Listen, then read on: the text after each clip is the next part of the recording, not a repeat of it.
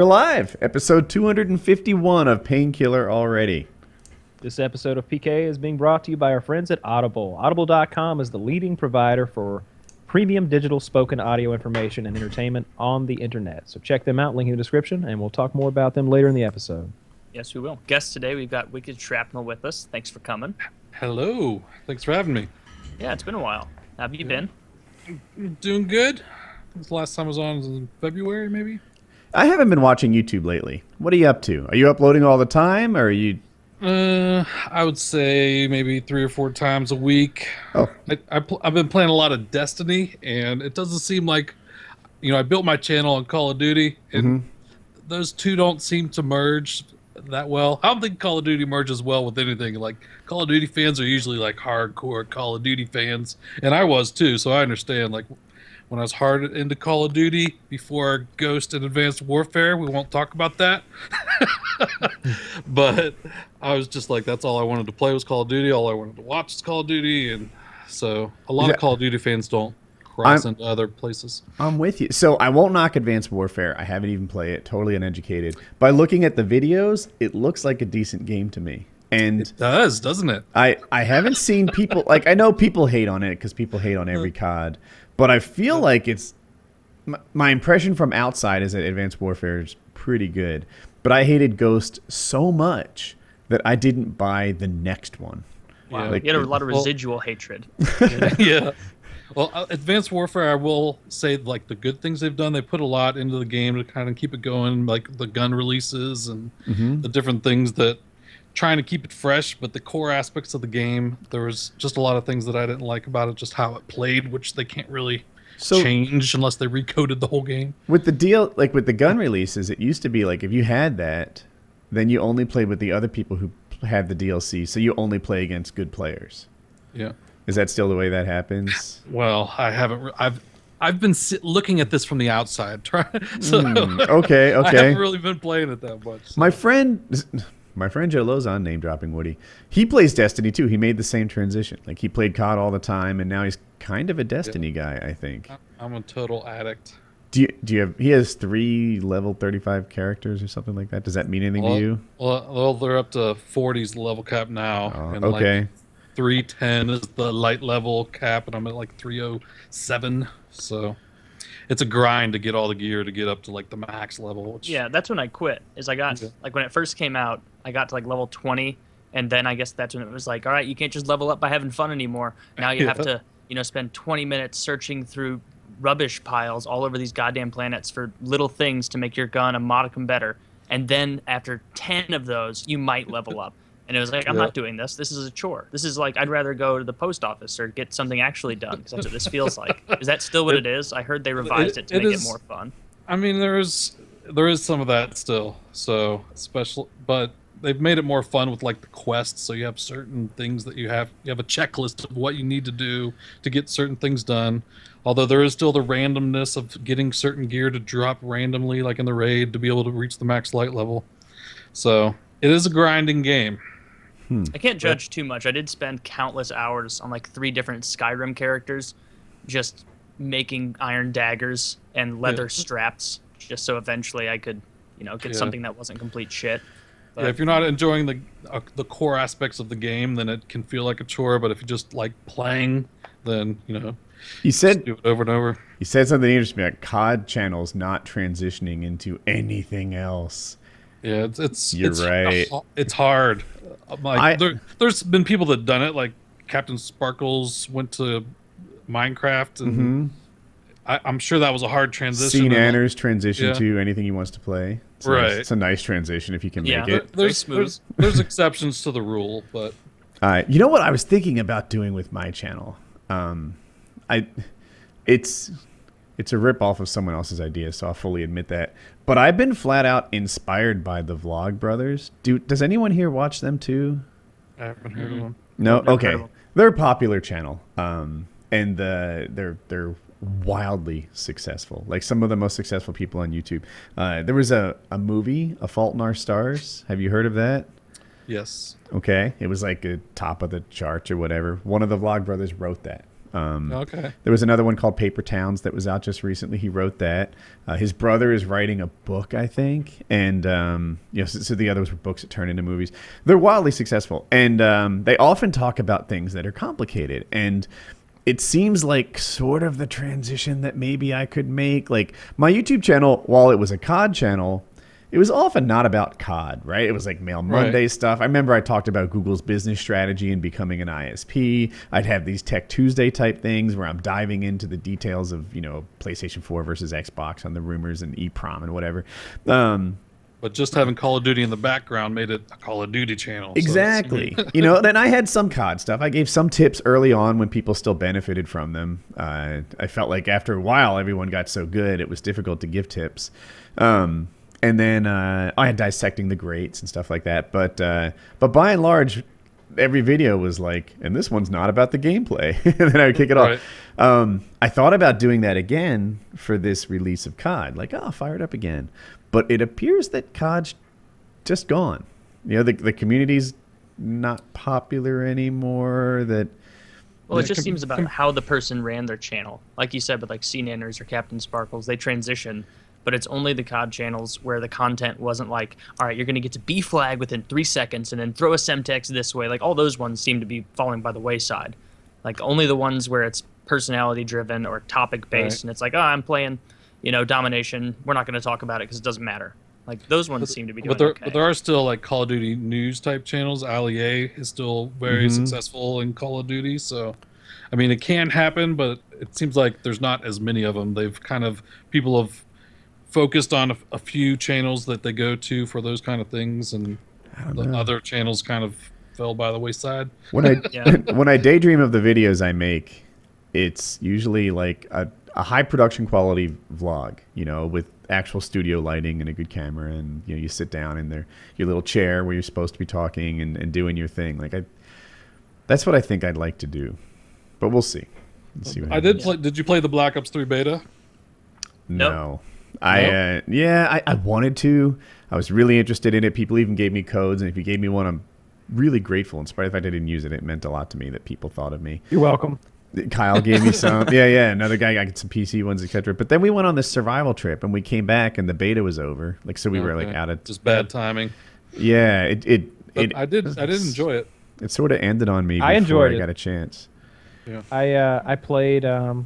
I got to level 15 or 17, something like that. So, not an expert by any means, but I really enjoyed the new aspects of the game. I like the underwater thing. I like being able to shoot the guns underwater. That was cool. I didn't realize. Yeah. Well, I pulled the trigger out of instinct, but I didn't expect the gun to shoot, and I, killed the guy with a shotgun underwater. That's cool. Yeah.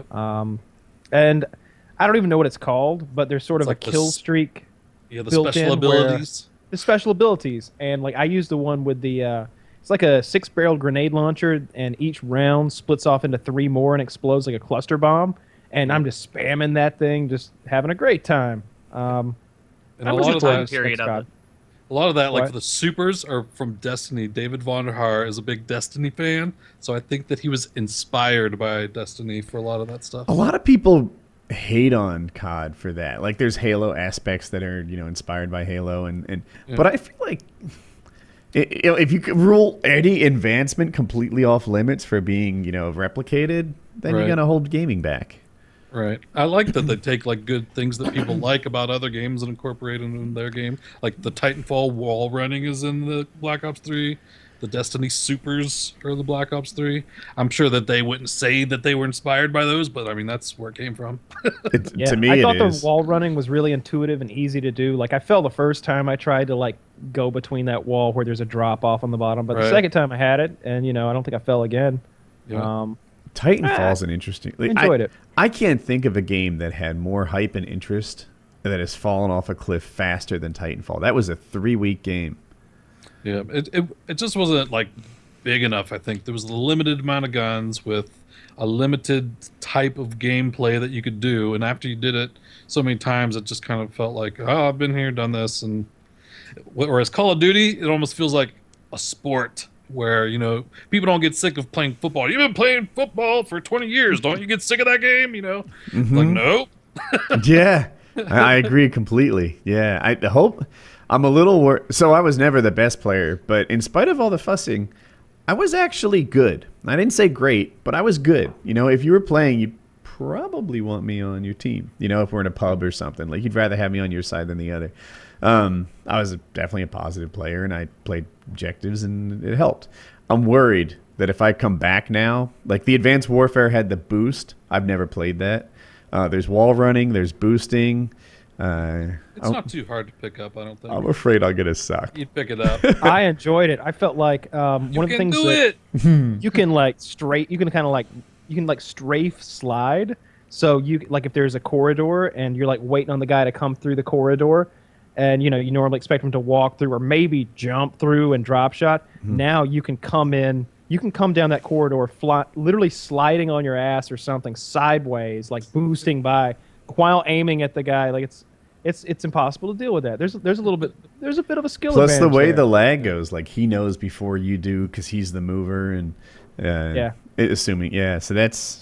There's just the right amount of chaos in the game to make grenades are great. Interesting. I thought the grenade explosive, like range or power, whatever you want to call it, was perfect. They were actually getting kills. And Wings of Redemption had a complaint that was a compliment in my head. He said that the maps are kind of small and a little chaotic and such, which made me think Black Ops 2. And Black Ops 2 in my head had beautiful maps. I like that.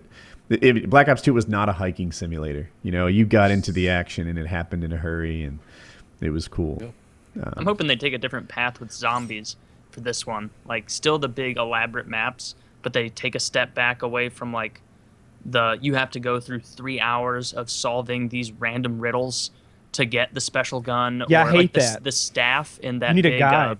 You honestly, every time I would play it the first time, I'd need to work with a friend who somehow figured all this shit out right away, or had a YouTube video going. I think But it was you don't me need and to you do and that, your do you? girlfriend and maybe some guy that was helping us one night. Yeah, when we were What playing, system are you on? Xbox Ooh, perfect. and Yeah, I'll play with you. PlayStation 4. So yeah, I'll get. But people either one love to the play Easter zombies. eggs. Oh, wait, you don't have the big Xbox elaborate I do. Easter eggs. Oh, good. Is that Yeah, what I'm you're with you. playing Right. What's the I can play cowboy it on one? either. Oh, the cowboy one, the Wild West, where you had the bank. Yes, and the witches. That one was. That was my thought favorite that was- one ever. Yeah, it was way too easy once you got going with that special weapon because it never ran out of ammunition and you could just jump and float over barriers and then give yourself like 3 minutes before the zombies could run around the whole map to catch you. Yeah, that was a really fun one. It's one with easy. the robot was impossible. I played it almost exclusively in groups of 4, so one guy would have that gun, but it took a lot of teamwork and sort of to also be protected by it. But that was my favorite one ever. I think I maxed out my bank pretty early throughout the playing of that, and so every time I played, it was like, oh, I hope I can save up enough. Oh no, wait, I'll just run to the bank and take out 30,000 points, and then buy everything on turn 3. Like, that kind of made it not fun, but I liked it. It's fun to be OP. Yeah, I always had a good time with it. But Yeah. Well, I'm definitely down to play some zombies whenever it comes out. I always like the zombies, but you got to have people to play with. It's no fun by yourself. Or I don't think it It's is. especially not fun to play pub zombies most of the time because there's always like if you see like Trolls. XXX Sniper 6 XXX and XXX Sniper 6 XXX parentheses 1 or whatever, it's like, oh well, fuck, you know, I've stumbled into a 5th grade sleepover and they're not gonna do well, like guaranteed. No. They're gonna be doing And their you own don't thing. know if they, like when I go to play zombies, it's like, all right, this is what I'm doing for the night. The next maybe 4 or 5, I don't care if it's 6 hours. Like if it's 6 hours and we're still going, we're on like level 80, 90 or something, I'll keep playing. I'm not going to stop till we die. I don't know if they have that same amount of dedication. No, they Yeah. have bedtime. You know, They they have bedtime. they got it. Ship off. one issue I have with zombies is I'm never quite sure like what the correct level of selfishness is, right? If you play with Murka, I will tell you, whatever that scale goes up to, like he plays at 100 selfishness. He doesn't pick you up unless he is positive a That's zombie not true. won't touch him even once. I- If there's kills to be points. had, he will stake out that spot. You know, in the beginning, the very beginning, when everyone's like knifing windows, he will steal your zombies right in front of what is clearly You're like, your "Wait, what window. happened?" Taylor is, Taylor's got 8 kills. yeah, 0 yeah. across the board. And you know, like there's like you look at the bank accounts, it's like 6,100, 100, 1,400. He's like, Kyle, would you get that door for 1,200? Hey, I don't do that. I do take a lot of the kills, but if I've got way more points, I will buy the doors. So Way more, maybe. I don't know. He plays way it more points. full selfishness. Taylor plays it full selfishness all the time, and I err in the other direction. Too much. Too much. Yeah. Like I will coming pick you to up. save you. Yeah, Don't I am coming to worry. save you. I am Captain Hero. It's my favorite thing in all of video games is to be the guy. It's like to be the man that saves it, that saves the day, and but sometimes I'll die picking a guy up when I would have been smarter to, clear out more. Or whatever. Tactically let people die. If it's early in the game and they don't have anything and you could lose it, it's like just let them die. What are they going to lose? 60 points? It doesn't matter. Playing with Woody on a map that he doesn't know in zombies is like you're back-to-back firing off, getting a bunch of points, and then you turn around and Woody, like a 3-year-old at the mall, you're like, oh God, where did he go? What has he done? Where is? And then you just see that little icon pop up of Woody's gamer tag is down. It's like, oh. Pick me up. It's always fun though. And I am a bit of a slow learner. Like there are other people who have like some kind of like zombie sixth sense. The guys who figure out those Easter eggs and know the maps and such. And I really need my handheld. I would never figure those out on my own. Some of them are just insane. Some of them are so complex. It's just silly. It's a turnoff. Like I remember watching Syndicate's videos teaching you how to. It was the map with the bus that goes from fiery gas station to fiery gas station or whatever. And he's got like a 20-minute video teaching you how to do this thing. And like 10 minutes into it, I'm like, I don't want it that bad. I don't want it this bad. I really don't. I'm out. Was it called Transit Dead maps? Town or something? What was the one with the Wild Wild West? Did you ever do the Easter egg with all the orbs and stuff? Oh, yeah. It takes hours. And there's It's a aspects struggle. of it that like take a lot of skill to do. It's not just a knowledge Easter egg. Like you have to like do shit in a certain amount of time or catch like butterflies in the air or shit. I forget how it worked, but You have to like Well- grab. I don't even remember the. Remember the one out in the big open trench warfare style field with the giant robots walking around? Yeah. Yes, I got have played smashed by that for robot hours. many times. I played that for hours with like a guide teaching us how to do the things, and still like there were those staffs, but there was this thing where like only every now and then would this plane fly over and you had to shoot the plane and then it would drop a thing and you had to pick that up and do a thing with it. But that's just one little piece. Then there's 5 more pieces and that's just to get one thing done. And it's just like, I just wanted to shoot the zombies. It was ridiculous. Even- I remember that night. Me, Kyle, Melissa, and Jordan, the guy who would learn everything right away and help us. We got to like round 21 with no special stuff, and we were like, we want the stabs. We want the stabs. And he's like, all right, how much time you guys got? It's like we can do this all night. And so we just for probably 2.5 hours, one of us would take turns babysitting the zombie, and he'd be like, all right, we got to run to the complete opposite side of the map. You're going to see a chest. You're going to knife it 3 times, not 4, not 2, 3. Then something's going to pop out. You're going to grab it. Then you're going to go hope for a plane. It can take 15, 20, sometimes half an hour for it to show up. You shoot that. Then you're going to wait for the zombies or the robot to come by. Only step onto the one with the white light on the bottom of its foot. Otherwise, you'll die, and we have to start this over. It's like, oh my God, dude. Like, we spent 2 hours until all of us had How a did staff. people figure that out? It's so because they don't give you a guide. You just people No. The just staff figure was it a out. letdown. The staff was a letdown, Oh, quite it frankly. was. I don't think I had like a top tier staff. I had like a mid grade staff, like not the worst one, but certainly not the best. But still, it was like, this is a You know power what? weapon. We had shit to do the admittedly, next but day, and we didn't have time to go get it upgraded because you have to upgrade it afterward, and it takes even longer. you know what was it was a letdown? Alcatraz, right? I think that was the map name. There's Alcatraz, and you could assemble a plane and fly it off. And I literally thought I was going to win zombies for the first time in my life. I was like, Just go to yeah. that little And island and- it might have even been Taylor. I forget who was my guide, but it might have been Taylor who showed me how to like build the plane and fly off in Alcatraz. And it's basically another transporter. You just land somewhere else and keep playing. Yeah, And you land it- somewhere else, and there is Then a you way have to to go win in back. that one, but it's borderline impossible. I've never won then. Yeah, it's like an Easter egg to win, but you have to have like I think either 3 or 4 people, and only one party can win because like the rat turns on you in the end, and you have to kill whatever player is playing the rat, and if you do that, you can win, and it counts the other guy as a win. But it's just like, really, like I don't even build the plane on that map because it's a shit show. It takes forever. yeah, but well, I'm looking I'm I'm looking about to forward say to the this, same to seeing thing. Yeah. what's new in zombies. You know? Oh yeah, me It's- too. It's gonna be fun. But I think I agree. I think we're all in agreement that what we don't want is a puzzle. and we really don't want a puzzle that's. I mean, all right, some puzzle stuff like it's like okay to have Murka. that stuff as an addition, but not be needed to just play it. Yeah, to get the cool weapon, For you sure. don't want it to be Yeah. integral. That you do some goofy No. puzzle. No, I'm told, someone in the comments will correct me if I'm wrong, I'm sure, but isn't the Xbox One going to be 960p and the PS4 going to be 1080p? Probably. Nah, I don't care. I don't know. Makes no difference to me. I don't have a PlayStation 4, and I'll play on the Xbox. I like that controller PS4 better. way more. than You my- like the PS4 more? I transitioned to PS4. I had a lot of problems with my Xbox One and just the party's chat system, and I've even gone back. I played the beta on it, and the beta for Black Ops 3 crashed almost constantly. You had to delete. I had to create a new account with like no friends on it. Like there was all this different stuff you had to do to get the beta to even play, which people are saying, well, it's a problem with the beta, but I played the beta on the PS4 and I didn't have those kind of problems. Yeah. I didn't have Yeah, I had lots of connectivity issues with the beta. I have both. I don't even know what I have. I have 2 or 3 Xbox Ones. I know one's still in the box. And I think I have 2 PS4s, but I've never turned them on.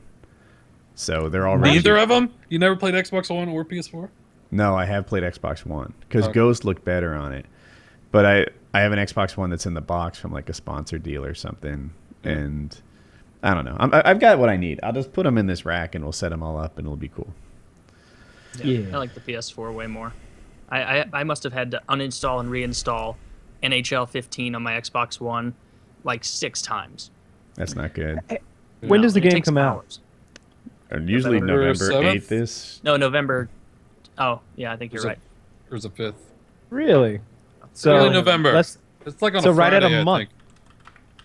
Yeah, should, PKA plays Nazi zombies. we should maybe try November to get 6th. one. 6th, Friday. Yeah. We should do a road to what's this game called? Black Ops. Black Ops 3. Road to Black Ops 3. See if we could bribe some. I You know, the will economy's- see. See, the economy's better now than it was back when we were trying to bribe them in the old days. I feel like nowadays the GameStop guys would be like, "Yeah, fuck this shit, bro. Give me $100." Like back Because then, of the like, better economy, you think, oh, they won't care Yeah, about Not their worried about jobs. losing their job get a at new GameStop. job, go down the street and go to GameFly, some other place, Walmart or something. See, I'll tell you, you gotta follow through on this stuff, though. Like, you're often the first one to make the promises that the fans really, really want. Oh, I'm making no promise. I'm just saying we should eBay. do it. I'll do you it. call them right now. We'll talk to them. I mean, that's fine with me. Like those are easy. I feel like the getting. I was literally about to call calls. him right now, but it's October. It's a month in advance. Like they don't have it. Yeah, Or maybe they- maybe we could get a guy Just in look at line. it like that, "Look, a man, week before." As soon as this thing gets there, I need a copy. I need you to make that happen. I need some overnight Yeah. shipping. we can call and build some rapport with the stockroom guy. Get a I'd like relationship that. going. So when you I like call, building it's, rapport. oh, hey, Kyle, how's it going? Still got Yeah. those games for you. 7 of them, right? And I All got right. some Advanced Warfare on eBay for like $120, like a week early. This is gonna mess up the formatting, so cut me some slack, everybody. That's all right. But Before we move on to the next topic, just a quick thing. So I am starting up YouTube a bit again, doing my own podcast over on my channel. So follow the link over there if you want to check it out. Who knows what topics will come up? It's going to be a lot of fun. You guys should all come. So Cool. see you there. By the time you see this, it should be up on my channel because this goes up on Nice. Saturday. Yeah. That'll be fun. Yeah, I'm looking forward to it. Just shooting the shit by myself again. Like You old should days. Weekly? It will be. It will be weekly. I think you should Oh. smoke a cigarette like. Kyle, take it away. GameStop. Calling GameStop plus quicker, where you can now pre-order Assassin's Creed Syndicate through the searcher. How can I help you? I don't want that game. So, what's the new Call of Duty that comes out next month? That's what I'm interested in. The Call of Duty comes out November 6th. That's a problem because I'm going to be flying out of the country just at the end of this month, and I want to get the game before I go. When do you guys actually get the game in your possession there at the store? Do they ship them there before the release date, or how does that work? It would be the 5th because we will probably be having a midnight launch for it, so the 5th. You only get it a day before the street release? Well, see, that's no good. How could I get it like a week early? How do you make that happen? That wouldn't be possible through. Oh, it's possible. But how do we make it happen? I need you to put your thinking cap on here. See, I've done this before, and there's all kind of nefarious ways. I've given hand jobs, I've given cash, whatever it takes. I'll make it happen. So, do you have any serious questions? I have a very serious question. I want this game early. I'm willing to pay you if there's some way that you can help me arrange that, or provide sexual favors, whatever you'd like. No. Do you know what a rusty trombone is? All right, then have a good day. Oh, come on! I don't think he's going to help you. Do you know what a rusty trombone is? Do you guys know what a rusty trombone is? You know I do. I unfortunately do. Yeah. That's when Isn't you it lick the guy's analingus? ass while you jerk him off like he's a trombone. Yeah. Some things you just can't unlearn. All right, who wants the That's next one? Of them. I wish I could. Who wants the next Yeah, one? that was a good one. All right, I'll do it. I'll do it. Okay. Ah.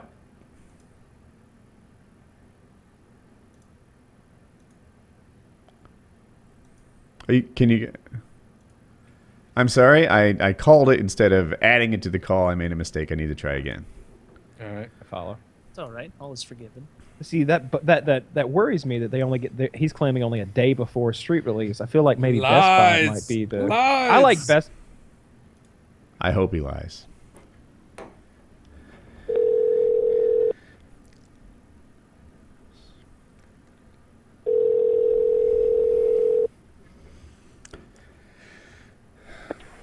Thanks for calling Gamestop, where we buy and sell used games. This is Edwin speaking.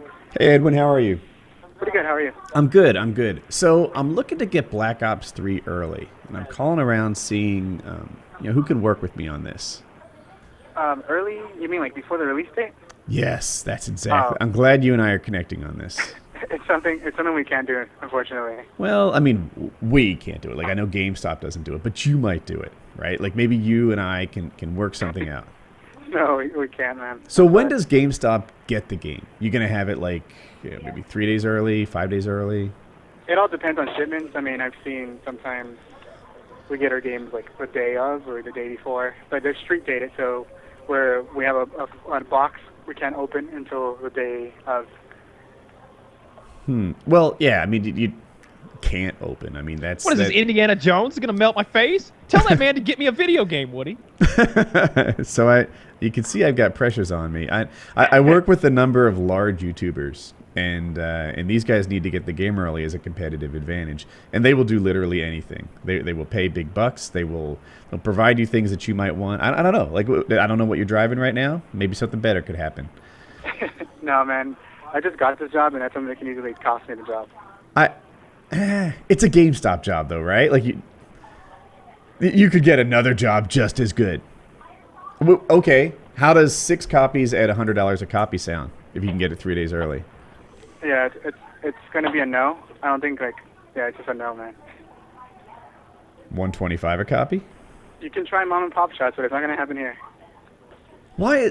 I've often had no luck at GameStop. What is so wonderful about this place? That no one will risk their job for a GameStop to help us out, to get a little bonus on the side. Well, I mean, do you have anything else you want to ask, or you're only asking about that? Are you asking me on a date? That's a crime that's against the law, and that's something I can go to prison for. It's not a real totally crime. not. You're not No. gonna go to prison. It's not a crime. It's not a crime. It's just a rule, right? This is just a guideline. Street date.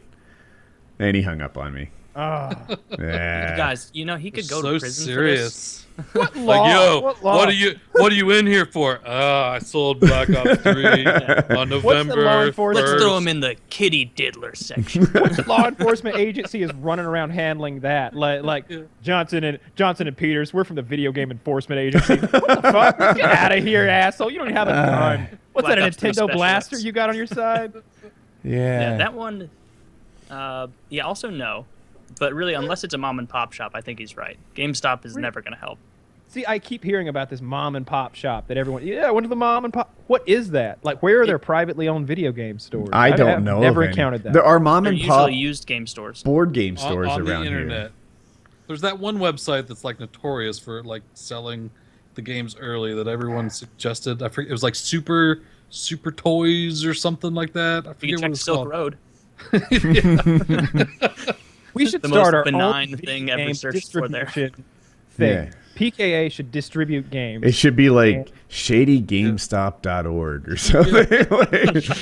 Yeah, send us the games. Yeah, trust us. We'll honor street date. Sure, we will. Man, he really broke out the big guns of excuses right away with prison. He didn't say Yeah, like I could honestly, see time. time over there. Yeah, I never had my opportunity. Like, I used to offer him like salsa and sexual favors and shit like that. This guy, like, I don't know. I wasn't getting any bounce back from him. I Should like have the ordered- Best or- Buy. Very loyal Yeah. employees. Best What could Buy you or offer them? Walmart. I feel like Walmart's always a great. What could you offer them? What about a job? What if you offer them a job with you? Be like, look, man, we got this racket together. We're selling these games for $500 a pop. I'll give you $250 a pop. Let's make this happen. We can make some money here. Ooh. give you $150 a copy for the game, and I'll get you 2 years Costco membership. I should offer him a job at WoodyCraft. I run a small video game distribution company. We distribute games, and we also have escorts. So I think maybe you help me out with some games, and I'll help you out with one of the ladies. Chandra, get over here. And then like, Just then What you totally- want, Daddy? oh, I could get Jackie over here just for a female voice. What? What do you want? Think she'd play along? 50-50. I don't know if Jackie would not feel comfortable doing that. I don't feel. No, probably not. But Taylor's girl might. hey, Jack, would you pretend like you're a prostitute so we can get some video games early? It'll be a blast. Oh, this No, won't. no. This won't come back to hurt Hope in high school at all.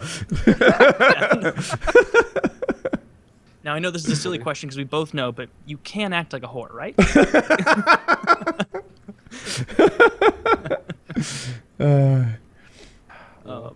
Yeah, no I way feel like on that one. I feel like GameStop employees have taken a blood oath or something like that. Like they're more honorable than Ned Stark over there when it comes to those video games and street dates. So maybe we should do some research into like mom and pop stores. But I've always felt like the Walmart employee is like the easiest to tempt. Like I've talked to those guys in person and been like, I felt like I was this close from like getting them to go in the back and do something nefarious before. They are not getting paid well. We need to wait at the least 2 weeks before pursuing this further, I think, because I don't think any of these people know shit about when they're going to get it. Like, what's the standard like It's usually tenure like a of a week. GameStop employee? Did any of these people even work here last year when they were getting the game? Like, Right. no. Yeah. In and Yeah, he out. said he just started. I just got this job. Yeah, just Yeah. got this job. How attached to it can We you want really to be? risk it, or maybe he's in high school or something. That would be shitty to lose that. I love when they dates a law. I could call a Walmart. Yeah, let's call Walmart. All right. Who's going to do it? I could either try and redeem myself, or we could hand it off to another guy. Kyle's gonna be silly. I want to see Woody actually, because you're gonna be the best at actually getting someone to give us the game. I'm not historically, but we'll see how this goes.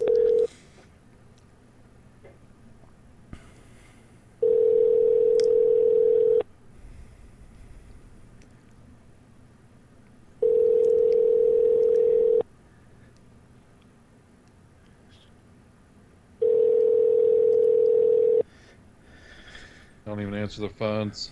No, it's typical They Walmart. never do. This is Never do. normal. You should ask who's working in like one department and then be like, okay, thank you, and then have them connect you to a different department. I think. Hello? Money Liber, thanks for calling to Walmart. Hey, how are you? Is Jamal there? Is Jamal working tonight? Not sure which department he works in. Electronics? Okay, I'll transfer call. Hold, please. Thanks. Look, Jamal worked on my house. He was an 8-time felon. It was worth a try.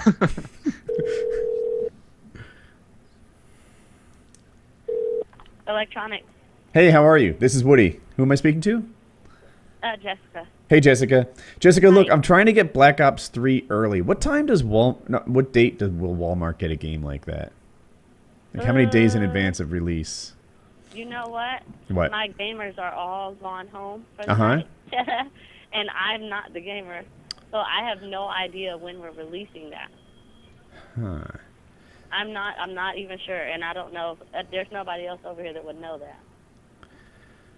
So, So I just- don't know. It's probably going to be after GameStop because we seem to get things late in here.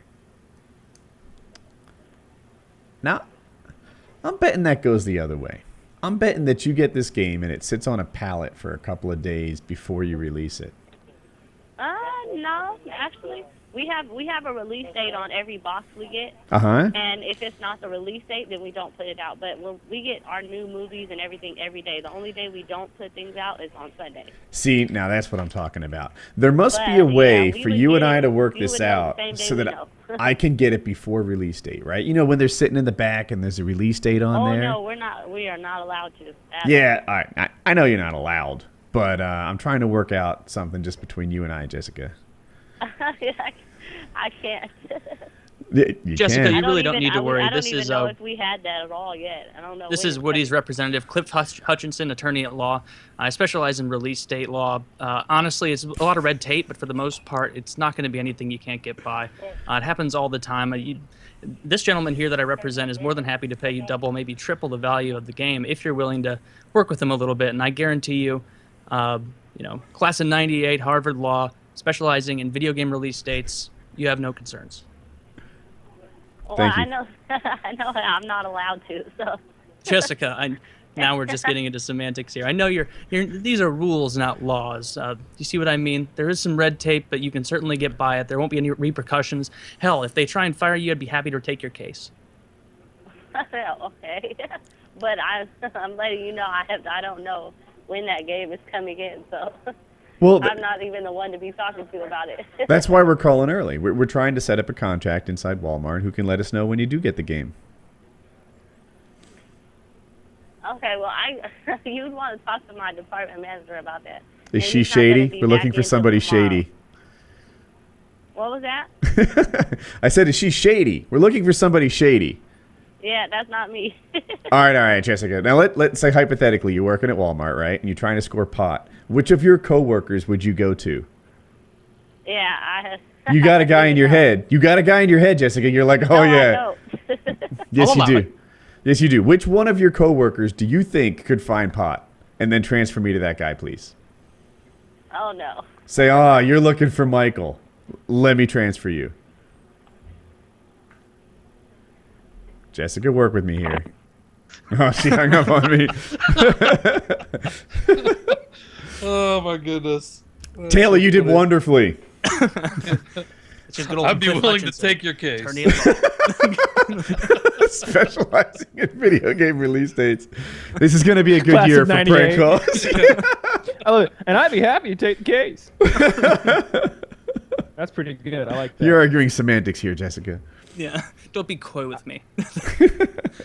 Yeah, well, in 2 weeks, I think we might actually we should do some research on mom and pop stores near where you're located, if there are any. Yeah. Well, There are mom and 10 pop stores days that do before that. They make release money will through that. Be the earliest that it's going to be anywhere. Maybe there's a few factors, I guess. Like I don't know where they distribute these things. Like where are they actually stamping out the disc, and like where from that facility? Like because if you've got a Walmart right next door to the facility, I would imagine that they're getting them first, right? Like it's across the street from the distributor, like wherever they're stamping them out. That might be. So maybe a major city is a good place to be. I'll look for some mom and pop style stores in Atlanta. I remember that time I was listening to some prank phone calls we'd done in the past the other day, and I had called that porn distributor and started asking him about the panda porn, and he's like, oh yeah, I don't have any of that. You got to go to like a swap shop or something like that. You got to go to one of those PC things, and then you can get it. You got to get it there. And Panda porn like that Panda- exists. like people fucking pandas. Yeah. What the fuck? Oh, I just assumed it was the opposite. What does that say about me?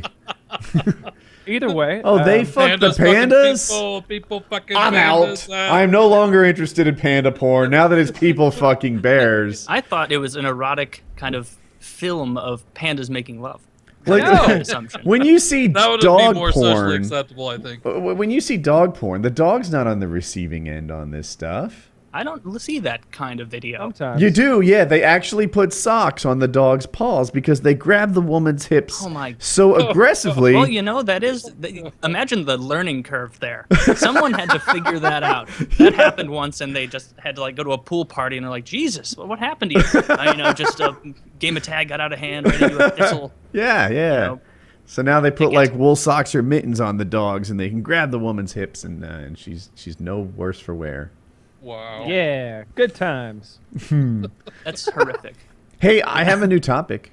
Sure. Okay. So there was on Reddit an "Explain It Like I'm 5" on morning wood. Would you guys like to know about morning wood?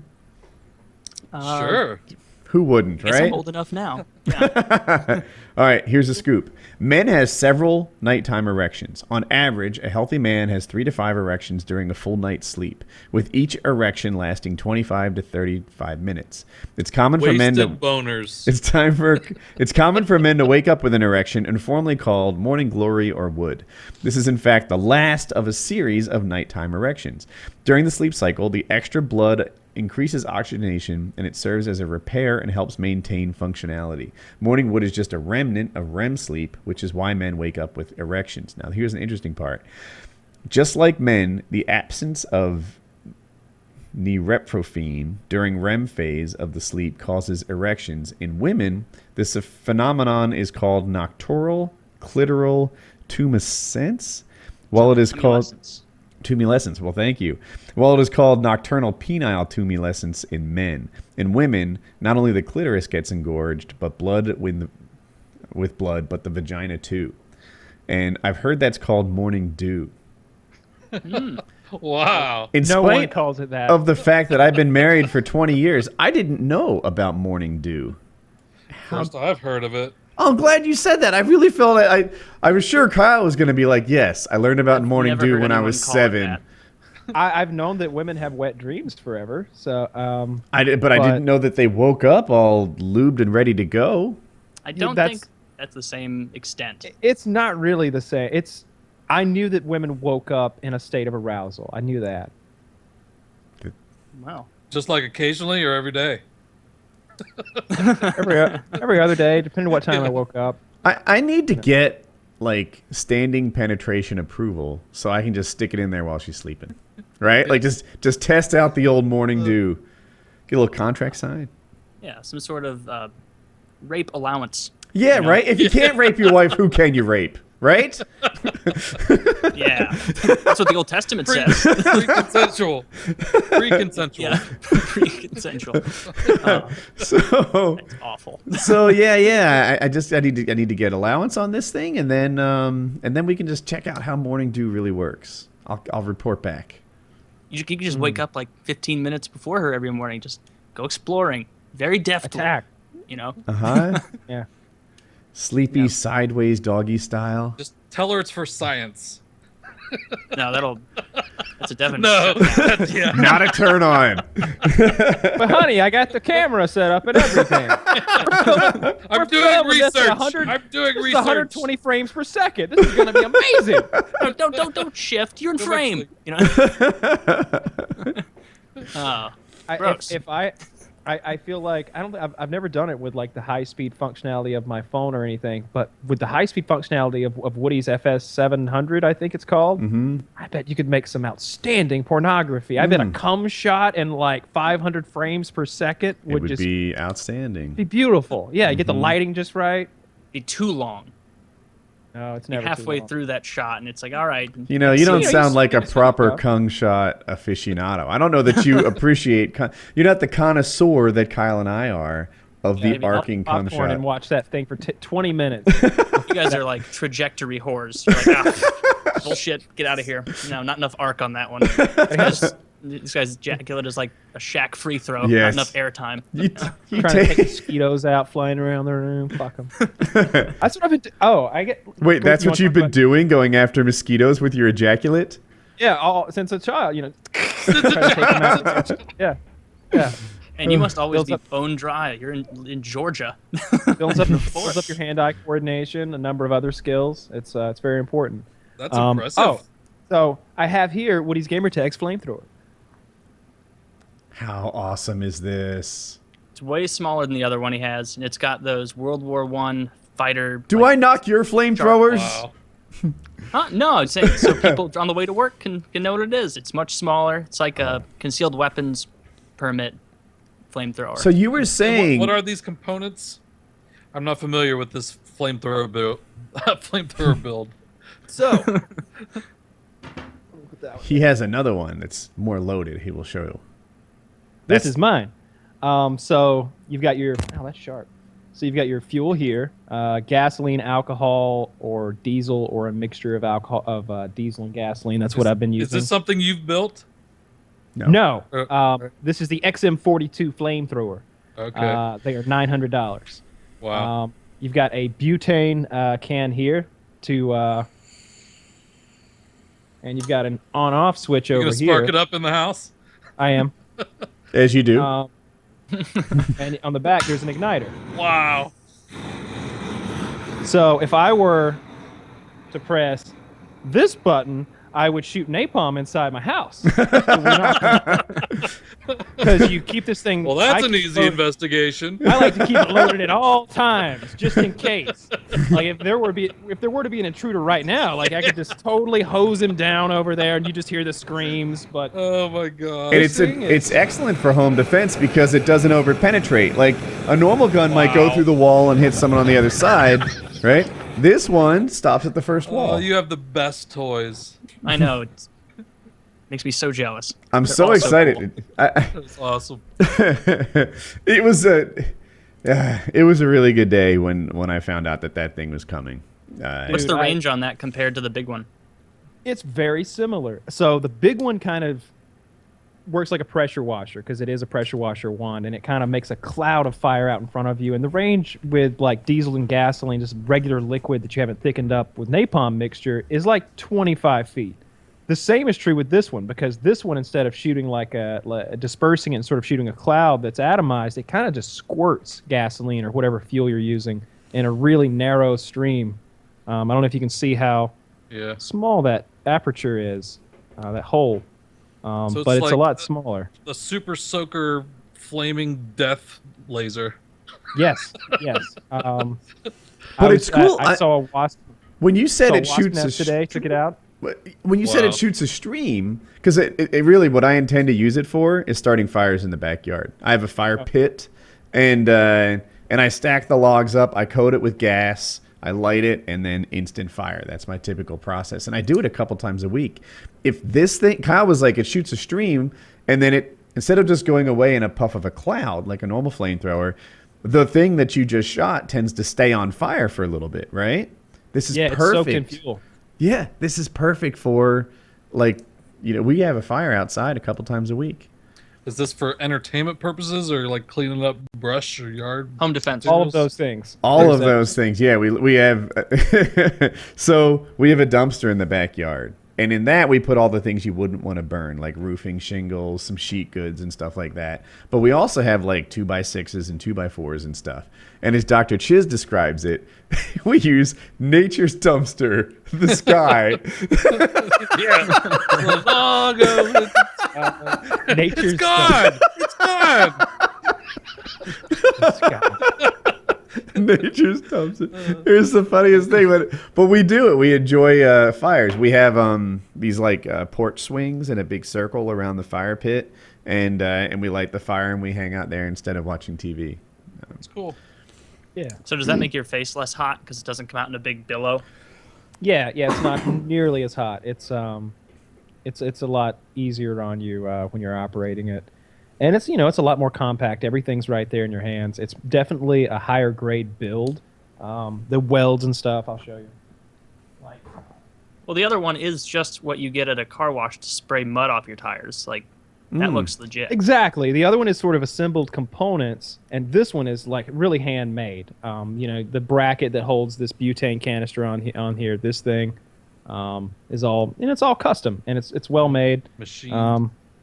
It uses an electric motor that you charge up. There's a charging wire that tucks away that you just charge that up with. And that pressurizes the fuel and shoots it. It's you should have a coupon code. I will have one, I believe. I don't know. Yeah, coupon code first degree. Yeah. Third degree. This is not safe. Third degree, yeah. Not with Kyle. He's kind of safe. He's got his Ghostbusters outfit to what could go go wrong? serious burns. Yeah, that's really neat. We I'd still be have your excited if I had one of eyebrows, those on so the way. that's good. You need to step up your game until you're hairless. Need a bigger flamethrower than that to take these eyebrows down. has everyone seen The Martian, or has anyone seen The Martian? I have not. I Want to. just saw it 2 nights ago. It was I excellent. saw it on opening day, I think. Saw it last I'm night. the only one. Great. I'm the odd one out. So Go I ahead, don't. spoil it. I don't care. Yeah, I don't know. I'll start not spoiling. In my opinion, the videography broke new ground in movies. Like I was telling Chiz, like, you know, if you thought that Gravity looked good, you're a virgin until you've seen Martian. Like, Wow. What Would scenes it are be you worth thinking going of? to like IMAX to see it? Is it in IMAX? yeah. I Definitely. think so. I see Kyle thinking it over. I don't think their space stuff was as good as Interstellar's space stuff. Like when Matthew McConaughey was having to match the rotation of that thing, and like the ship, it was like spinning faster, and he's like, I "We got to hated do that 60 scene. RPM." They're like, "It can't go that fast." He's like, "It has to," and he just Yeah. fucking does it anyway. Like that, you rolling your eyes. But I was yawning reading, in that scene. I thought I it was was so reading- stupid. You're Yeah, it was kind of You're stupid. wrong. Yeah. No, everybody. Thank I God it's read- a Lincoln. Yeah. Everybody loves that scene. That's like the heart pounding scene. That's such a huge moment in that movie. I thought it was good. I thought their space stuff was good. You know, it wasn't. I don't think it was as good as Interstellar's, but their planet stuff. You know, when he was on Mars, and I watched it in 3D Yeah. and the bigger size screen, not the IMAX, but one. It was 72 feet wide and 40 feet high. The screen was. Sounds big. Yeah. I don't It's know called how big my RTX. screen was. It was the movie theater. It's like mini IMAX. It was exactly. It was beautiful though. The Martian landscape was incredible, and I don't think it's a spoiler to say that, you know, he's on the planet for quite some time and he loses some weight, and I was wondering when I saw his weight loss if that was CGI or real weight loss. That's got to be CGI, right? it's a No, different they never showed actor. It they depends. No, they didn't even show his face being that skinny. Like, he had the beard after all that time, which hid the fact that he would have been emaciated. And when he walked out, like when they first showed him all skinny, he was drying his face off. And so it was some different actor with a really skinny, bony back. And then he hops in his suit, and then you see him take the towel down, and it's just a hairy Matt Damon.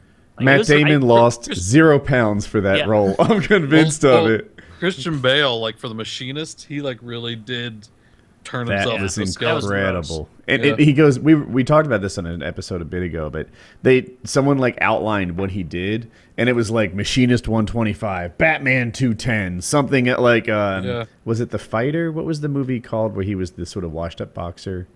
Yeah, I think that was it. Yeah. Okay, and But he was really the light. discipline needed to do that is just insane. I still wonder how they do it. Like, He said especially I read some interview. He said like ate an apple a day and ran for like 5 miles. It's like just burning a lot of calories, not taking any in. the getting skinny thing, I feel like the formula for that is just well known. You know, you maybe take an Adderall or something that'll step up your metabolism and kill your appetite as a bonus. But basically, you're starving. Like that. Look, we learned how to get skinny through Auschwitz.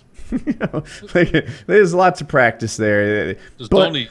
how you get from the Machinist to Batman in a year, like. If I devoted all my time and energy to exercising, I don't think I could do that kind of transformation. I could get better, but Well, there's I couldn't do formulas. If you give like have to eat so much protein, and I'm sure it's all laid out by trainers, and you have all day to work out, eat the exact right meals like 6 times a day, like that's your whole goal. Is So you don't think he's on your roids? job? I don't think so. No. Yeah, probably not roids realistically, but like there's like a team of people devoted to him. Like, To his you know, nutrition and his training and everything. yeah, beeping him like, all right, eat your half Hmm. cup of brown rice right now and this much chicken that we have pre-prepared for you. Well, I think Matt Damon was able to do nothing on his own. He was. The spacesuits covered a lot of flub. Yeah, So the it was fortunate. spacesuits covered everything, and so he was supposed to be like emaciated and thin, but you only see him from the back, or like you said, like he was drying off his face, so you don't see his face.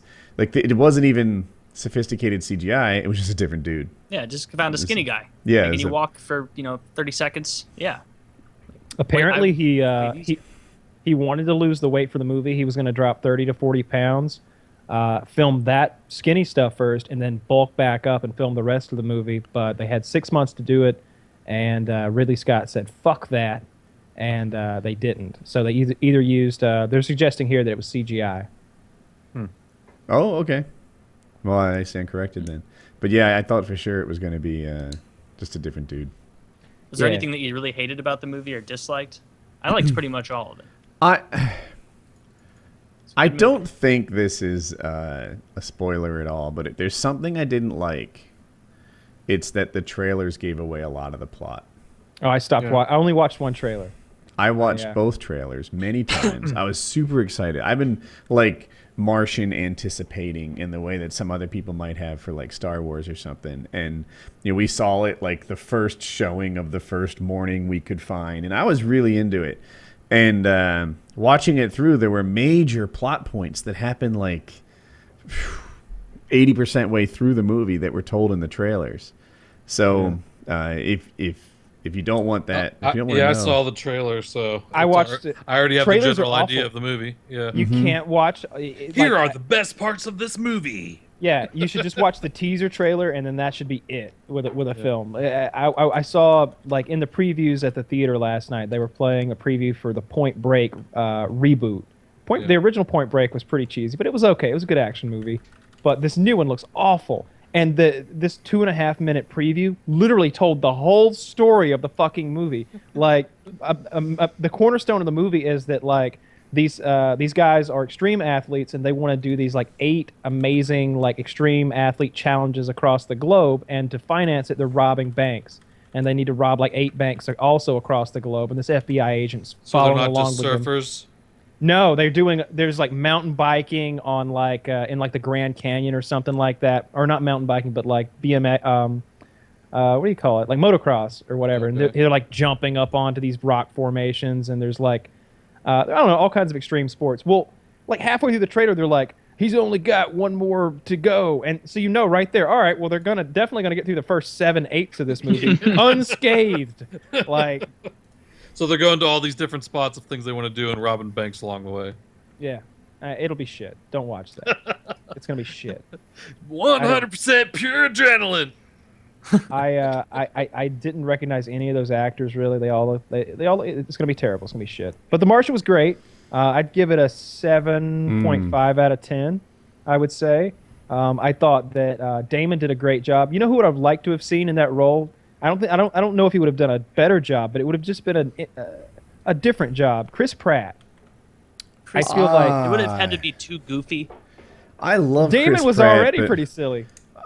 I have to I think can't it through. picture Chris. I like Damon is he the so much Jurassic in Park it. guy? Yeah.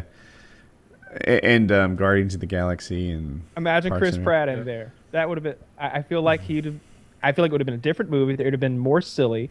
But I just want to see him being like, yes, we're gonna science the shit out of this, and him blowing himself up and all that stuff, like all It those would be a comedic totally moments. different movie. I like One Matt man's Damon more. Wacky misadventure on Mars. Yeah. No, I give the movie a 9 out of 10, and I like Matt Damon over Chris Pratt in it. Because I like Matt Damon over Chris Pratt too, but I would have been interested to see Chris Pratt because it's the kind of role that he could do. I feel Well, like I haven't Damon seen was Jurassic funny. World Genius yet. botanist, though. I haven't seen Jurassic World yet, though, so that was. I'm not interested. I will give it a 9 out of 10 on my interest to see this movie now.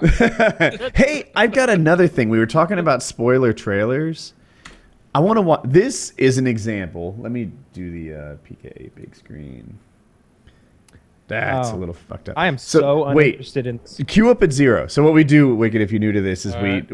we open it, we all queue up at 0, and if you give me just a second, I want to fix people's cameras. I'm the only one who's not messed up.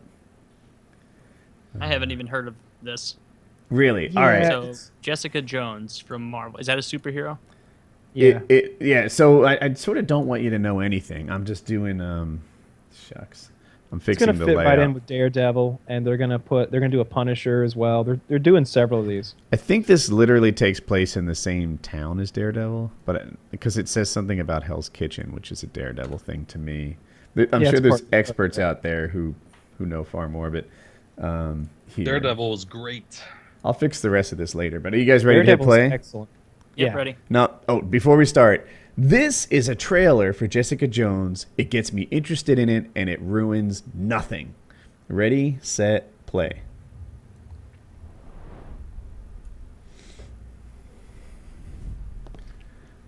Hell's Kitchen.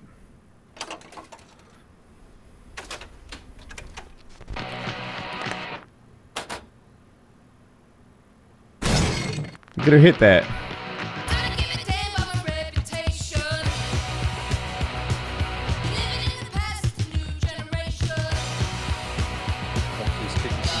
She just beat the hell out of everyone. No knife.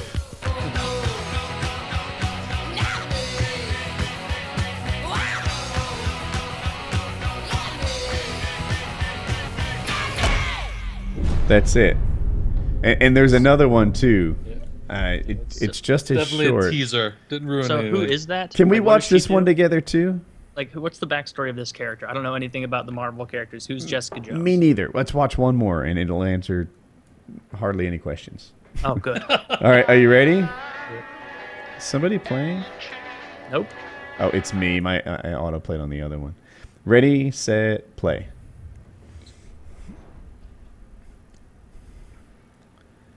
"2:59 p.m. In bed. She's working the Kyle. Like she had a fun night. Mm-hmm. They're just introducing us to Jessica Jones, who we don't know.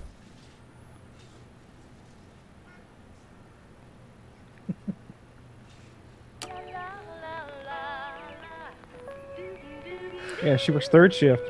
That's what that's about. Oh, nice. Oh, damn. All right. So And she's that's it. That's what you know. special.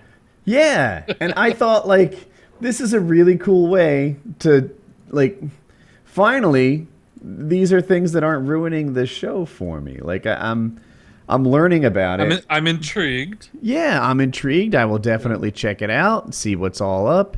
And as far as a trailer, like, in the Martian trailer, Matt Damon is like, all right, I'm gonna have it's supposed to last this long, etc., etc. I'm gonna science the shit out of this. And I was intrigued. I wanted to go see it. It was cool. But I'm losing my train of thought. But this gets me intrigued without ruining, what's to come. Main plot and everything. Yep. Yeah, they're just like, all right, this is a superhero. It's a hot chick. You want to see that? Yeah. Dude. She seems to have loose morals. Loose morals. Yeah, a little bit, and I like that. I don't want a Superman. I want someone who drinks too much and sleeps in too long. The Punisher is one of my favorite superheroes because there's a guy whose whole family's murdered right in front of him, and he doesn't have any superpowers to speak of. He couldn't crush that clock radio if he wanted to, but he's got guns, lots of guns, and he just shoots criminals. That's all he does. He does. Is he like a gung fu type guy, or is he just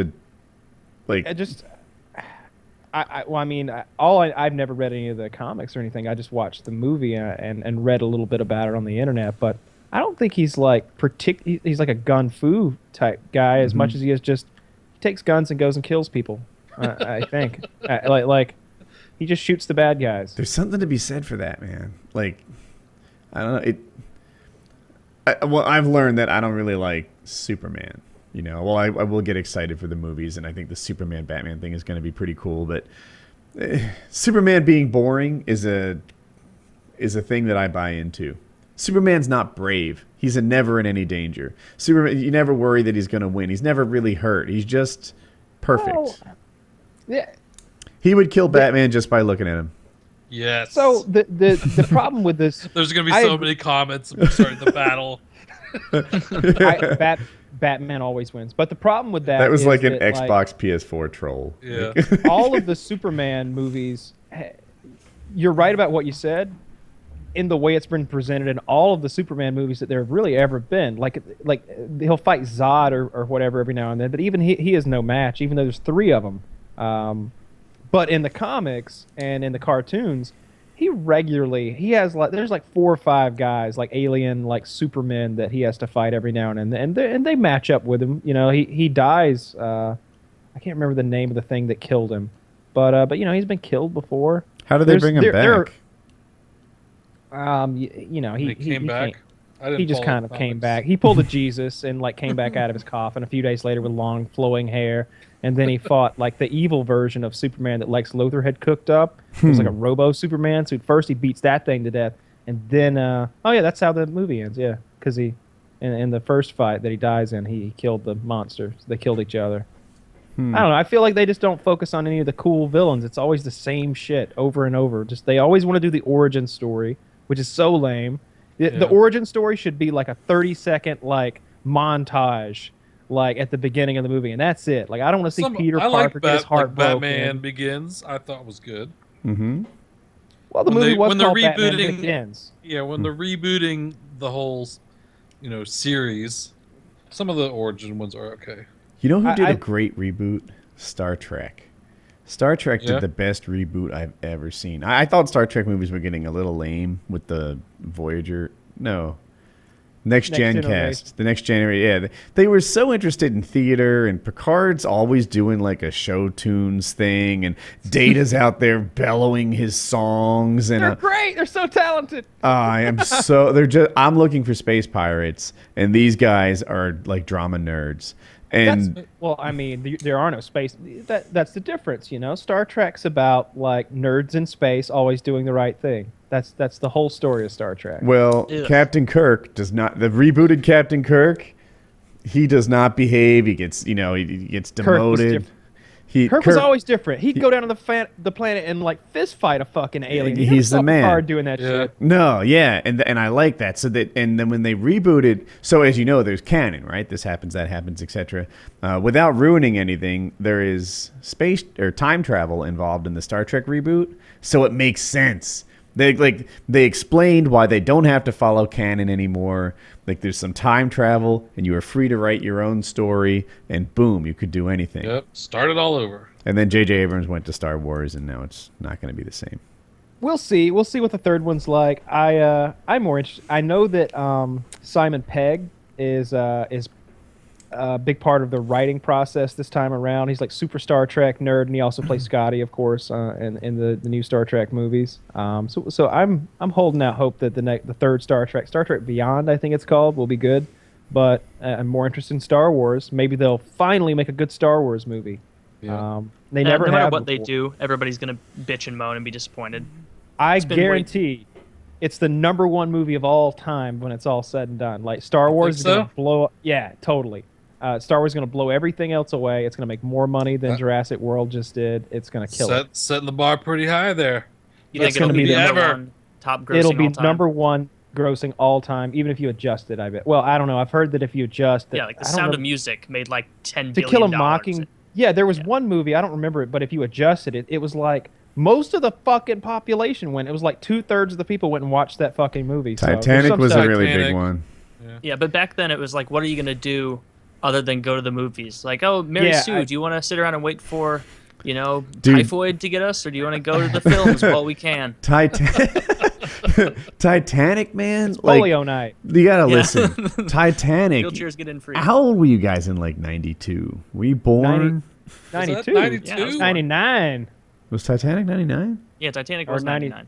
Yeah. Okay. Yeah, it was. Were you guys like relevant? Were you like 6? Like I was 21. I was like in '99. I I was was like 15 or something. Oh, 14, okay. 15. So you're all right. So you have Yeah, like, accurate I was old memory. enough to jerk off to the titties.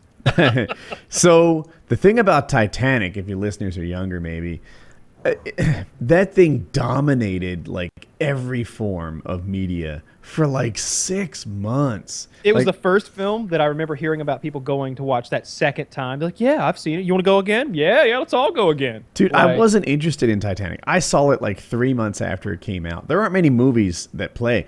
Like 6 months later, that song, whatever, like, how does it? Yeah, That's the one. Oh my Lord.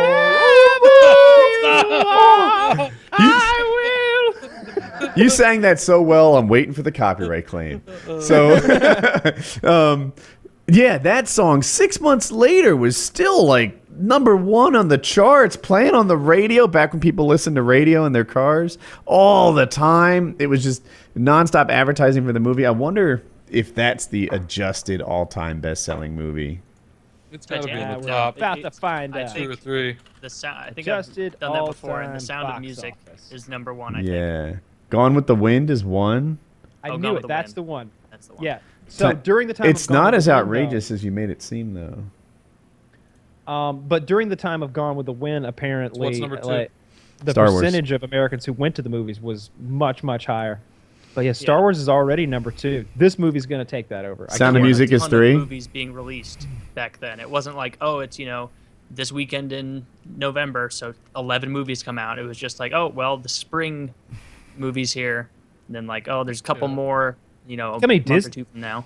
This is missing Jurassic The Wizard World, of I Oz think. had to make a ton of money, right? That's got to be up there. It's got to be up there. Good call. Wizard of... See, so Jurassic World's not on this. How much then did it's- Jurassic World make? I thought it just broke the record. Oh, there it is. It's 28th. Because it's adjusted. What am I saying? Yeah. Yeah, Where Gone was with the Wind... Titanic on the list? 5. 5. Yeah, 97. Anybody want to take some bets on this? I guarantee that movie by the end of the year is number 1. Takes this list over. By the end of the year, I'll take it. Yeah. When does it release? Like When does it Christmas, release? right? Christmas. Yeah, Yeah. December 25th. No, we're locked in. That statement. Deal Dude, set. sealed. Ironman Shit. sealed. By the time it makes its run in China, because I predict that this movie is going to be, I think Jurassic World may have broken the record for Chinese box office numbers for all time. I think But this will within as well. within a year of release.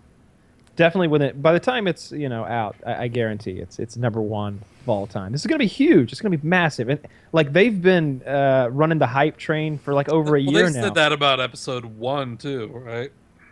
This is going to be. Yes. This is much. I feel like episode 1 was shit, and it still made a ton. But of movies. before it came out, people were like, "Oh my god, Episode 1 it's coming!" Episode 1 is the second highest Star Wars, and it's 17th on the list. Because the hype was so real on that movie, everyone saw it, and then they're like, "What the fuck?"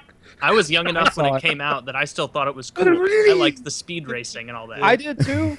In my first viewing, I was like this is for the video game, like the damn speed race with the Howard Cosell impersonator. Like I hated it right the away. guy who, like the little gnat who flew around and just, the announcer.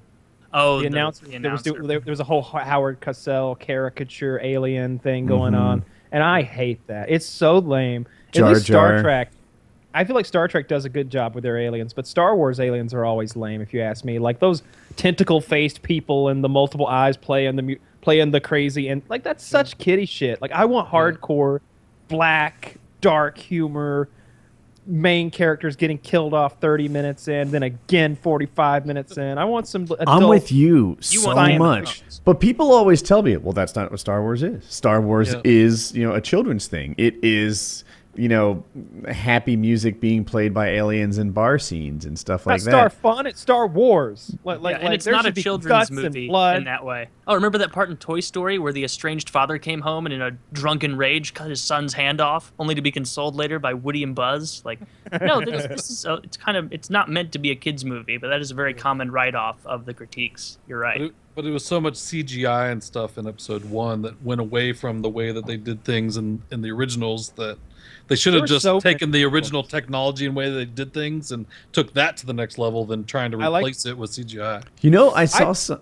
Oh, I know. Kyle, you're trying to get in. I was going to say I prefer practical effects to CGI most of the time. Now, specifically in like horror movies, like if you go back and watch The Thing by John Carpenter from like 1988, I think, with Kurt Russell and all them, those tentacle monster alien things when they're like, 3 dogs melding together into one like multi-dog headed tentacled monster. That's a real thing sitting in the floor. That's a real practical effect with puppeteers operating it and gases coming out of it and like squirt guns, and it's really there.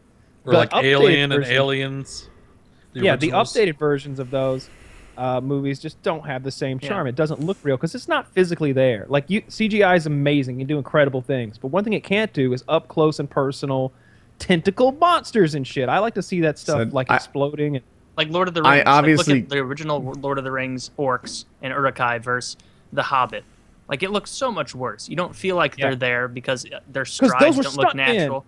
Yeah, those were stuntmen. And they were hitting each other. And when they hit each other, they recoiled back, and there was like mass to their weapon. There was mass to their bodies. Everything had the right amount of inertia. Yeah, every hit didn't cause like some weird floaty like through the air. So I can't tell you what you like, but I will say I have noticed that CGI has gotten so good that oftentimes I had no idea it was a thing. Like Mad Max is the poster and that child is when it's good for is when practical you don't know effects. it's CGI. Mad Max is the poster child for practical effects. And then you see what Mad Max looked like before CGI, and so much of it was CGI you just didn't know. And like Wicked was saying, that's when they've done it really right. Freaking Wolf of Wall Street. I had no idea how much CGI was in that movie. Some of it's seemingly pointless, like Really? Like, I didn't even know that. Tons. you didn't know CGI? that? Oh my No. God! So there's So- it's kind of long to watch. It's like 13 minutes, but there's a thing that showed all the CGI in it. So much of that movie was CGI, and you had no idea. Like, Anytime there's some sort of like beautiful mansion, some sort of like beautiful scene where like everything is like super pimped out and incredible, it's kind of there, but they it's like 70% there, and then they'll like paint over that 70% and they'll make it even more audacious and beautiful. But little things like the goldfish swallow thing, they made Leonardo DiCaprio look younger throughout. there's so much CGI in that, and like when they play tennis in the like country club prison at the end, that prison was so different. It looked nothing like that, and but the thing that it did look like was almost as good. The beach house party scenes, like those houses had other houses near them. The sky didn't look like that. There were like telephone poles and shit. All of it's gone. They did so much CGI, and in my opinion, it wasn't critical to the plot at all. But when you saw it, you're like, wow, I had no idea how much CGI was in Wolf of Wall Street. CGI is incredible now. I like a lot of it. I will agree with Kyle, I think, in that sometimes when they do it to humans or humanoids, It's not quite there yet. yeah, To be indistinguishable from real life. I don't know if it's bro science or what, but apparently humans are like particularly adept at looking at other human faces, and it just makes our standards for that like totally high. And Yeah, we catch I little heard things we that- don't even realize we're catching. I heard that the CGI Arnold Schwarzenegger in the new Terminator was excellent. Everybody's saying that's like they're like they're talking about the sweat and the pores and like the facial stuff and the eyeball movement and all that. And I haven't seen it yet, but to me it's like monsters. Like if there's a monster in the movie, then it needs to seem real for me to be afraid or to be concerned about it. In that Will Smith movie, Back to Earth or whatever, what he did with his kid, and in that movie there were these monsters that could smell your fear, and as retarded as that is, it would have been okay if the monster actually looked real and you thought it was a real thing. The Ursa. What a shit movie that was. That was the shittiest movie of all time. I want to see it. Dude, I'll watch it with you to laugh at it. Like if you want to do a movie night and like pick on a movie like Mystery Science Theater style, I would love to rip that one apart because I've watched it twice, and I've watched a video like picking it apart as well. They have that series on YouTube, everything that's wrong Your with movie the movie. sucks. And well, the one I watch is I watched Your Movie Sucks, but there's another one called Everything Wrong with Insert Movie Title in 10 minutes or less, 20 minutes or less, and the amount of time always changes because there's more wrong with certain movies. And this one, it was like whatever the fuck that movie was called, Beyond Earth or whatever. Everything that's wrong with this movie in 5-6 hours or less. That's the way I look at it. Because, dude, every step of the way, it's just not only is it like not only is the CGI bad, not only is the acting bad, but the premise is unbelievable. And at the beginning, there's a lot of exposition where they like let you know what's been going on the last 1,000 years. It's terrible. It's awful. The whole idea behind the movie, every facet of the movie, the videography, the acting, the sound mixing, the whole premise. It's the shittiest movie I've ever seen. It's an M. Night Shyamalan movie. I was just about to say that. It's an M. Night Shyamalan movie, but the Earth was killing people. They hide it.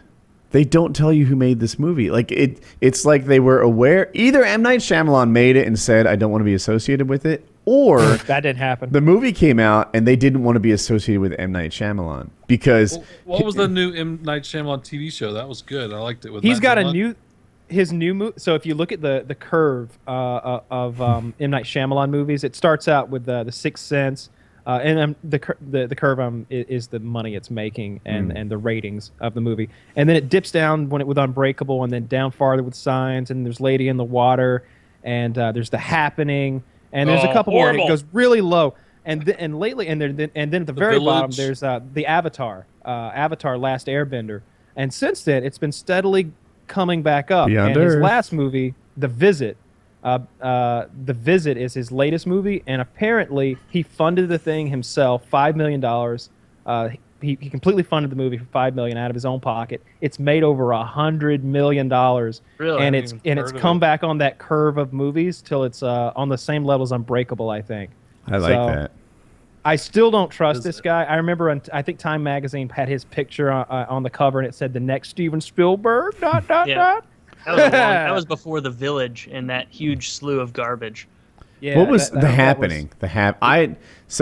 Excited by The Earth was coming back. Marky Mark it had can't so much act. potential.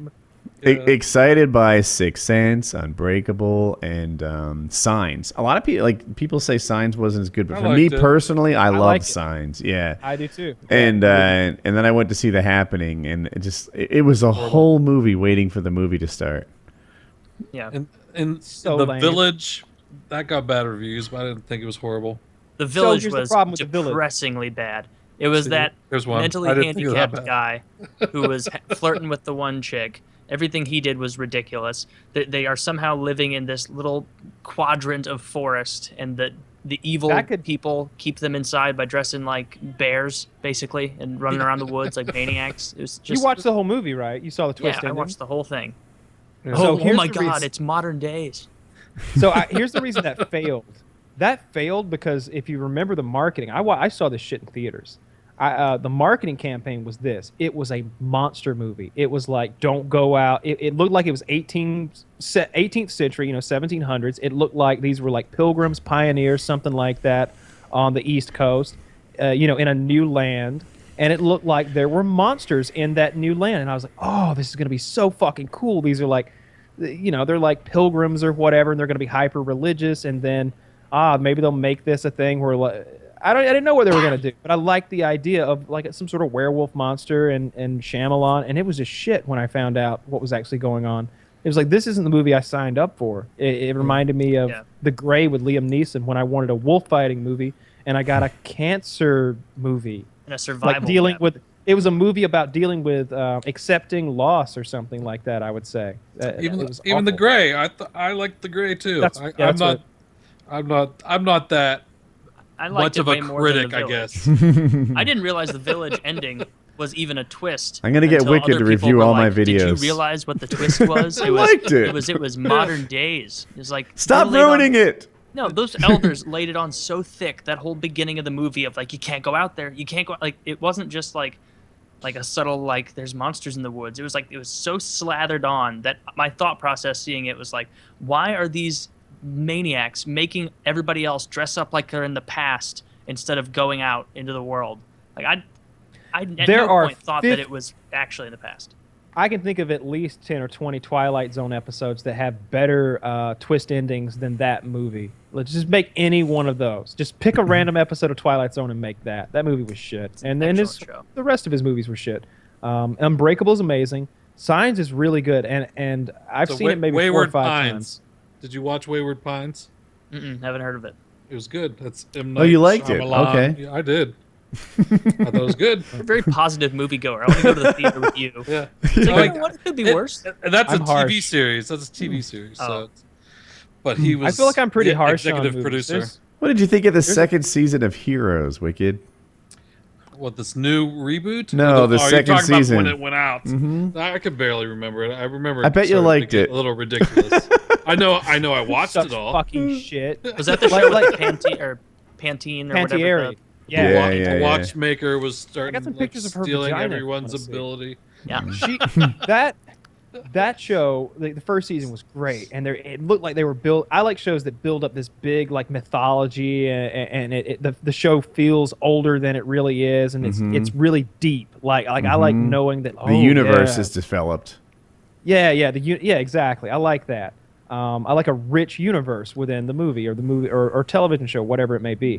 And the first season, I felt like they were really establishing that Siler was this ultimate villain who, like, he was taking the powers and accumulating them. So you really did need this team of heroes to take on this one superhero. It made sense. It was like, yeah, he has all of our powers. We have to team up to go after this guy.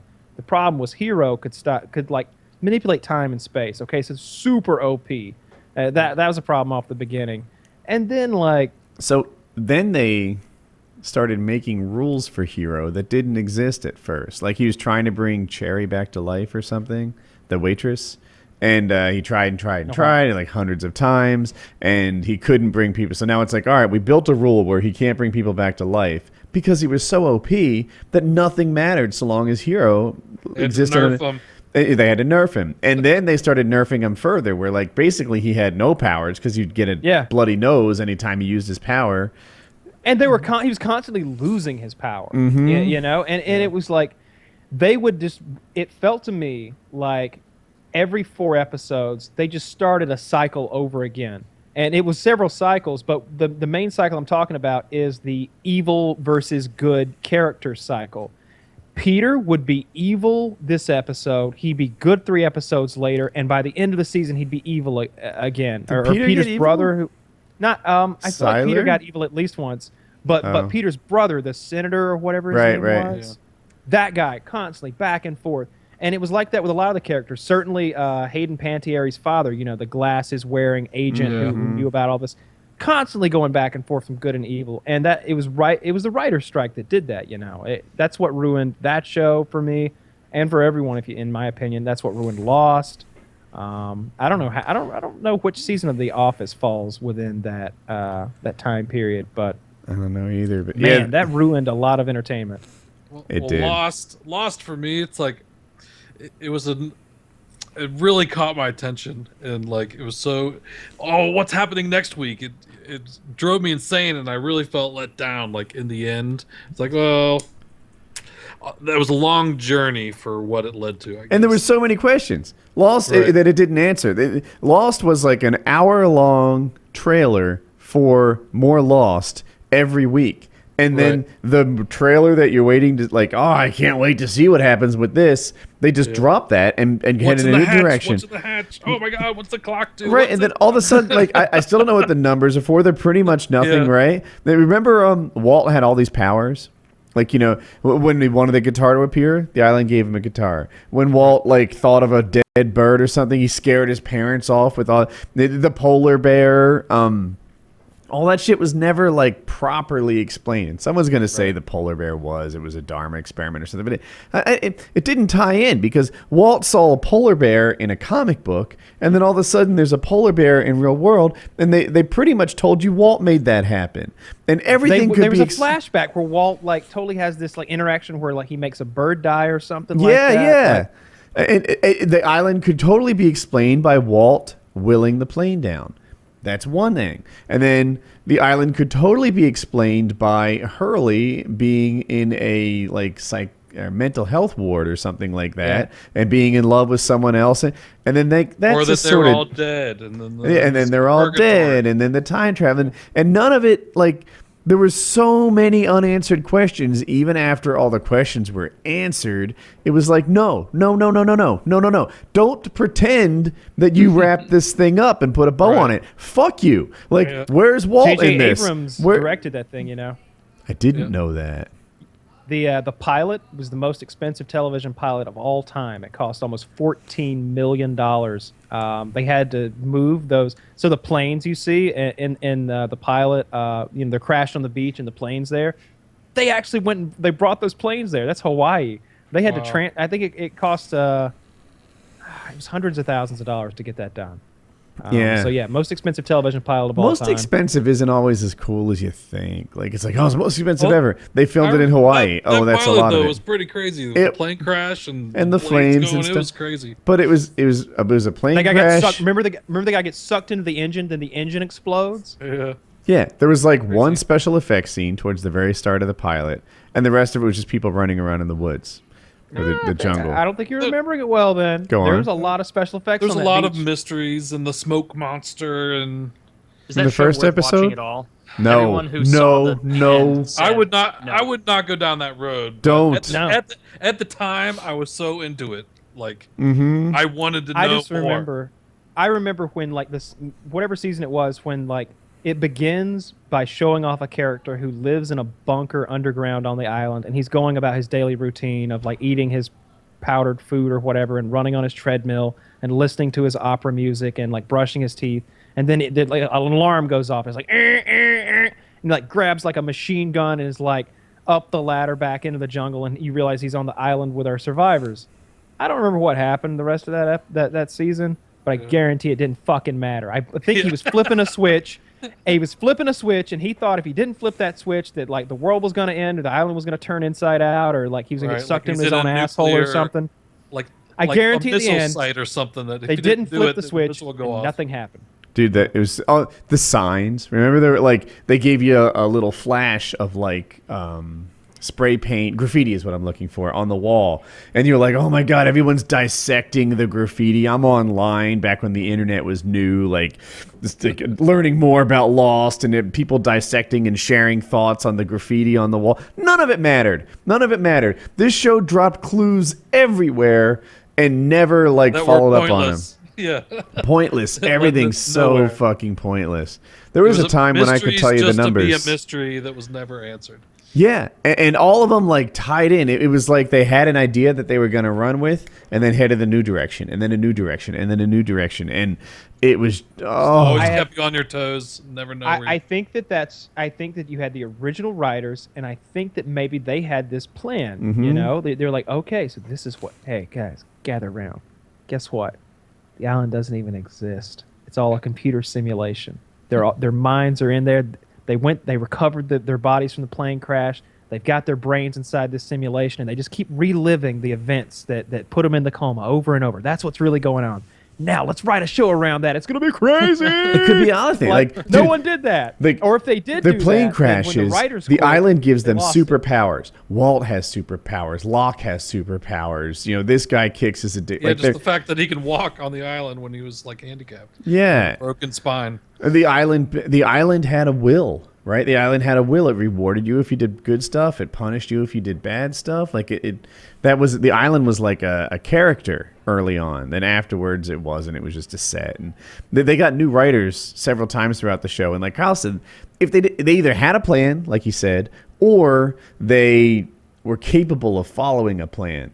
But what Lost actually was is like the games we played last week, where it was like, all right, tell us this. I do this. Kyle throws out fucking foreskin, and I'm like, how do I work that in? And it's new direction, and it was shit. Lost sucked. It was shit. Don't Shit. watch Lost. Lost Waste sucks your time. so hard. Supernatural But season it was 10 only- coming on it was- Netflix this week. It was only shit because of where it ended. Like the journey along the way, you have to admit that you were into it. Yes. No, I don't. You were. But no. I will say this. I was into it and excited about it for 3 seasons, maybe, possibly 4. Yeah, There was 6 same. total. By the time I was watching season 6, it was a job. I was only watching because I wanted to know how it ended. Yeah. And I was and it disappointed. didn't even do that right. Mhm. It's They were known for so- having one of the worst endings in a series that was like mainstream in history, right? Everybody Yeah. hated it. I would say Lost was way worse than Dexter.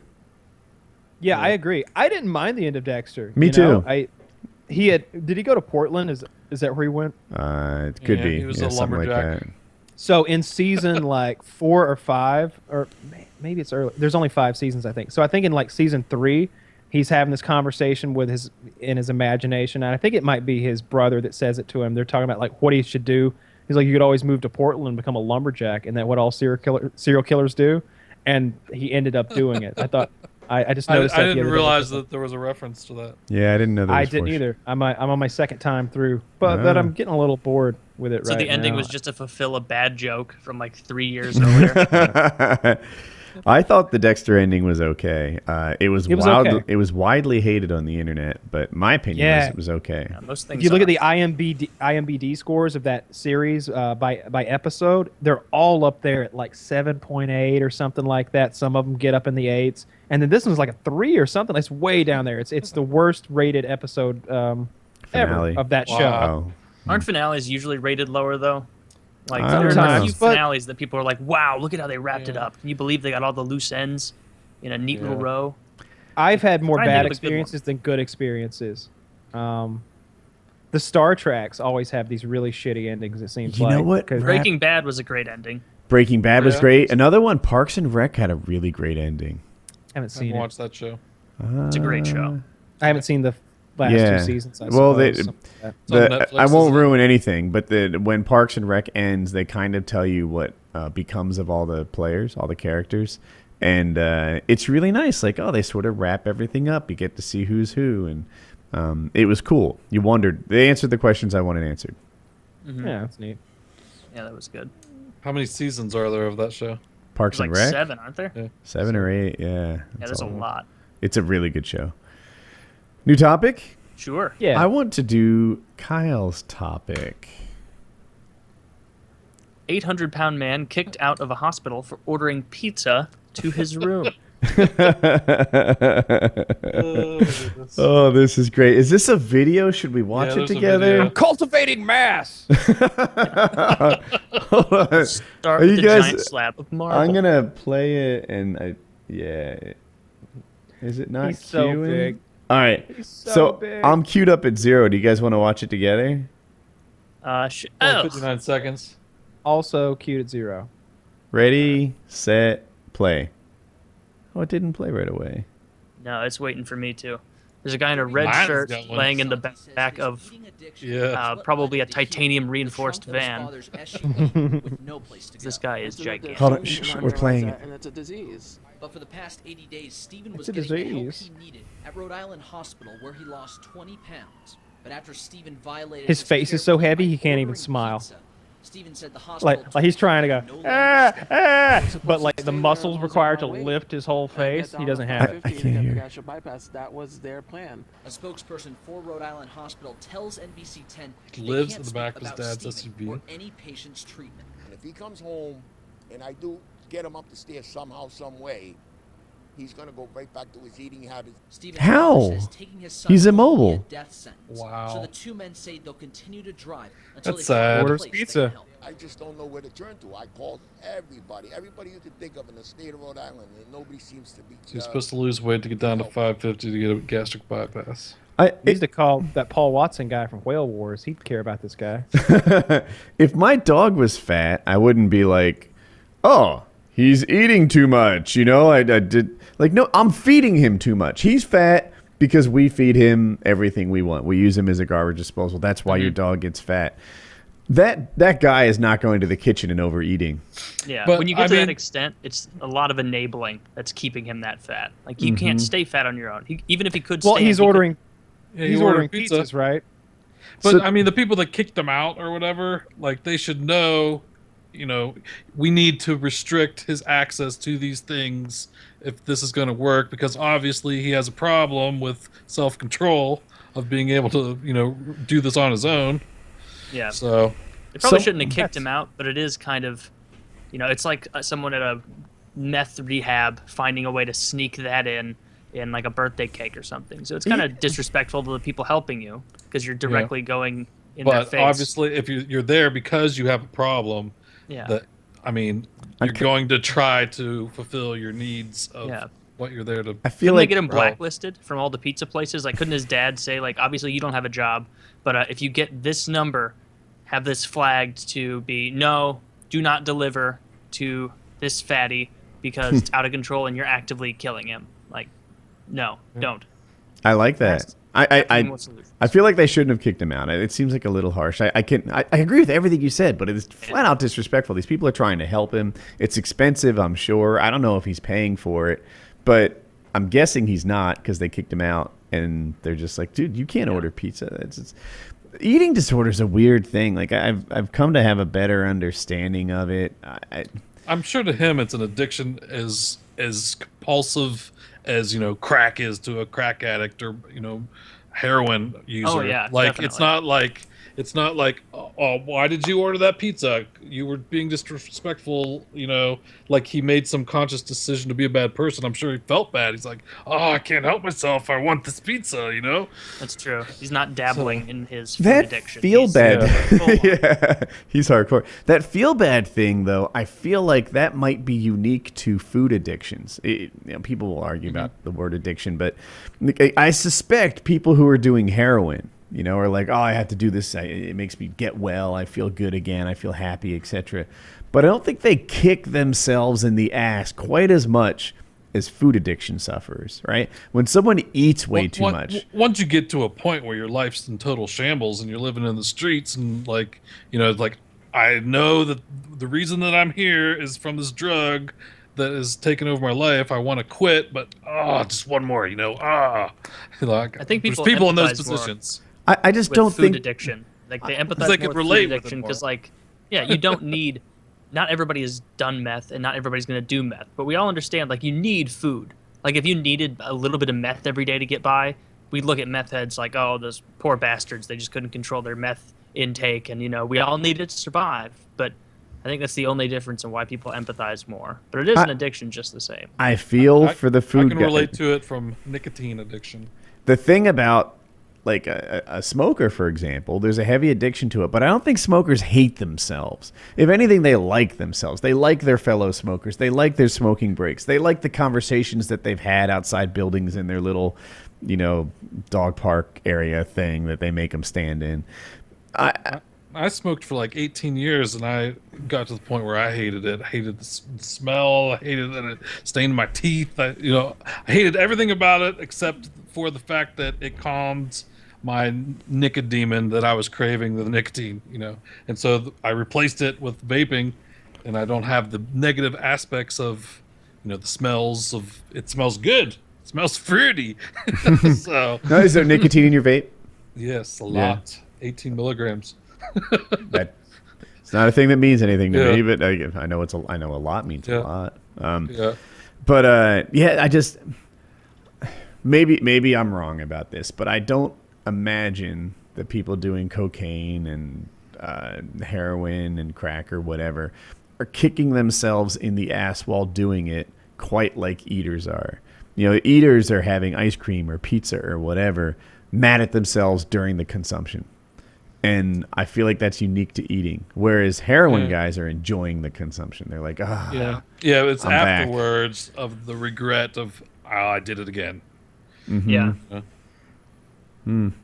But yeah, this guy, it's kind of funny.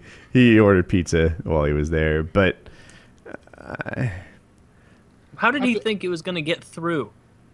Did he think the Domino's guy would just waltz in and be like, oh, I need to take this to your eating disorder clinic? And be like, oh, that's fantastic. Did someone who's anorexic order it? And they're like, oh, no, the other side. The person who West does not eat his Wing. pizza. Yeah.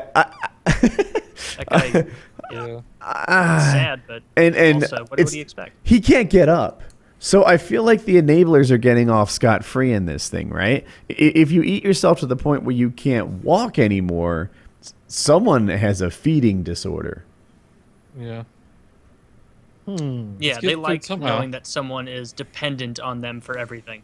They like having a dependent, I think. They need to feel important, and by keeping them that fat, they have someone who cares for them and someone who they know has no other outlet to fulfill that addiction other than them. Because if they called someone else, if they told me to take a pizza to that guy, and I was like, okay, I'll take it, and then I see that guy, that he's going to be getting the pizza, I'm like, fuck no, I'm not giving this guy the pizza. That's ridiculous. You have clearly had your fill. You don't need any more pizza. Your connection, I think, is going bad because Anyway. we're losing you and breaking up, but Oh, probably sorry. resolve itself. What was I going to say? The eating, shit, I lost it. My bad. I'm old. Do you want to do an ad read? Yeah, I can do that. I can tell the listeners all about Audible.com. Do so. This episode of Painkiller Already is being brought to you by Audible.com. Audible includes more than 180,000 audio programs from leading audiobook publishers, broadcasters, entertainers, magazines, and newspaper publishers. Also business information providers. You can download and listen anywhere on your iOS device, Android, Kindle Fire, Windows Phone, and over 500 other MP3 players. Are you still a fan of reading off your Kindle, but reading while driving to work is just too bumpy for you? Jesus, that would be dangerous. It's It's incredibly the dangerous. bumping that's the issue. No problem. Whisper Sync for voice lets you switch back and forth between reading the book on your Kindle or Kindle app and listening to the audiobook without ever losing your place or missing a word. It works with your iPhone, Android, and your Kindle Fire. Audible is offering our listeners a free audiobook of their choice and a free 30-day trial membership. Just go to audible.com/PKA and choose from over 180,000 downloadable titles. Get your free title now and start listening. It's that easy. Go to audible.com/PKA and get started today. I think we're going to recommend The Martian this time around by Andy Weir.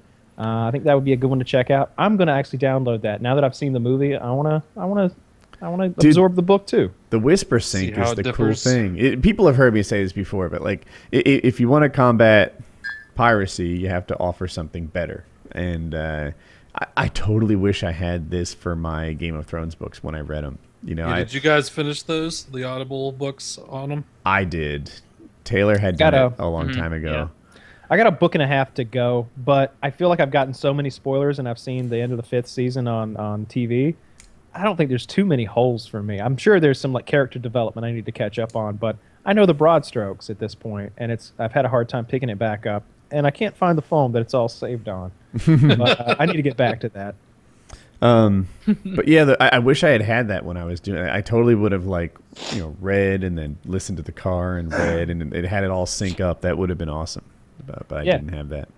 I would like that a lot. That's what kept me away from reading it on a device like that, is because I definitely like the audiobook thing. I want that to be part of it. But occasionally, like if I'm sitting in bed with my girlfriend or something, like it'd be nice to have the Kindle and just go to that and read and not disturb her. I couldn't even audio it. Like I would want to listen to it on my computer sometimes and my phone other times, and even that wasn't in sync, and that sucked. Yeah. On the weight loss topic before, I'm down 13 pounds. We were talking about it before the show. Congratulations. Yeah, I feel it, and I've been doing it with a lot of construction work, which is what I call exercise. And so I it's been 3 months. I don't know how many pounds muscle I've gained, but maybe 2, 3. And over the course What's your of 3 final months. goal? Like 180? Dude, something? I don't even know. 180 anything would be awesome. I'm at 198 right now, down from 211. And yeah, that's 13. So yeah, I think in the 180s I would look really good, but I feel better now. Shorts that were where I would, so I had some shorts that fit right, and some shorts where I would like test the tensile strength of the button. And now the ones that fit right, I need a belt, and the ones I would test the tensile strength, I fit right now. So it's all like shifted a bit. Shirts where I had like man boobs before now look way better. And 13 pounds is not nothing. So and no, it's good. Yeah, it's such a shit feeling when you're like, you think that you're maintaining a weight for a while, and then like you get a different pair of jeans out that you remember as being like, oh, these are kind of my thinner jeans, like they fit fine, but they're like straight leg jeans, and then you start putting them on and it's like, well, I don't remember this being quite so much friction when I put these on. And then you sit down and you look and it's just like a meat packing plant of thigh packed into the jeans. It's like, god damn it snuck up on me. Yeah, gotta switch it around real quick. And if you're So it makes you feel like such a piece of shit. if you're like 19, then you've never had like a long period of stable body, right? Like, so I'm 42. From like whatever 22 to 42, all those years, like you put on 1 pound a year, which is nothing, right? A 1/12 of a pound a month, that's noise. But you do that for 20 years and suddenly you're 20 pounds heavier. Yeah, but or just say, let's say you put on a pound in a month. Does that seem like a lot? A half a pound in a month? Go over the holidays? Come on. You can gain 5 pounds. Easy. A half a pound a month. I gained the pound yesterday. I had all-you-can-eat fried chicken for dinner, and I took advantage of it. A half a pound a month sounds like nothing, but you do 6 pounds a year and then let 10 years go by, and all of a sudden you've gained 60 pounds. And you might think to yourself like, oh, I would never gain 60 pounds. How did you let that happen to you? But half a pound a month, like... It's nothing, but it adds up. Yeah. And the good news is you can go the other way pretty quickly. Like, you can lose 3 pounds a month. And 3 pounds a month, you run that for a year, all of a sudden you're 36 pounds down, and you've made a real difference in who you are. Yeah, my problem is I can't eat healthy all the time. It's not going to happen. I love pizza. I love burgers. I love unhealthy food. A lot of my weight gain was in the 4 months they did this house. I bought a new house and we had it remodeled, and I had to sit here and came out and sat on the damn contractors every day. And I would go to like Wendy's for lunch and stuff because I didn't feel like I did have options. I could have prepped a lunch and brought a bag and done healthier things, but I didn't. Instead, I went and had Wendy's and Kentucky Fried Chicken and stuff. What do you get from Wendy's? Number 2. Number 6? Two things. Number 1 or number 6? I don't know the numbers. Yeah, number 1 is just a double burger. Amateur. Number 1 is a cheeseburger, and number 6 is their spicy chicken. The number 2 is the half-pound cheeseburger. The number 3 is the 3/4-pound cheeseburger. And if you're smart, you'll ask for extra bacon and extra cheese on the number 3, and then you got yourself a burger. Well, I would have gained even more. Those I'll have every once in a while, but can't have those like very frequently.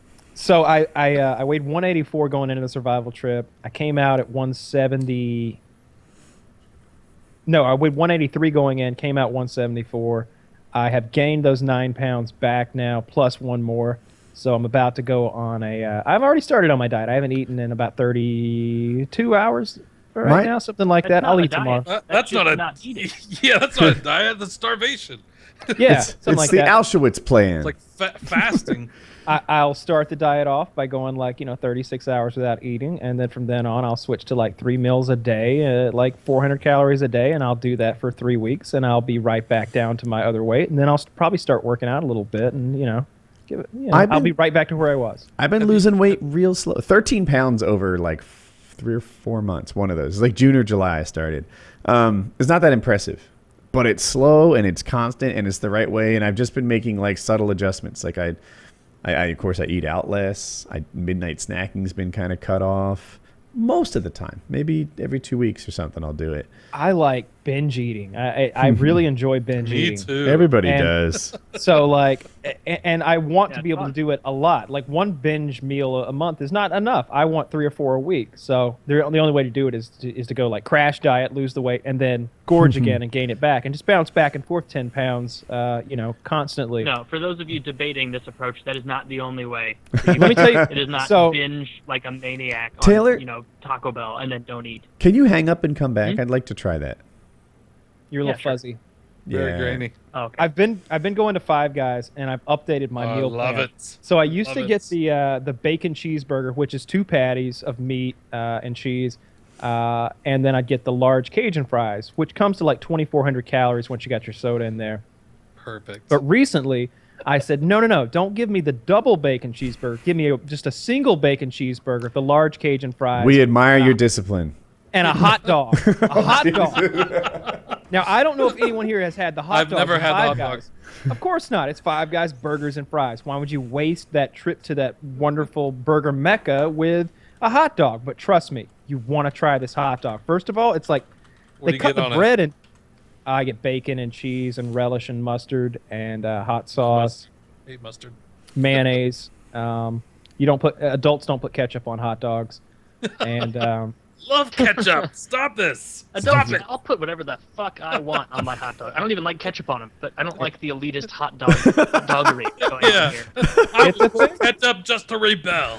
It's a thing. Google it real quick. Should I adults want. put ketchup on hot dogs? And you'll find a No, myriad. I know. If you're a douche from Chicago, if you're a Chicago douche, who just only our street dogs are real. You can't have ketchup on it. You can put whatever you want on there. Like just go nuts. You're gonna slather a bunch of ranch on there. Go wild. I'm not gonna look at you weird. That's up. Well, anyway, anyone out there is wondering, stand your ground.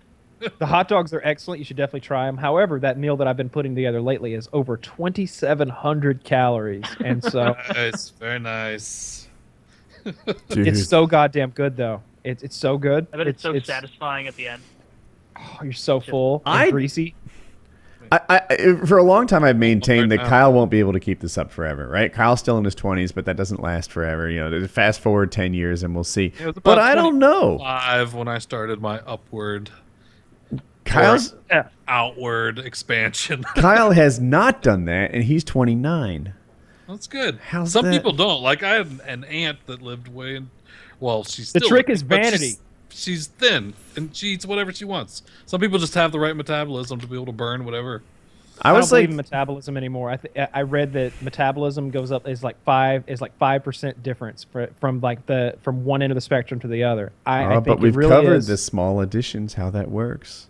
Sure, But metabolism slows down, so you're saying that's only a 5% difference, no matter what. It doesn't slow down as much as people think. Like, yeah, it exactly. does slow down, but it's not some like, oh, I just hit 40. It was that drastic 50% cutoff. Now But there's magically my body defies physics and doesn't need as much. It does slow down, but it's not that huge drastic drop The off. thing is, now I've heard that, and I think we've talked about this in a previous show. Like, hey, it's not what you think it is. On the other hand, every culture, old people are fat. Across There's reasons all for of that, though. time, old people are fat. Like old Untrue. Romans are fat. Look at the They're not Japanese. trying to be hot anymore. Old Japanese people are fat. I don't know about that. I was watching this thing about Okinawa. I'm sure there and I was are. looking at those people and those rice. Isn't They were like sumo? 80 Isn't out there sumo doing Japan? karate and shit. Sumo, good counter argument.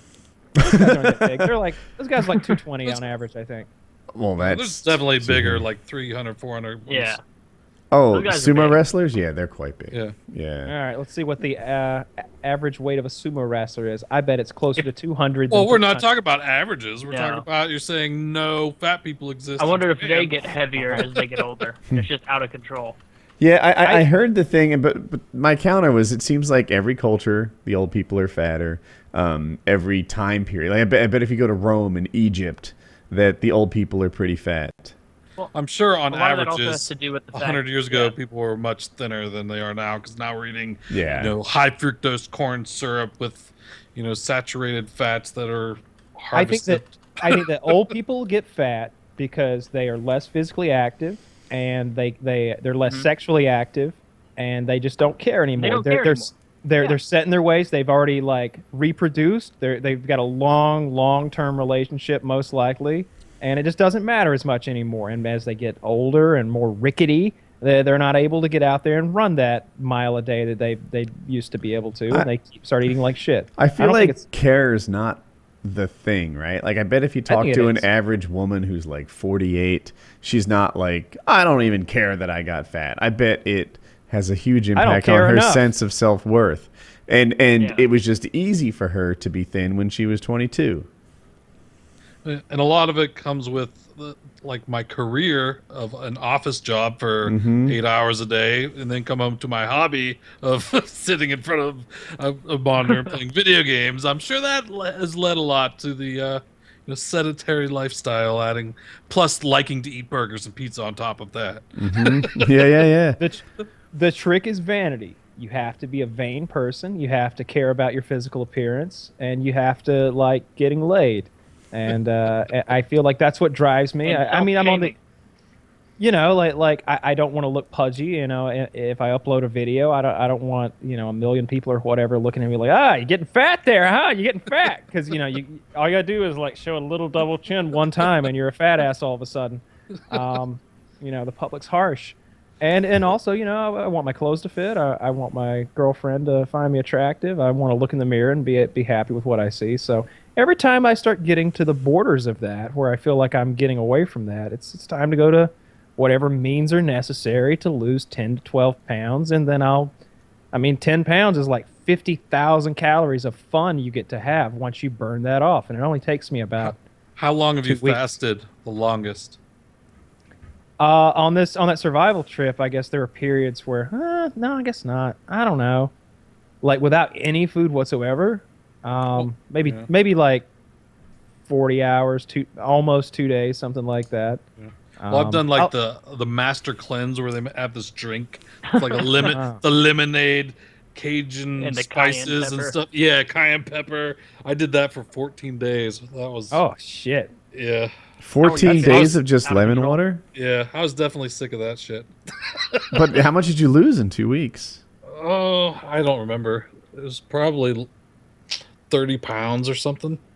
That's pretty neat There's a trick, lot of though. research that came out on that, and it's really bad for you. Like it can cause liver failure. Like that. Dad, what, you're not... All right, Halle step up Berry, your some vanity actress, game. Promoted.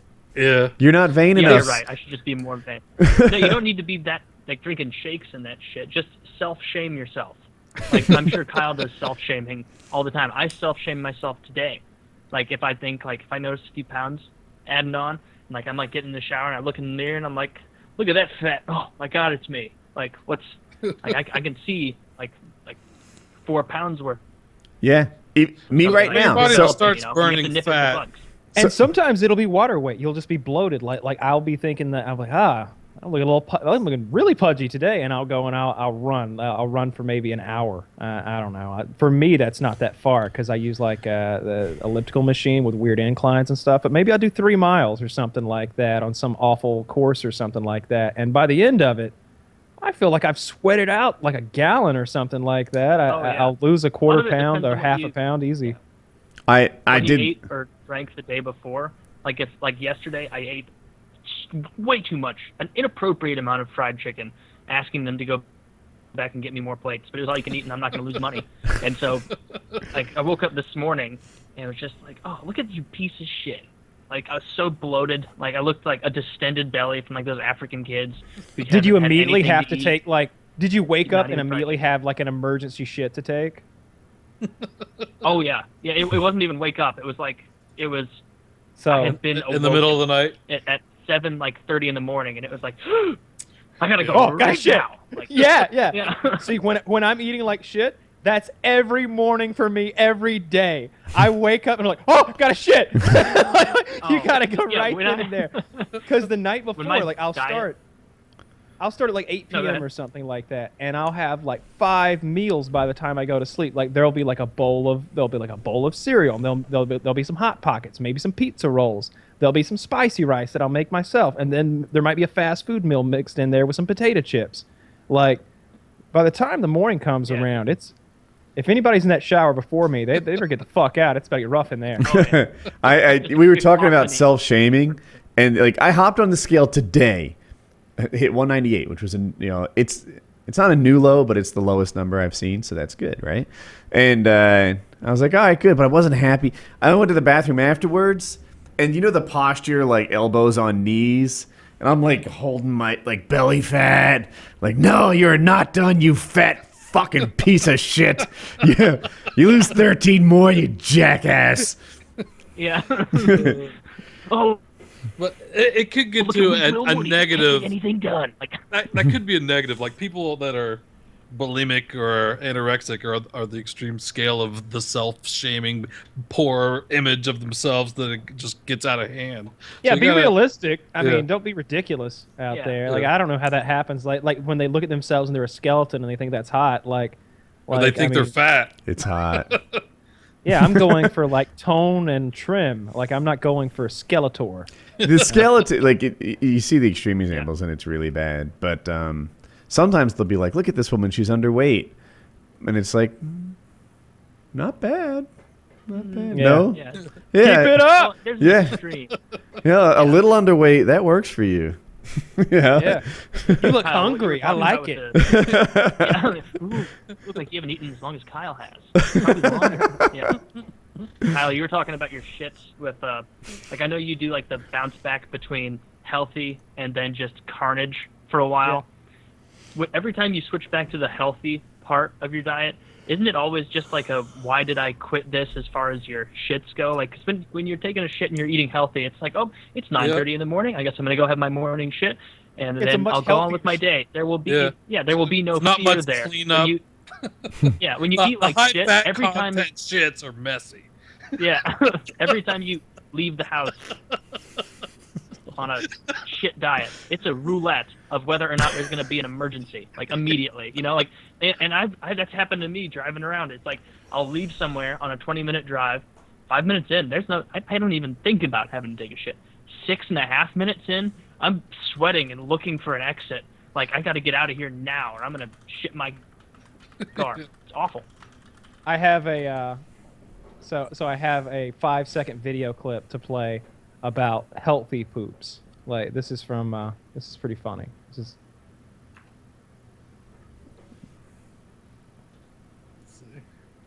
My own Oh, 5 seconds. I'll just watch it. I Yeah. guess. my own young school, sir, are perfect. They are gigantic and have no more odor than the hot biscuit. Oh, wow, it cuts it off. He said they'd have no more odor than a dinner roll or something like that. No more odor than the hot That's a weird movie. He's Then playing, a hot that biscuit, if I can make it out. I haven't seen that movie in a long time. That's not a good movie. Shit don't stink. So, anyone been watching videos on YouTube lately? Like, what are you into now? Huh. I I really like I was saying earlier, I About watched Fail Destiny. Army. Uh-huh. That's my favorite thing to watch is Fail Army. I literally watch everything they upload. Those people, is Fail Army different than Fail Blog? Is it better or worse somehow? It's better. It's a compilation of fails, and every week they have the fails of the week. Every month they have the fails of the month, and also every week they have it'll be like female fails, or it'll be like bad driver fails, or acrobatic fails. A specific genre of fail that they've compiled together over a period of time. And the videos are generally 5 to 8 minutes long, something like that. And I just like watching them and laughing. That People shit fall. lost me a long time ago. Like, people falling, people crashing, yawn. Yeah. My YouTube Never. watching is usually not. It's not like I don't normally watch everything that anyone uploads. It's more of a utility. I want to know something. I search for it. I find a video. I watch it, kind of thing. But there are people. If I search for something and I see certain people in there, it's like, oh yeah, I like his videos. I watch those. Mine is utility. Did you see that guy doing the makeup tutorial on Reddit, and he made himself look like that chick who wouldn't do Kim the, Winslow. game hair. Kim Davis. Kim Davis, thank you. Yeah. Kim Winslow's a MMA referee. Here's one of him doing Snoop Dogg, and it's even better. Really? Well, shit. I think I just Oh showed. wow! Right? Damn, that's amazing. Oh, is this the makeup thing? Yeah. That's awesome. I like he likes. That is talent right there. Yeah. There's a kind of facial artistry that people can do with makeup that's kind of cool. You need to know this guy around Halloween. That would be great to be friends with him. He could hook you up with whatever you wanted. I like when they do. I've seen them do like Archer style animation on people's faces, and I love that. Mm-hmm. It looks so cool. I've seen that I too. always wonder what that would look like in person, though, like from the different angles. Yeah. They always stand exactly like the characters do. Like, yeah, you need to be flush like, with the camera. You need to be at the right angle. I feel like for that to be at its most effective. Yeah, it's really cool though. Cool. So I saw where we bombed that hospital from Doctors Without Borders, and Obama like publicly apologized to them, like personally apologized to the president of Doctors Without Borders or whatever for the whole thing. So what happened? Was there a link to this story? Oh, I can find one. I thought let me see. I haven't been I following had heard about this. it briefly, but I didn't hear that many details. I keep my head in the So- sand most of the time. Ignorance is bliss. Doctors Without Border. Yeah, in Afghanistan. Were we aiming at that building and we thought it was something different? Or did we just hit the wrong building? We have had 4 different stories concerning that. But they did it on purpose. They hit that place on purpose. Wow. Like did they know it was Doctors Without Borders, or they were? They've had 4 different excuses. So I would hope not. That'd be pretty grim. If they were like, yeah, let's just shake their day up a bit. Yeah. Too much anyway. I don't like them anyway. Yeah, I don't think that was it. But So would that make Obama a This war morning from the criminal? Oval Office, President Obama spoke by telephone with Doctors Without Borders International President Dr. Joanne Liu to apologize and express his condolences for the MSF staff and patients who were killed and injured when a U.S. military airstrike mistakenly struck an MSF field hospital in Kunduz, Afghanistan over the weekend. The President assured Dr. Liu that the Department of Defense investigation currently underway would provide a transparent, thorough, and objective accounting of the facts and circumstances of the incident, and that if necessary, the president would implement changes that would make tragedies like this one less likely to occur in the future. After completing that call, the president telephoned Afghan President Ashraf Ghani to express his condolences for the innocent loss of life in that incident.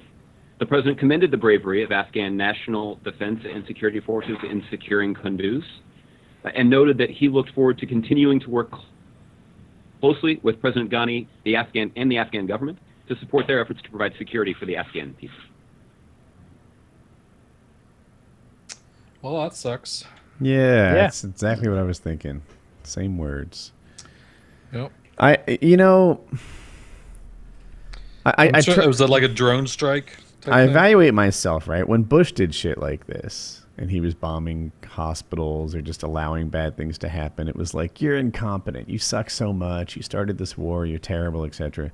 When Obama does it, I think to myself, well, I'm sure he didn't mean it.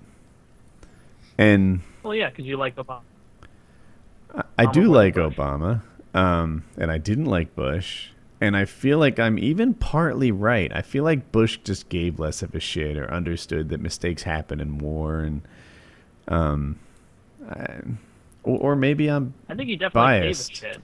I think that's I have those same kind of biases, but it wasn't a Republican Democrat type thing. I just felt like Bush's agenda was different, like the intentions behind the actions were different. Yeah. Even though like the same outcomes could possibly occur, it was like the intent. Yeah, I wonder if that makes me biased or bad or dumb or whatever. I'm not sure what of those things it is, because I just know Obama didn't mean to hurt people with this drone strike. Oh, I mean, obviously he meant to hurt people, but he didn't mean to like hurt good guys. He didn't mean to take out Doctors Without Borders or this parallel organization, MSF, Medicine Sans Frontiers. I don't know, but if Bush had done this, I don't think I'd be as forgiving. And so I self-evaluate harshly on that.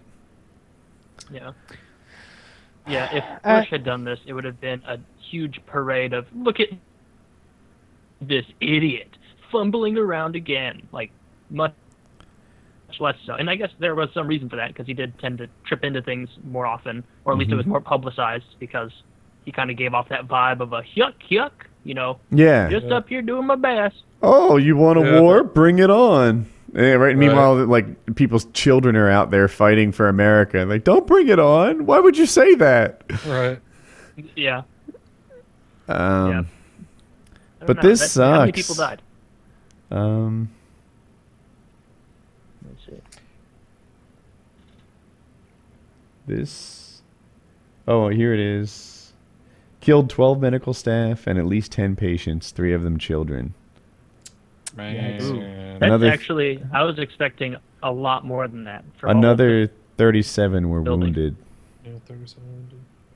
So 22 dead, 37 wounded. That's not a good one. That's bad.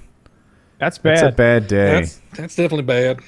He's yapping about gun control and how it could have saved like 12 people, but he's being real short and to the point about how he fucked up and killed 20 people.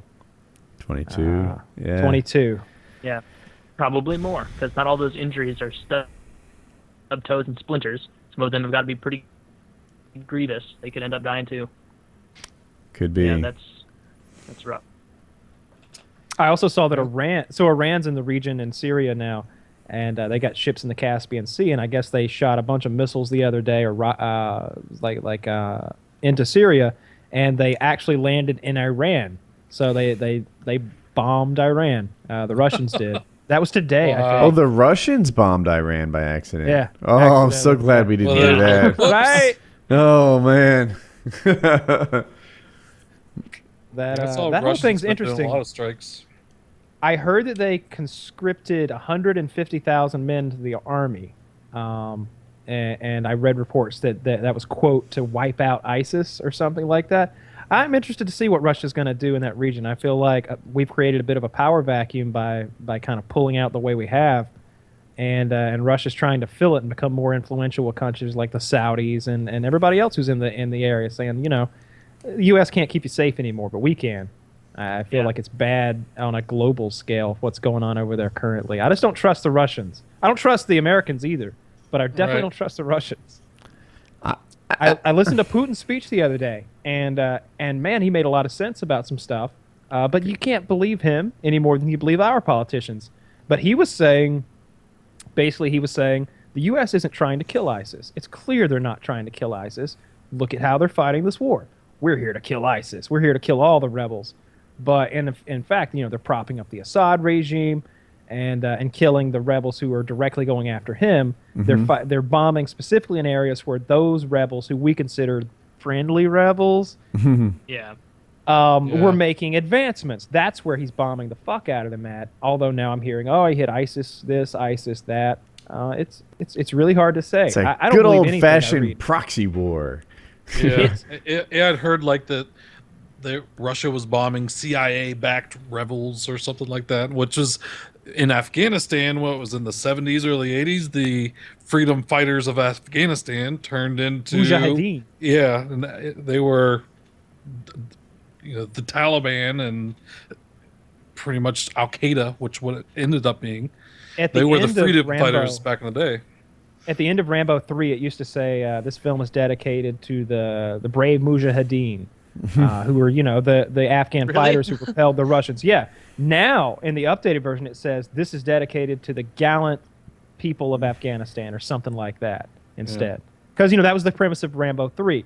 Rambo's going in to save his former commanding officer who's gotten in this little proxy war between the Mujahideen and the Russians. And, we were shipping them Stinger missiles and all that stuff. The Russians would fly these convoys of choppers in Afghanistan back in the day. And the Afghanis couldn't touch them. They didn't have the technology until the CIA went over there and gave them a bunch of fucking Stinger missiles. So one day, this convoy of Russian helicopters comes over, and they're flying in a convoy because they don't think the Afghanis can touch them.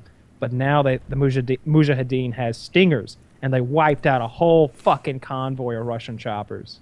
Yep. That was Charlie that's Wilson's War, right? That was the plot of Charlie Wilson's War, the Tom Hanks movie. Yes. I haven't seen With that Philip movie, Seymour but Hoffman. I think so. I Yes. have seen it.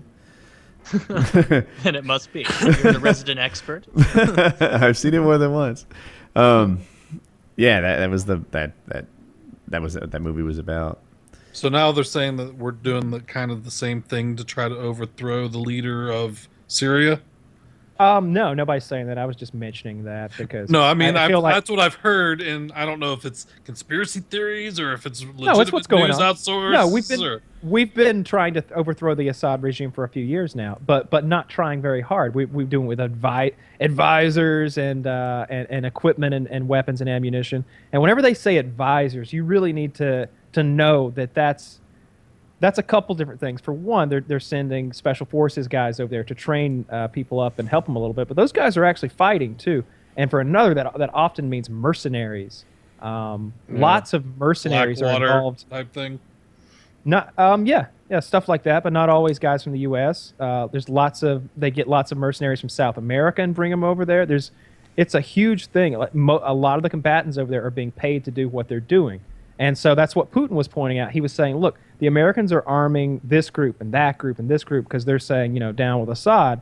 Well, next week all that happens is ISIS rolls in there and says, hey, we'll pay $150 a day. I like your rifle and your truck you got there. Bring that with you.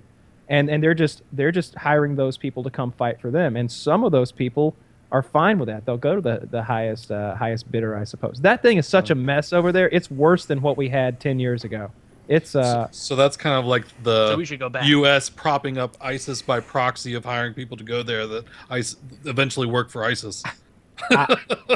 And what Wow. it's so convoluted, the trail of money and materiel and manpower that's over there, that it's hard to follow. It easily could be that we're supporting that, I don't know, we're slipping the Muslim Brotherhood maybe guns and money, and then the Muslim Brotherhood's siphoning right back to ISIS. Like, there's no way there are no good guys over there. Yeah, probably not 'cause- related, but you've seen that Toyota thing that came out, right? Like, Yes! all these ISIS fighters have legions of brand new, like, Toyota Tundras and Toyota Tacomas and trucks and SUVs. Some They're badass asking trucks. Yeah, they're nice trucks. Hold their value well, right? And then it's wondering, like I think some prominent politician or something brought it up to Toyota and was like, how the hell are they getting all these Toyota? All these brand new. There's like, those guys are getting in. Like, there are only 6 miles on this car. Or, that's Indian, but whatever. You understand. They're brand new. Wow. I saw a whole convoy of those Toyota trucks, and I don't remember what the Toyota slogan is. It's like "Go somewhere" or something like that. And it was like Toyota, go somewhere, and it's like say 35 identical Toyota trucks. ISIS guys all over them with weapons, dressed in the black getup and everything, and the masks. I love what you do for me, Toyota. Dude, I don't know. I just want to stay out. I want America not to be the one that fucks this up. I'd like to not be involved. Let ISIS attack Russia if they're going to attack someone, and then Russia will take no shit from a group like that. Neither would America, really. And there's too much red tape for it, though, here. Like, so much stuff has to be approved and delineated down, and the people know everything about what's going on for the most... Not everything, but more. If Putin can just say, yeah, we're not going to deal with them anymore, and who's going to stop... Oh, yeah, right, nobody can stop me, because I'm fighting I disagree, man. So right now, America is weary of all our wars and that bullshit. It seems like we've been in the Middle East making trouble for 15 years now or something. I don't even know. Yeah. But if they were to knock down another building... America would be like, holy shit, Boeing, kick that shit into overdrive. We got some killing to do. McDonnell Douglas, Lockheed Martin, Smith and Wesson, get your act together. We got killing. I don't know who. We need revolvers. Who would make Heckler and Koch? I don't know. Who would Knight's make Armament? Knight's Glock. Armament. All right, Glock, whatever. Whoever's outfitting the army, get to work. I want 100,000 deaths. That's what America would be on if they knocked down a building.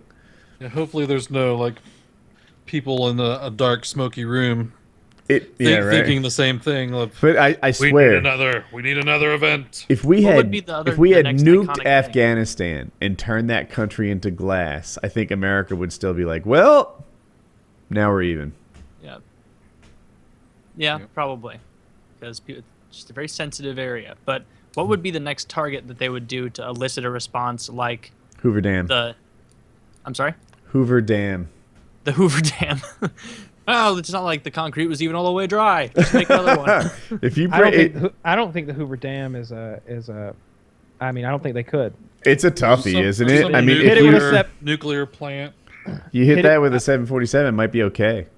Nuclear plant. Well, so I was talking to my cousin about this recently because he's working in these nuclear plants all over them, and he was talking about the missile and plane defense systems at these nuclear power plants are ridiculous. The redundancy that's built in. There's like 12 feet of concrete followed by an inch of plate steel followed by more concrete with rebar in it. He said, but the rebar that's sort of woven into this concrete like this is this big around. Like, it's not like that little stuff. It's huge rebar in this thing. So, but the outside's protected. What about, getting hackers and hacking in and shutting down systems? The coolant pumps. Yeah. There was some code that they say is written by the United States that was a virus that infected, so many computers in the world, but it didn't do anything on most of the computers in the world. It only attacked the centrifuges that were in Iran. That's the greatest story. Yeah.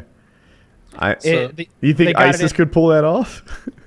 It went in on a thumb drive. That was interesting. Because that nuclear facility was completely cut off. There was no internet at that nuclear facility. It wasn't networked up. It was because it was networked up, but it wasn't connected to the outside world in any way.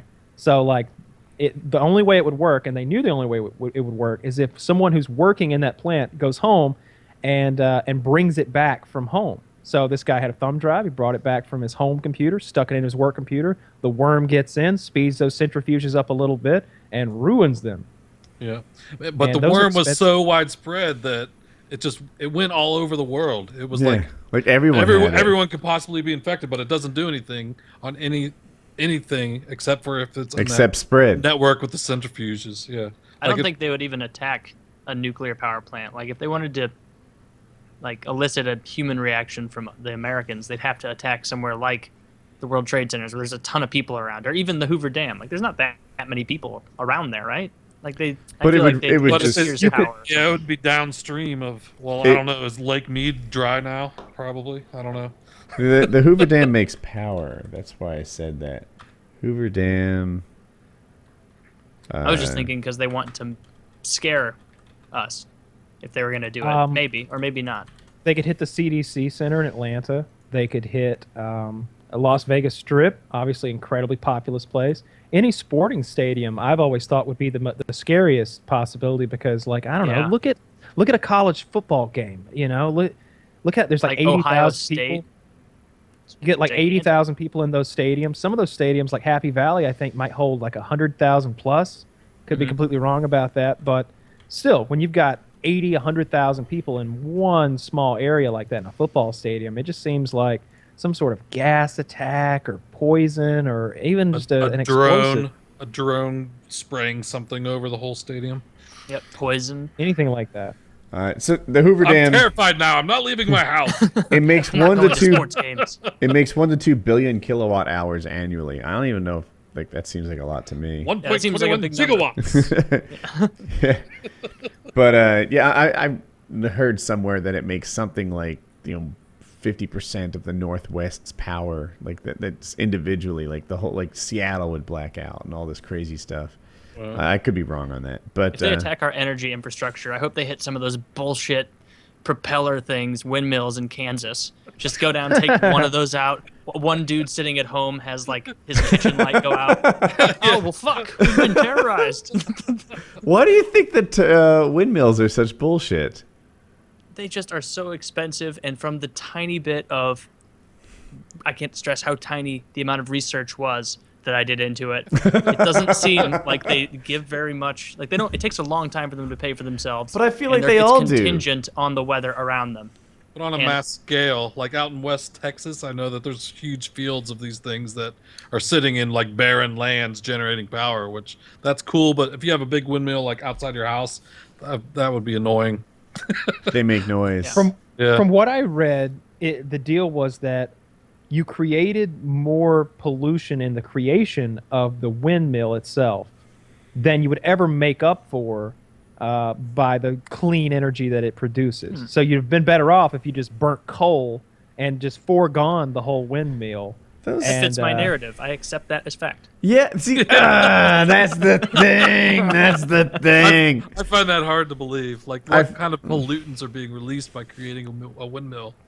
It's a giant generator, so I think there's some processes that go into creating it that are highly polluting. I feel like when they do that, they go down the whole rabbit hole. Like, all right, first thing we had to get metal. So we made these giant trucks that stand 30 feet tall to carry the dirt metal combo from one place to the other. Then we heated it. Then we did this and we did that. Well, not all of that was like created just for the windmill. You know, they said There's that steel factories that are always making steel that there was we just bought some. a similar thing happened to the Prius. They said, "Oh yeah, the Prius actually is not good for the environment when you count all the R&D and all the everything that went into it. You might as well get a Humvee." As if the Humvee had no R&D. As if it had like, you know that. Don't tell me Priuses aren't good for the environment. You might not like them. I don't want one, but I recognize they're green. I want a Tesla. Yeah, that'd be cool. But yeah, I have a hard time buying this notion that windmills are so expensive and ridiculous to make that they don't pay back. All right, let me do some Googling here. Yeah, I'm about to look up a very simple. I'll try and find like a BuzzFeed article. 5 ways windmills are ruining your life. I think for the amount of power that is generated, nuclear power plants are probably the best. First one. 10 main reasons wind power is not a plausible substitution for gas. All I Googled was windmills suck.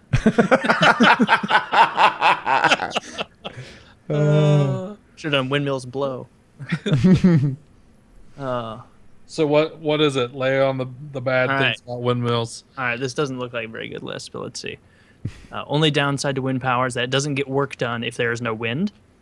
Sometimes birds are killed. That's true. You don't know how many endangered birds are flying around there. And bats. And bats. You can't forget bats. no operation waste, and some of these aren't even complete sentences. This is not a good list at all. I should have done better Googling. Slowing down the rotation of the Earth very slowly. Eventually, we will start traveling back in time. That fits Taylor's narrative. I accept it. I accept it as fact. Yeah. That's what daylight savings time is. It's a ploy to hide the fact that these windmills are making the year longer. Gets the same big subsidies big oil gets. This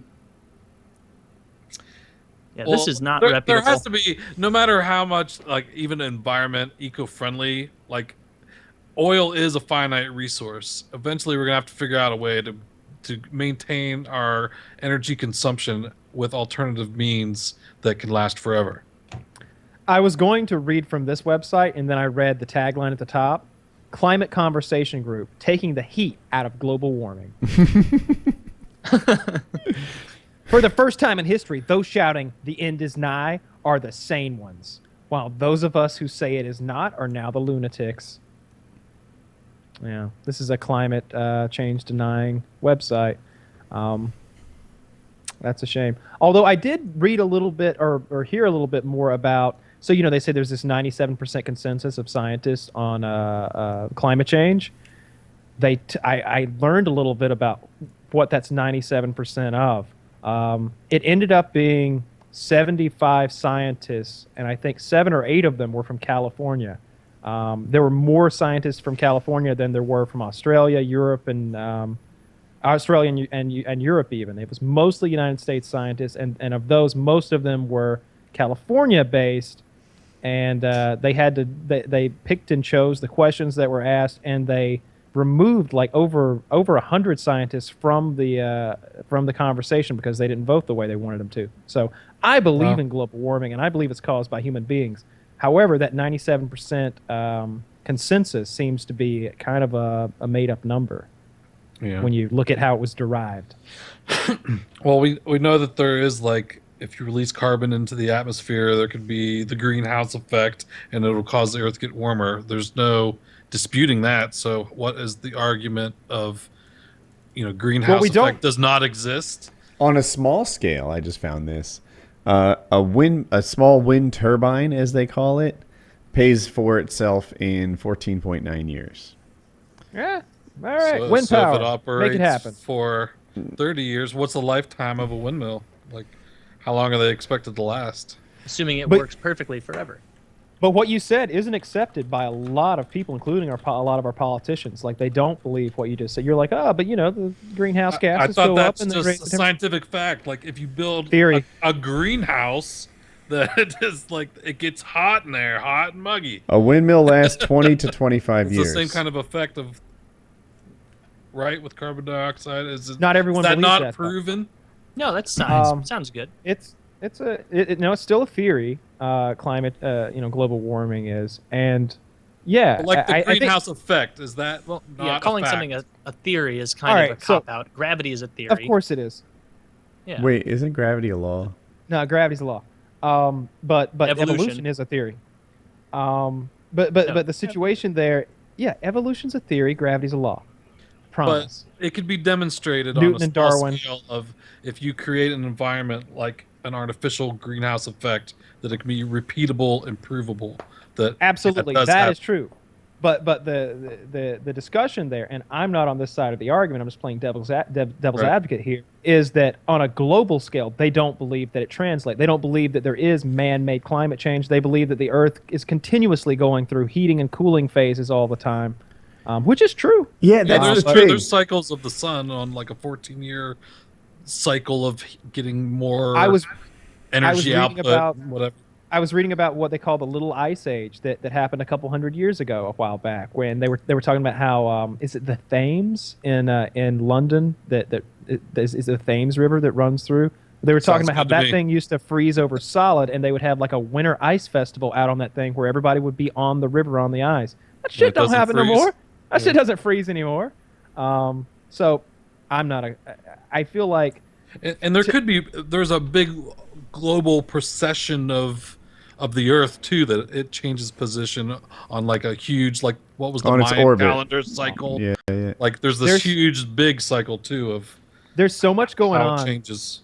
You have to be an expert in so many different things to be an expert on human created climate change that I feel like it's almost difficult to find worthy individuals to believe, because you need to know about the oceans, you need to know about the clouds, you need to know about what the sun's doing, and you'd have to be an expert in a dozen different fields to before I'm really going to trust your opinion. But I believe in global warming. I think it's our fault.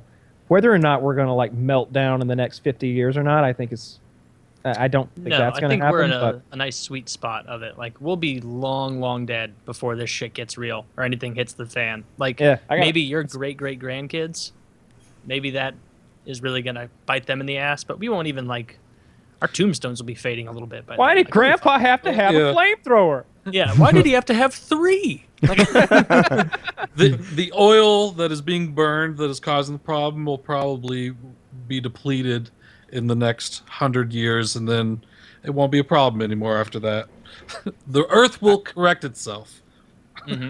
Eventually. Well, nature finds a way. 200 years, 300 years. It's a matter of whether we're here or not, and whether we're happy with what we got. Right. You know, a little bit of climate change could, throw the oceans out of whack or something, and ruin. A lot of our food comes from the oceans. What if there's something that killed off the sea life, and we didn't have as much food? You could be thrown into a global catastrophe really quickly without the ice caps melting. Yeah, and, but on the plus side, all the hippies would die out because they'd refuse to eat GMOs. I would love that. I feel like I have no fear of GMOs. I don't think there's anything wrong with that stuff. You just eat it. Neither do scientists. There's a scientific consensus that GMOs are fine as well. And I love this because I think we all agree that the Republicans are a bunch of climate denying, I'm not a scientist accepting bullshit fucknards, right? Like it's frustrating for them to be like, well, I'm not a scientist, so I assume there's no global warming, et cetera, et cetera. On the other hand, the liberals, of which maybe I am one, I don't know, they tend to deny GMOs and just, I can't eat that stuff. No, you bred 2 tomato plants? Fuck that. Count me out. Like corn, just in the way that we eat it now, is a genetically modified food. You and your facts. That doesn't belong here on MSNBC. Gluten is the worst. Gluten is the worst to me. I know it's a little bit different than the GMO stuff, but I feel like it's pretty similar at the same time. It just fucking yuppies want to make something. Oh no, I'm allergic. Did you see the movie This Is the End? Yeah. Yeah. And in there, the guy's like, "Oh no, I'm gluten intolerant. I don't eat that." And he's like, "What are glutens? Glutens, like they're things that are bad for you." That's how I don't know what a gluten is. I think it's something to do with bread. Wheat or something. It comes from wheat. It comes from wheat. That's where the gluten's coming from. And there's no reason why you shouldn't be eating it. Is it literally an ingredient? Is there gluten on stuff? No, I think it's part of naturally flour. occurring in wheat. Yeah. Yeah, it's part of flour. It's part of wheat. But I mean, people could be lactose intolerant. Why couldn't bullshit? No, stop. No, You're there's a saying reason no. people are lactose intolerant. The reason people are lactose intolerant is because milk is a whole new thing for us as a species. That just came about in the last few 10,000 years. But so is refining wheat and eating bullshit. Wait. No, not people in cavemen times eating wheat. And haven't women been making? You're wrong about that. Haven't moms been making milk evidence. for more than 10,000 years? Out. Okay. So you're wrong about this. So the dairy thing doesn't go back very far at all. That's why lactose intolerance is a thing, because human beings, not all of us, have figured out how to digest this stuff. Wheat, however, goes back. They recently discovered much farther back than they ever thought But before. it's probably only thousands of years. 100,000 years or something like Mothers that. have been breastfeeding babies for more than 10,000 years. That's different. Well, there's a difference between dairy and mother's milk. Oh, now you're milkest. No, now I'm just. You're fucking milkest, and now you're coming out on the show as milkest. Oh, only human milk is good enough for Kyle. I understand Kyle's point. I can see him squeezing a boobie for his Kellogg's cornflakes every day. I know a huge percentage of the population, like if you go by the world, like white people are way less likely to be lactose intolerant than other ethnicities and races. Is this whole conversation designed to prop up your Tilk business? It is. It's an elaborate ruse. But yeah, as far as celiac disease, which is like when you actually have an intolerance, even that, like I was looking it up because like I read online that someone was like, well, if someone said like, oh, I gave someone something with gluten in it, and they said that they couldn't eat gluten and they didn't even notice, and someone was like, well, if they had had celiac disease, that could have been disastrous. And I was like, oh, I wonder what the side effects actually are. And it sounds a lot like, like in extreme cases it can cause problems, like serious problems. Extreme, like if you take a big bag of gluten and you just start forcing it in there's someone's people mouth. that are allergic to just about anything you can think of. There's some. For the most part, it's giving them the shits and some gas. It's not Yeah. like, oh my god, that was regular Domino's pizza, and then like they're in the bathroom frantically trying to vomit before they pass out and die. Like it's even then, like it's just all just a fad. This is gonna die out, just like I don't know, quinoa's gonna die out. Fuck quinoa. Oh. I think that there's still people that Quinoa's do have the condition. There's probably a larger majority of people that are just like, no, I don't eat gluten. Yeah. But there's probably people that really have conditions that if they eat bread, they have problems. Yeah, that'll fuck with their I'm sure it's digestion a real little bit. Yeah. My wife makes me quinoa, and whenever she does, I know that dinner will suck that day. Oh yeah, it's like depressing rice. It's Yeah. like, do you like rice with your meals? Oh. Well, you're gonna love sad rice. It's like rice that dropped out of college and didn't quite finish at the Flavor Institute of Food, almost food. That's what birds should be eating. Quinoa's the worst. Quinoa's so awful. I tried so hard to like it. There are things you can do to it to make it good. I like it with like avocado. You can make sort of a guacamole out of avocado and Greek yogurt. And I like mixing that with the quinoa. Quinoa's not great though.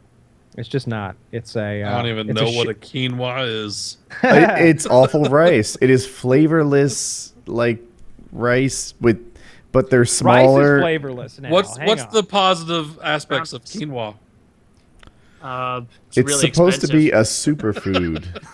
Superfood? So, yeah, my powers have not arrived. I don't think it's a carbohydrate either. No, it is. I think it's part of the. I can't even spell it. Quinoa. You use it to replace rice in dishes. It's known for its high protein content, but it does have. Oh yeah, it has. I just remember like my ex-girlfriend had to eat quinoa, and it's supposed to be like a lower carb alternative to rice. I Heart Quinoa is a website. Gluten-free quinoa. Oh my god, I'm disgusted. Can we have a new topic? yeah. But I am right about this. I guarantee. So dairy. The reason that lactose intolerance is a thing is because dairy hasn't been going on that long. I would like to see the agricultural or archaeological evidence of bread. I'm having a hard time finding it right now. But to make bread is really easy. I don't know if you've ever you can take wheat. I've taken wheat in my hand and you can just like hit it with something and it turns into flour instantly. Like you just mash wheat and it turns into flour. But they found evidence that it goes back much, much farther than they ever did. Just squeeze cow titties and they turn into milk. Right. Well, you got to catch a pregnant cow first. It'll be natural. I don't know. I don't think it'd be the same kind of cows either. It's not like the docile cows that we've selectively breeded to be our meat and milk. It was like it wasn't cows at all. Yeah, it was some wild deer thing running. Yeah, or goat. Goat. It was goats. Are you guys queued up at 0 on this video? On the tweet? On the tweet? How do I access the video portion of this? Oh, I see now. Are we ready? Yeah. Oh, so before you play, here's the background. The person filming this is that dude's wife. And the dude is like sexually molesting or proposing or harassing the maid. And ready, set, play. She is not appreciating his handsy seduction style. Where is this? Saudi Arabia. Well, I'm sure they'll kill his wife soon. It's funny you mentioned that. His wife is like on trial now. Like I think they're like yeah. Mm-hmm. Did she take that? She took this video. She took this video, and so it shamed him, and now she's being tried for shaming her husband. Yeah, yeah. I wonder if I can find the article on it, but apparently, yeah, she's in a lot of trouble. What a weird world. That's happening at the same time we're doing a podcast. Like, isn't that Isn't that odd? Like, and they were obviously recording it on the phone, so they've got technology there, but they're still so backwards in so many ways. It's just odd. It's a weird juxtaposition. Yep. I can't seem to find an article about it. But anyway, yeah, she took this thing, she posted it online, and now she's like, you know, being charged with a crime because her husband, I guess, you know, wants to fuck the maid, and he's pretty forward about making it happen. And how dare you intervene or shame me for trying? How is Saudi Arabia an ally? Oh, you have to hit the camera thing to bring it back. They've got a lot of oil. A lot of oil, yeah. You know they're like in charge of UN human rights. Mm-hmm. And they just like beheaded someone 3 days ago or something, or probably today. Kyle, did you hit your camera icon? It looks like maybe you didn't, but I'm not sure. Oh, it says you've reached our 4-hour limit. 4 hours. There you go. Now you should all come back in a few minutes. Does anyone have video? No, I got spinning wheels. Oh, there Kyle's we back. go. Waiting on Taylor and Wicked. We'll give it a minute. Interesting. I think Kyle was the last one to hit the button. The first one to come back. Now I have a wider shot of myself. So what's the name of the crime they're charging her with? Do you know? Shit, I need to find it again. Now, I will say this. I think it was a shitty thing that she did. I don't think what she did is appropriate at all. Now, what he did is way out there. He's assaulting that lady. But what she did isn't cool either.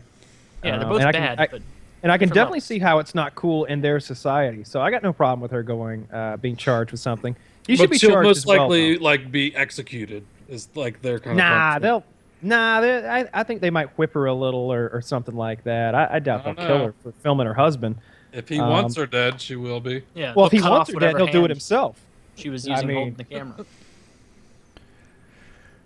So there's an update on this. I translated the Arabic replies on Twitter. I didn't do that. I'm reading about it. And some were very difficult to understand, but the general gist seems to be the husband was wrong for this, but the wife was asking for divorce and imprisonment for defaming the husband's character by releasing the video without permission, betraying her husband. So the gist from the comments is she's asking for imprisonment by defaming her husband. This is the most alarming part. There was a paraphrased extension of many of the comments all rolled into one. A lot of the Saudis commenting believe she deserves punishment for uploading this video. Then there's an edit. It appears as though she will not be imprisoned as she was merely sued by her husband, and he will be the one facing charges. This is good news, but it's still disturbing that the mindset of the people is that she was wrong for this. So Kyle, your mindset is disturbing? It just makes sense. It just makes sense. Like if I don't know. I'm sure at one point or another we've all acted in a way that you know we would feel embarrassed or ashamed of after the fact, and we learn from those experiences. Like, I shouldn't have done that. But what you don't want is your significant other, your wife, to film you doing it and then upload it on the internet. Like, she fucked up, not as badly as he did. He's assaulting that lady, but I in their culture, I can definitely see why they're giving her a hard time about this. She definitely did something wrong. I feel like this has happened to me a couple times recently, like where there's this 90-10 situation and the blame and I'm the 10, and a fair amount of people are like, look what you did, you done fucked up, and it's like, all right, maybe a little, can we focus on the 90 here? And yeah, I don't know, I'm kind of like, dude, that maid was probably fearful for her safety. Yeah. Well, from what you said about the results, it looks like people are focusing on the 90 for the most part, aside from like the Twitter verse and those assholes. Like everyone who's not from there is focusing on the 90. Like I still get what Kyle's saying about like I don't like the feel, like that vibe of like the secret recording and then uploading without confronting someone. Like the kind of subversive way where it's like, oh, I caught you doing something and I'm not going to confront you about it. It's going to be a surprise to you and everyone else when this is like... We should be like There's like a television show, the Cheaters Show. That's what it's like. Yeah, but I guess in that culture, there's no way to bring it up to him. Like, so there's in that culture, I'd be interested to know whether what he's doing is how inappropriate what he's doing is. Because like in ours, obviously, it's like, oh, he just fucked up. He's assaulting that woman. He could lose his job over that. He could easily lose his marriage, and she could sue this guy in civil court. Like it could be a whole thing. But in theirs, maybe this isn't a big deal at all. But what she did is a big deal in any culture. I struggle with that because I used to think the same thing as you. Maybe go back 5-10 years. It's like, well, culturally things are just different there, but then it's like, whoa. I disagree with that now. The me of today is like, there is a right and there is a wrong, and you can't allow bullshit to happen just because it's a different culture, right? There is no culture where getting handsy and fucking holding a woman up against the bathroom sink doggy style is okay. Culture, like right and wrong can't be a cultural thing. Yeah, right. And this is a thing that liberals do in particular. Like they just completely accept any culture, even if it's immoral, right? And that's well, that's just what they do. Yeah, they punch women in the face. That's right. What they do. Meanwhile, if they disagree about a tiny part of our culture, it's an emergency. If that woman doesn't cover her hair, we rip the antenna off a car and beat her with it. But hey, some cultures do that, so let's not pass too many judgments. Don't want to seem intolerant. Our culture does stuff too. I mean, maybe those the Saudis are like, yeah, as soon as the baby's born, first thing they do is cut the tip of his dick off. That's the first thing they do over there. As soon as every boy when he's born, cutting his dick. That's the first thing they do. And they could go through a whole thing like that. I'm sure there's plenty of things we do that seem abhorrent and we like a pretty penis. I do. Yeah. I wish I had a choice. I think I was circumcised without my consent. Yeah. So I've seen a lot of penises, and what I've get on noticed, my level. Oh, preach into the level. I'll never achieve what you have. Yes, just too many years of swimming and hockey. Sometimes with the circumcision, I've noticed they don't do a good job. They did a great job on me. I feel like everything's symmetrical. There's no scarring really. Like everything looks good down there. There's no bits still dangling off or anything. But every now and then I see one. You don't know what you're missing in the terms of pleasure, because I think that was the original idea, was like the desensitize. Oh yeah, I wish I could come faster. Yeah, but what I got. But every now and then I see where like the top of the head of the penis is still kind of connected with the to the shaft by like a fold of skin that's just there, and that I don't like. That looks awful. That's no good. But then I see like there's those guys who have like anteater cocks where like they can't when they get an erection, like the foreskin won't even stretch enough for their cock head to go through it, so it'll tear or it'll rip. There's all kinds of issues with that. That could be bad. So I did a series called Mail Monday, and a lot of people would write to me and say that their penis couldn't go through the tip of their foreskin, and that would suck. I'm not like I didn't really know how to handle it, but it was a pretty common Christian. They threw mine away about 29 years ago, so I can't help you. They should let you keep it. I should kept be like, mine. when you become a man, you get it back. But it was like that little piece of skin as a baby ends up being like a pretty substantial amount of skin as an adult that's removed. Really? Like a sheet. I gotta see this. Yeah. Yeah, right? Like if you stretched it all out, it's probably like a sheet, probably like a pretty big amount of skin. That's a lot of nerves and pleasure sensors are in that. Yeah. You ever see removed. where like there'll be you got like one guy who's cut and one who's not cut, and he'll stick his dick inside of the guy's foreskin? No, I have not seen this. Oh yeah, the old tab A into tab B. I do not. We know that. I don't even like visualizing what you just. Taylor's face.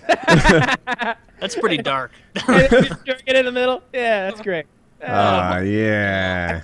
I think Look I've at heard me, that I'm before. circumcised. You're circumcised. I'm circumcised. No. It's like if someone has a long sleeve shirt and you kind of share one sleeve. Exactly what it's like. Oh my god. Yeah, I think they should not do that. I think most people are on that same page. Like, just don't circumcise. If it becomes a problem, get it taken care of. No, but let's not go hacking little bits off people. I'm glad that I got circumcised. If I could go back, I would get circumcised again. But you don't know that. I do it every year. If you lived to a point where you were circumcised, I bet that there's more pleasure in an uncircumcised penis for the penis owner. We've been through this. I don't want to come any faster than currently.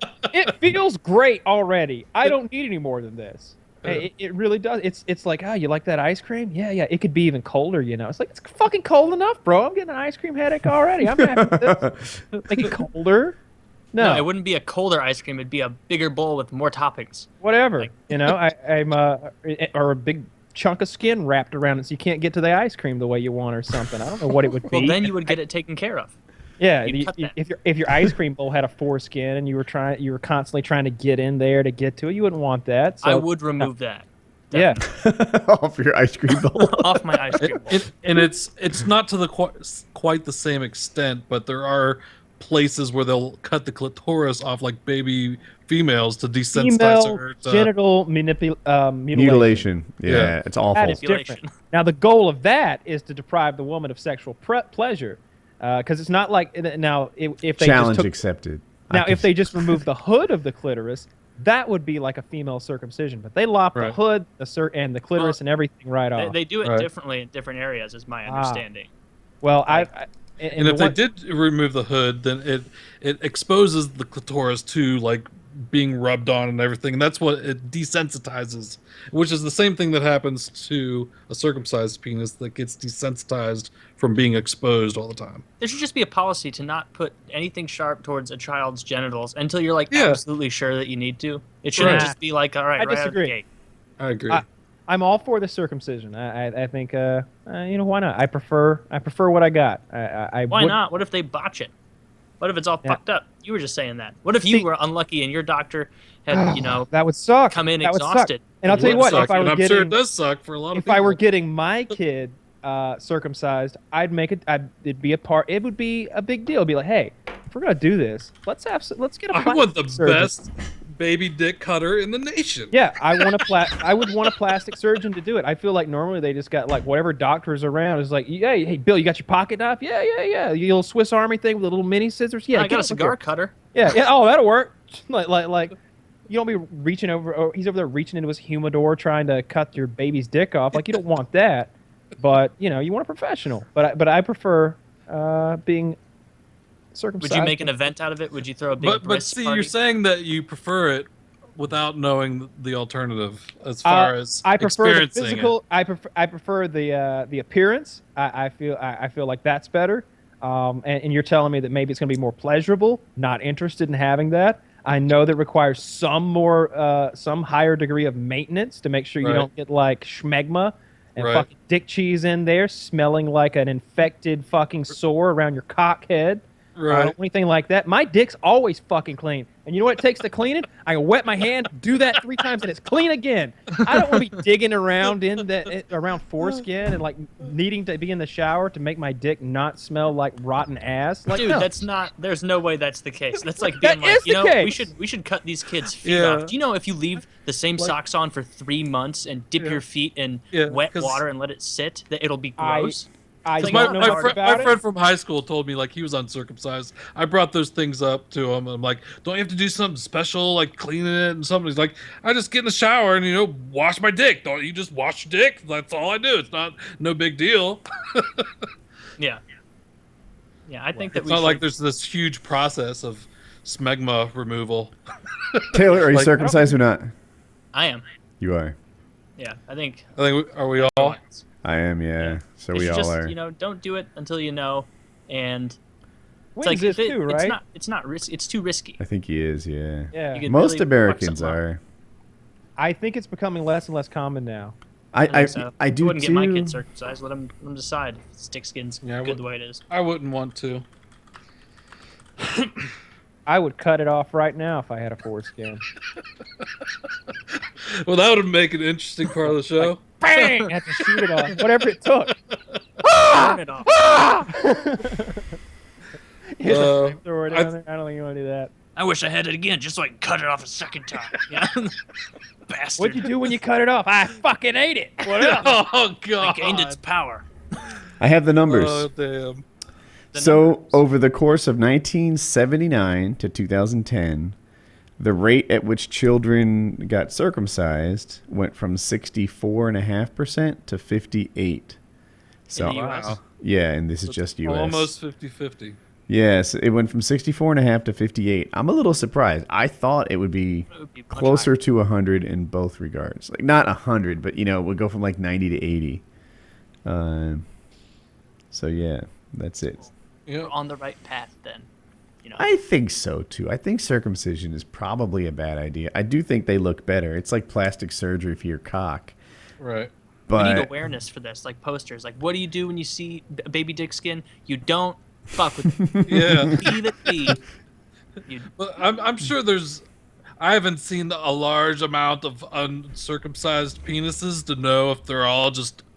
All of them are ugly. Or I've seen a lot of there's cock. If you have any there's questions, there's different vaginas that Woody's our some resident look expert. good straight out of the box. Some might need a little cleaning up. You know. Mm-hmm. So.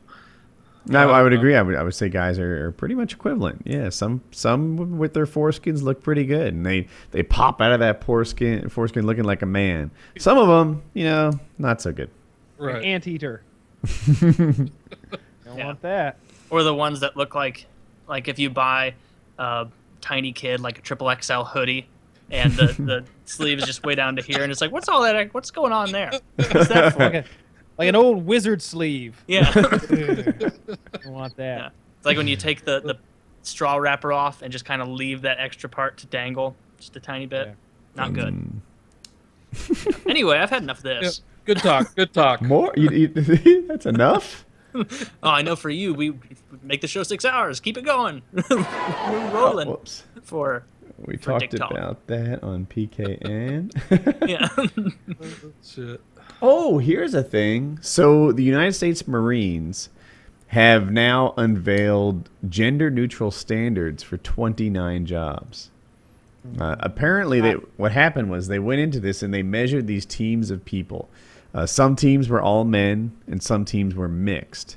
And they went into it thinking that the mixed teams would perform on the same level as the all-men teams. Of course not. Why would they think that? That's what they say in the article. It turns out, this is from the Marine Times, that 100% of the time, the teams with women on them did worse in these tasks. Now that's just sexist. I don't like these facts. They were should be removed. A sexist stopwatch and stuff. On top of that, I forget how many women were in this, but there was... Now are these all physical activity jobs? Because I would think that jobs that don't require physical strength could potentially be on equals with an all-men Okay, team. the jobs were in the They are. following fields: infantry, artillery, combat engineering, tanks and amphibious assault vehicles, ground ordnance, and some close air support roles. So these all seem like things like if you got to take a big shell and load it into a tank. Yeah. A guy is going to do that better than a woman. In some cases, they're very big, heavy, durable vehicles that have almost like the front of a trailer. You have to like pick it up and put it on a hitch. Right. A dude's going to do that better almost 100% Almost of the time. 100% time. And then I forget. I wish I could see how many women there are. Let me see if I can. That whole How thing. is this surprising to anyone?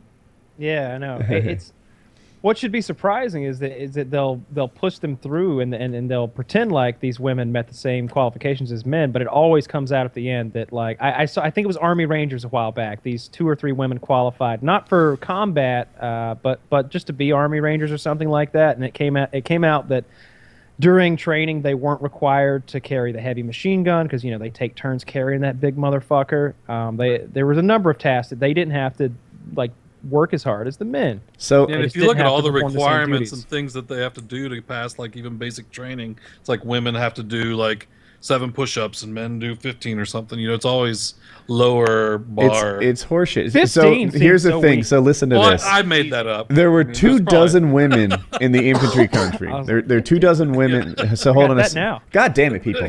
There were 2 dozen women in the infantry company when the experiment began, and all but 2 dropped out due to injury. So 22 out of the 24 women got hurt as they did this. Well, then they Or shouldn't- quit. Yeah, shouldn't be doing that. 100% of the groups with women in it did worse, and as a result out of this thing, they're going to have standards where it doesn't matter what sex you are, and I'm sure that's sexist somehow, but No, I don't that's know. what it should be. It doesn't matter. It shouldn't matter who you are, what you are, or how like where you're born, ethnicity, sex, Yeah. just all the same standard. If you can do the amount of push-ups and carry the shit, go hog wild. Go over there and do what you want to do. But Yeah, Well, I would otherwise it's even. not fair It to should everybody be a else. requirement of, this is what is required to do this task. If you can do this requirement, then you can do the task. It shouldn't be, well, if you can do half of this, what is needed to do the job, you can make it since you're a girl. Yeah, You know, and it's it shouldn't you be still about- can't do the job. It shouldn't be push-ups and sit-ups and stuff because that stuff's body weight, right? Like, Yeah. you need to be able to carry someone else out. So like I like more objective stuff. You can do Yeah. this kind of bench press. You can do this kind of, whatever sandbag drag if you want yeah, to pick simulate. the tallest, biggest guy on your squad or your battalion or whatever, and be like, all right, you Yeah. go limp, and all of you have to carry him. You have to 30 drag yards to him out of safety. the sunroof on a Humvee because you might have to do that. And if you can't, then you're not suitable for this job. Whew. I don't know. I've seen a lot of those. You got to be stout. If a 200-pound man's limp in a Humvee, like getting him out the top would be a serious job.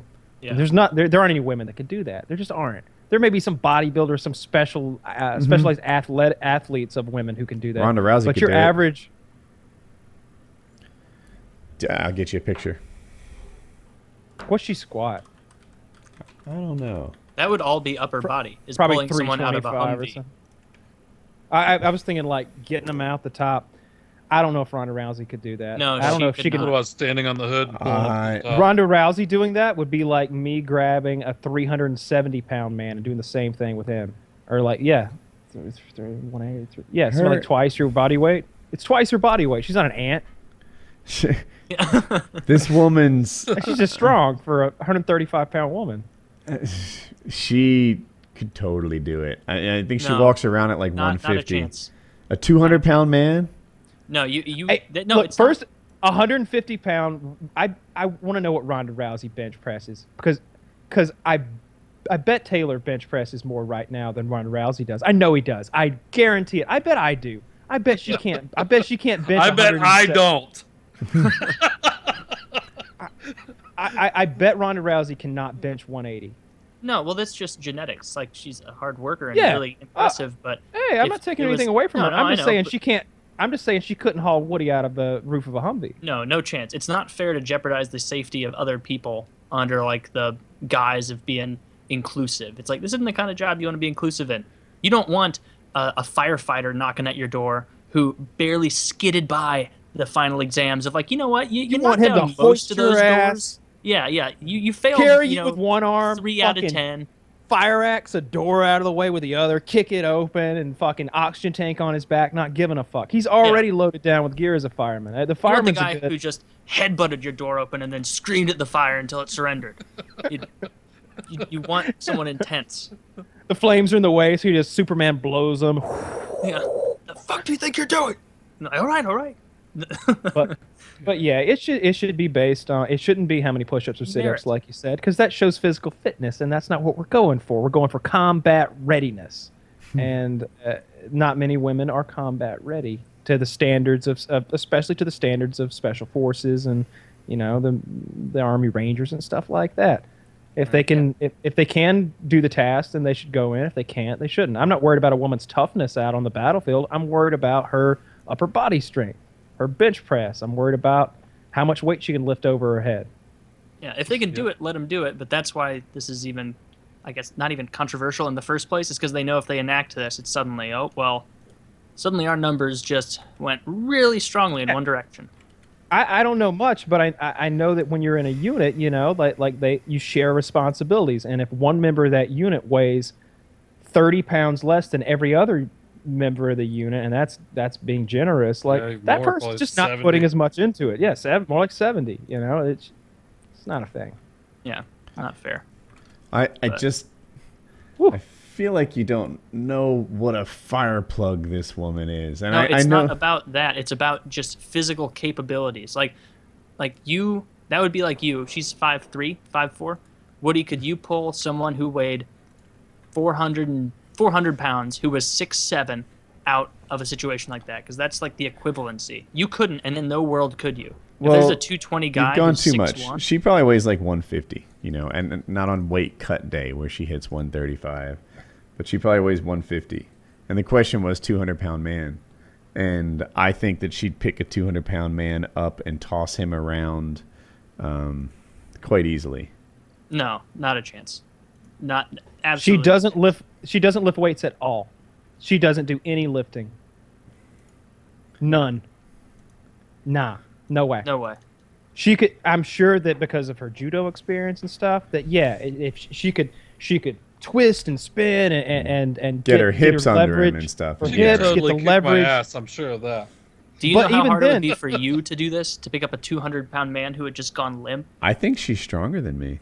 No, not even close. Not her upper body. Like Not you her see her upper- arms, they look nice, but They're aren't even big. huge. They're No, bigger but than just by mine. virtue of the fact that you've had testosterone running through your body for 51 years now. I think my arm. Let's see how big her biceps are. I think that's going to be telling. Let's see how many inches. How big Nice. are Ronda What, Rousey did I miss something? biceps? It's not a smack on her or anything. It's just Oh, I'm not personally offended or anything. no, I know, but Not even that big someone a out there will fan. think it. Like, Oh, I understand. yeah, I thought you it's- were addressing me at first. No. It's just it's not feasible. It would be hard for most fit men to reach into the sunroof of a Humvee and pull another limp man out. And then once he's out, you don't just leave him on top of the Humvee and go, all right, well, get yourself over there. You have to throw him over your shoulder, walk him to safety. That's just not feasible for someone that small. She just, she's so big. Like whenever I see her in a dress or something, I'm just like, oh my God, she's like a sausage in there. She's strong all over. She's very short.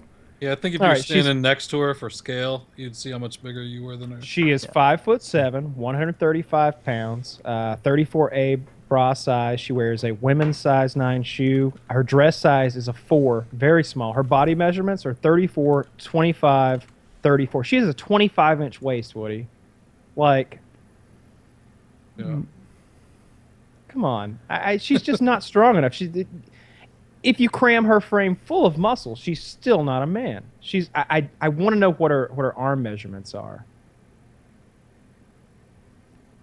Even that wouldn't matter as much because that's not like a direct equivalency to male Yeah, but I muscle. could compare it to myself. Like I could be like, my biceps are 16 inches and hers are only 14 or something. Like I'd like I to see know. what you're saying. Yeah, but it Yeah. looks bigger because you're not On her, 5'7". on her, it looks like she's Vin Diesel coming out of Pitch Black or something with huge biceps. But maybe her arms are really just tiny. Maybe they're just ripped for her frame. Maybe they would look normal on me, or They'd look really short on you. they look really short. My arms are fucking long. Yeah, I mean, in terms of perfect female body, this isn't my version of it. She's a little strong and stout and thick, compared to like. But when it comes to being a Marine, this is about as good as girls get, and I think she'd be the exception. Maybe we'll have to Really? organize a challenge. You have her go through a course. Oh, here you go. Ronda Rousey's biceps are 12 inches. I have no idea how big my biceps That is are. very, very small. How big are yours? 30. Really? I don't know. I don't have a. Yeah, I'm afraid. Like, does mine are anyone actually smaller than know that. what is a good I bet size? mine are somewhere in that range. Let me see if I've got a measuring No. tape. I used to have one. I don't have big biceps. Somebody look up if I'm supposed to flex when I measure or not, because that's Of course. Yeah, I'm pretty. I've seen it done before. Huh. See, Well, I you think I guys. have one. We'll find it.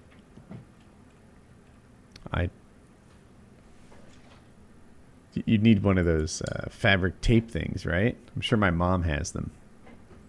So how you doing, Taylor? Doing good. Yeah? Doing good. Trying to look up average bicep sizes. Get some science down. Oh, they both disappeared. I was doing research and they're gone. Oh, are they actually both going to get to get measuring? Yeah? Yeah, and you are supposed to flex. All right. I have not lifted a weight since paintball, and my biceps are 15 inches. No, All you are right? supposed to flex, Kyle. About 15 and a half then. Yeah, it's Let's see. Or the picture on like WikiHow, the guy's flexing. So I assume. Yeah. And it would be 15. hard for you to pull a guy out of a Humvee. Very hard. I don't think I could. Ronda Rousey's biceps are this big. Well, you can't fold it over. You shrunk them. You gotta tuck All it right, down. let me find it on my arm. You're letting that'll it go be better. flaccid. All right, there you go. Ronda Rousey's bicep is the same as my forearm. My forearm is 12 inches. In fairness, that's his masturbation arm. No, this is Things lefty. built like a brick shit house. I can't flex properly. There's just no way that like I mean I'm sure her muscles are more dense than mine, and like each inch of muscle is more effective, but not by 33%. So you think you could beat her in arm wrestling? I'm gonna go check this. No, probably not. I don't think that. Okay. I don't know. Or leverage and I don't know. You got a longer arm. I imagine you'd be on top and you're just like on her. Yeah, I bet her arm's only like this. On the other, I just feel like she'd do something clever. Like she'd just, even if she's never done it before, all her judo and MMA experience would somehow translate a little bit into arm wrestling technique. Maybe I'm blowing her up in my surprised. head. Yeah, I certainly wouldn't. I would be afraid to bet on myself arm wrestling Ronda Rousey. She's probably stronger at that exercise than me. It just seems like it's something she does a lot with the grappling and stuff. But right, her grip is probably insane. Yeah, that's so the thing. There's just not. She's a real specimen, but she's just not. She's a girl. So I've seen her throw like average dudes like that were just going in there to see how they would face up. I think they were like a reporter or something, and she like hurt him, flipped him over, knocked the breath out of him. You know like, what? In an instant. I've seen her do that too, right? But I've only seen her do it against reporters who kind of took it as a joke. Like, I'm in here, don't hurt me, etc., etc. And then she grabs them and flips them, and they don't get up for like some extended period of time. I would like to see her go up against a guy who's untrained but trying, or at least play trying or something. These guys are acting engine. Guys getting a little bit low, making her work for it. These guys are standing up, and she's not throwing them. She's not like the Hulk, like grabbing them and like and manipulating their body weight. It uses their own body weight to throw them around. For her. I remember. I think the first day I met Joe Lozon, I rolled with him in the octagon. He had his way with me. But I was trying, I kept pummeling for grips. I kept doing this. It turns out I learned later, he had a particular throw that he wanted to land on me, but he had to change his plan because I was trying. I'd like to see an average person go in there against Ronda and just give it a go. It doesn't even have to be, I'm not looking for punches thrown. Just at least defend the takedown. Don't be a dummy. Don't be line it up. I'll fight her. Yeah. Get some Wicked. I would be afraid of offending her in some way during the fight. Because it's not a real fight until she decides it is. Right? Yeah. I remember Joe Lozon's brother, his name's Danny, and I rolled with him. And beforehand, I was like, that like this is just exercise, right? He's like, yeah, I won't hurt you. He hurt me. It sucked. It was awful. Like I've just had friends that were like black belts in karate. Like, let me show you something, and what they did fucking hurt. It's like, dude, I can't just pretend. I wanted to really show you. Danny got full mount on me, and then I guess when you usually have mount on a guy, you like look for an arm or a submission or whatever. He came down like this, but with his elbows like next to my head, and elbowed me here, and oh my god, it was like half a tennis ball was swollen out of it. Like even there's UFC fighters all training there and shit, and they're like, oh wow, that you better ice that. Are you okay? And the fact that they're like that is like this is not an everyday thing around here. Like Danny fucked me up. He knew he could just take advantage of you. He could have done anything he wanted to me. Yeah, Is that an invitation? It really doesn't matter if he's invited or not in this scenario. I like Danny. I'm glad he likes me. Because if he didn't, anything could happen. He might fuck you. Anything, really. He could. He could, Anything Danny. he wants. Dude, Danny's a bad motherfucker. Joe's told us a couple stories about it. It's Dude, yeah. I like the family function fights that they get into. Like, do you remember? Everyone here knows this story. I tend to retell things, but in Fast Forward, Danny was acting like a bit of a jackass. Joe's father was like, "Get him, Joe." And they like go into the house, put mouth guards and MMA garb on, and fight like in the backyard. Yeah. And Joe had one rule. He's like, "We're gonna do this once, and after that, we stop." And Joe beat him. And then Danny kept acting a fool and kept saying, that one didn't count, etc. And Joe was like, "Look, I told you once, that's it." And then Joe's dad is like, "Get him again." And he did. Get him. Yeah. Till he learns. Yeah. And then that time, one would presume that Danny realized. And and there was a thing too. I guess Joe had fought just recently, so he was like a week out of his fight. He was in like fight shape and ready to go, and Danny was not. So Joe had at that time it was maybe more lopsided than it would be on a random day. But Joe got him good twice. Yeah. They never fought again? I can't. I don't know. I'm sure they did. Yeah, they're brothers. They train together, so sometimes, and they must know who's who. I don't know. It's cool though. Yeah, Joe speaks really highly of Danny, as if Danny might win, but Joe's had a much better career. And I talked to people Joe trains with, and they said Joe would win. So I don't know what to make of it. Danny's bigger. Well, Joe's quite a bit older, right? I'm just not sure how much older. I could look it up. Like at least 3 or 4 years, which not as far as like, he's in a better shape necessarily. Just he's got a lot more experience, I would think.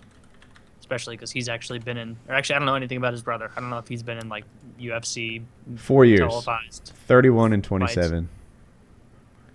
And 31 and 27. So he's older. I think once you get to a certain point, you've experienced as much as you can experience, and like natural talent and abilities that natural ability is more of a dominant factor than experience. Yeah, before I met Joe, and specifically, I went to watch Joe fight in Japan. And during that time, especially like in Japan, some of the people that regularly came with him didn't. So I was like closer to the fight. Like he didn't like. I hung out with him all trip long, and I was there during the weight cut process and like the whole thing. Anyway, because of that, I saw him in his underwear a lot. Nice. Yeah, I have not seen his cock. For those of you wondering, I'll work on it. But I saw him in his underwear a lot. Now, when I became a fan of his, I'd only seen him on TV, and I thought that he was like the super version of me. Like I was a pretty good athlete at one time, and it was like, hypothetically, if you had devoted all your efforts into like going the athletic route and turning yourself into the super you, etc., you'd be Joe Lozon. Right? Like I was pretty athletic. So what would I have been had I focused on that instead of like IT? Right. And I thought the answer was Joe. But now that I've seen him in his underwear so much, no. Just keep stressing that point. He's a professional athlete. He's not like us. He is at a stage that I think that most people just can't get to. Yeah. And I was almost disappointed. It was like, yeah, because he has a comp sci major. I don't know if you knew that. He has a 4-year degree in comp sci, and it was like, yeah, he's like me, but I went towards the comp sci and he went towards the athletes and whatever. But when you see him up close and in person and stuff, you realize he's not. Yeah, it's like, yep, I couldn't be that. Yeah, he just never like that. These pro football players, man, some of them look like action figures. Yeah. Mm-hmm. Yeah, they're crazy fit. The wide receivers in particular impress me. And even some of like the big linemen who like don't look like the chiseled action figure. Like you see them walking around normal people, and they've got that big belly, but like their arms, they look like, remember like when the cave troll in Lord of the Rings bursts through that door and it's just like not in good shape, but a hulking behemoth. That's what those guys look like, just arms hanging down, just the size of your fucking head. It's ludicrous. And you think like maybe some aspect of athletics you can beat them, and then you realize that they can run faster than you as well, even though they're wearing like a pregnancy belt. There was some documentary, I think it's on Netflix, about Bo Jackson. Mm-hmm. I don't know if you guys seen that, but just talked about his don't know Bo. His natural talents of just naturally dominating, Standing. He didn't spend a lot of time. He was standing above his thighs in water, and from that position, standing thigh deep in water, he did a standing backflip. Yeah. Just little stuff like that, like jumping over cars and throwing rocks so hard. They would have crabapple fights in his neighborhood as kids.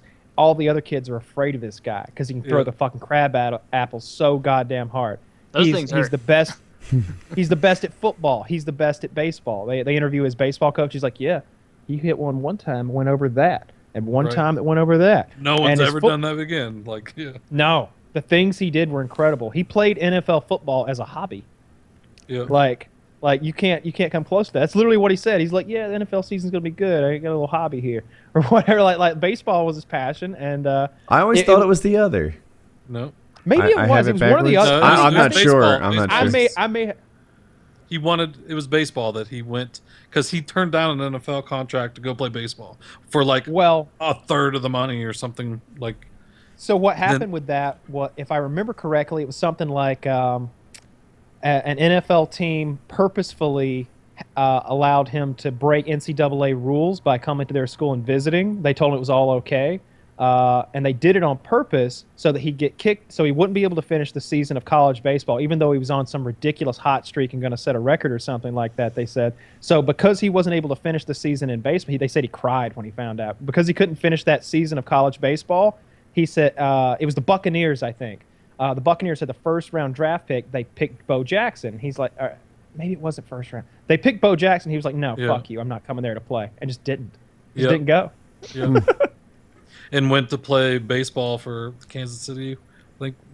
And football for the Raiders, if I remember correctly. He was an incredible athlete. If you want to see a really, really good ESPN thing, it's You Don't Know Bo. Yeah, I watched that on Netflix. Is that one of those, like 30 for 30s? It's maybe... Dude, I don't remember if it's part of that. I don't know if it's either. But if it says 30 for 30, in my experience so far...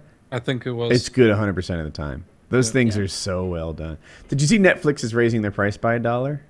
$1. $9.99. But I've already canceled. That's only for new subscribers, though. Like, it's grandfathered in the old price. Oh, that's very nice of them. I'm fine with that. It seems like they are definitely stepping their game up with the tentpole series, things like Daredevil, all the Marvel stuff. And I love that it's all released at once, so you can binge watch the whole thing. Of course. The only way to watch. Netflix stock went up 6% today on the announcement. Wow. That's a lot for one day. But how many new subscribers are they getting like a month? I don't even know. I don't know. I feel like though it's still spreading. Like everyone's gonna have Netflix at some point. The only one that competes with it in my head is Amazon Prime. Yeah, it's been out for so long. It seems like they should have saturated the market by now. I don't know. Hulu has commercials and fuck Hulu. It does. So, it's like made for TV though. You get a lot better, like newer TV out of Hulu than you do out of Netflix. Yeah, I've got Hulu Plus now. I think it's cost me $7 a month or something like that, and I got it strictly for South Park originally. But then I started seeing all the other stuff that was on there, and like you're getting South Park and Family Guy and The Simpsons as soon as it comes out.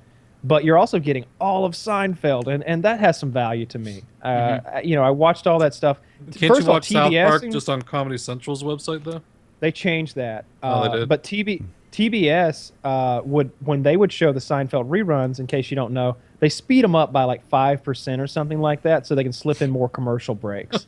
So I did hear that. Even so if you want to see Seinfeld the way it's meant to be seen and see the little, as the credits are rolling at the end, there's always another little scene there where they get, a couple more jokes in. If you want that, like, it's worth it. $7 a month, and I've been watching Seinfeld for the last couple days, just letting it roll. And have you watched Seinfeld interviews lately?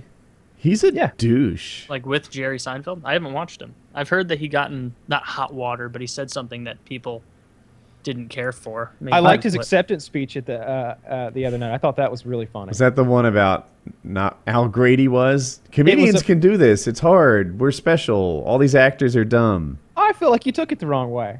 It was very tongue-in-cheek. Being sarcastic? Yeah. His whole thing up there was like, awards are stupid. Like this whole thing is stupid. We all just showed up here and put on a big show just to kiss each other's asses. Like, this is stupid. This whole thing is dumb. I felt like he was making fun of the award to begin. He was, and you know, there's a couple more comics on stage. He's like, you see Chris Rock and whoever the other guy was, like, they don't want to be here. We're here because of HBO took care of us and blah blah blah. He was just honest. I thought I liked it.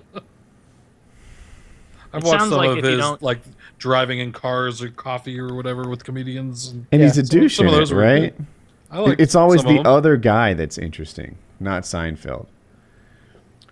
I mean, he's said some funny stuff in some of the ones I've seen. I just don't like his stand-up comedy that much. Like, Seinfeld is probably arguably the best comedy series of all time, but his stand-up just does not resonate with me. Like, have you watched a full set? From the old, yeah. Well, you got to think like his comedies, his best comedy sets, I think, were late '80s, early '90s, when all that observational humor was kind of new. I mean, there were people doing it, but he had a whole fresh take on it. His delivery might just be played out already. I think it's just played out. He's not a 21st century comic, not a 21st century stand-up comic, maybe, but he's made so much goddamn money. I don't think he gives a shit. That's I find that interesting. So I know he was executive producer and star and all that stuff of his show. I think he was a writer. I guess he wrote some because it's based on his comedy. But he wasn't the one coming up with the episodes, the funny story arcs and that stuff. There's a female writer that she was responsible for a lot of that. And that Larry David did the most of it, right? What I was saying was, I know that he wasn't just an actor, but he is so wealthy that aspect of him has become interesting to me. Like, I think, what did he get, $100 million for the Hulu deal? Does that sound right? It was something stupid like huge. I don't know. I think he's the right guy's $1 billion. He's worth $1 billion, you think? Right at it. It was $800 million like a year or two ago. We looked this up a while ago, and he's richer than any other comedian. He's like richer than Beyonce or Jay-Z. Yeah. This guy's threatening billionaire status. And I find that, like, is even though I don't think Seinfeld's particularly interesting, and if his comedy's not particularly good, and if you listen to him interviewed, you'll say, this guy's kind of a douche. Like, you wouldn't want to know him or be his friend or anything. But he's nearly a billionaire, and that is rare. He definitely sold himself well. You'd be his friend as a billionaire. Yeah, that'd be cool. He's a billionaire. I'd be friends with any billionaire. Like, they could be like, hey, I just got back from my black rhino hunting trip. Got the last of them. High five. Like, you bet, buddy. You bet. Like, up here. You want to go make fun of orphans later again? Absolutely. Absolutely. As long as I could be part Can of we your spit on him? Can we demented spit on posse. him? Yeah. That's funny. I heard that Minecraft dude is like lonely and was complaining on Twitter or something that money's not everything, and I don't know, like, real friends and relationships and blah blah blah. Yeah, we talked about that money. On the survival trip PKA, and there were different opinions on who gave a shit. Like, some people would be like, dude, you've got so much money, you have no sympathy, and I get that, right? Because and I said this before, most people every single day is a struggle to get more money. Right, that's it. They need money. They need their stuff. They need pay their bills, etc. They're not meeting the lifestyle that they wish they had, etc. But I do. He got divorced, over that thing, and I think that's usually a really rough process for people. The worst part would be not knowing who to trust. Who's there because they like you? Who's there because they want to take part in this $1 billion or whatever? I mean, heck, haven't you had some taste of that on YouTube? Oh yeah, definitely. The people that'll be like, oh hey, try to be buddy, and oh here, will you do this for me? Like almost immediately type thing, and you could tell who's genuinely interested in hanging out with you as a person, and who's eventually interested just because they want you to promote them. You can hardly tell. Like, sometimes it's the long con. You know, Right. like I like Those this are the guy. hard ones. And that's a thing, and I imagine Notch gets that time 100 times more than someone like us would, and I could see why he'd be unhappy even though he's rich. All his ex coworkers hate him. That was part of the tweet. He's like, I worked so hard to make sure they get taken care of, and now they all hate me. They probably hate don't. him? What did he do? My Sold guess his is that company to Microsoft. yeah, Notch became a billionaire, and the rest of them are still working for a living. I'm guessing that's their complaint. These billionaires are all so stupid, if you ask me. If you gave me $1 billion, I just fucking leave. I'd get that money somewhere where you can't tax me anymore, Uncle Sam, and I'd fucking go wherever I wanted to. I'd jet set forever, and I wouldn't be worried about those people who used to work at my office. I'd be making new friends every single week on a different continent, and we'd be killing it on the town, like on my yacht, now on my plane, now on my yacht plane that I had built. The SS Whatever. Minecraft money. Yeah, SS Minecraft fucking money. It'd be 500 feet long. It'd be a replica of the fucking Titanic. Because I'm a billionaire.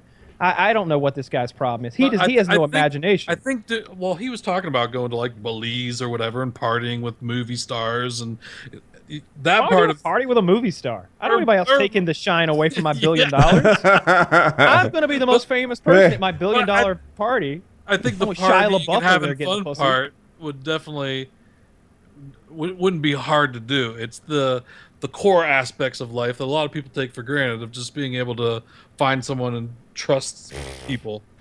Nah, fuck all that. I'd hire myself a director of fun. That's what this dude's fucking job would be. And his old job would have been something like running a nightclub or like a travel sort of thing. And he was like hooking people up with cool trips. And his whole job would be to find cool shit for me to do next month.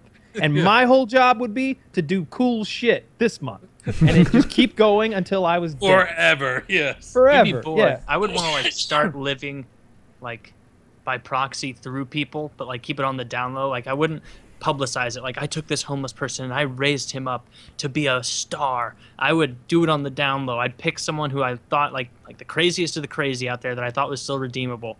Build him up on the down low. First, it's a viral video. Who knows how that came about? Maybe my $1 billion helped. Next thing you know, he's on Ellen. Everybody's laughing at his jokes and, oh, this guy's really relatable. He's likable. I like, Trash Can Steve.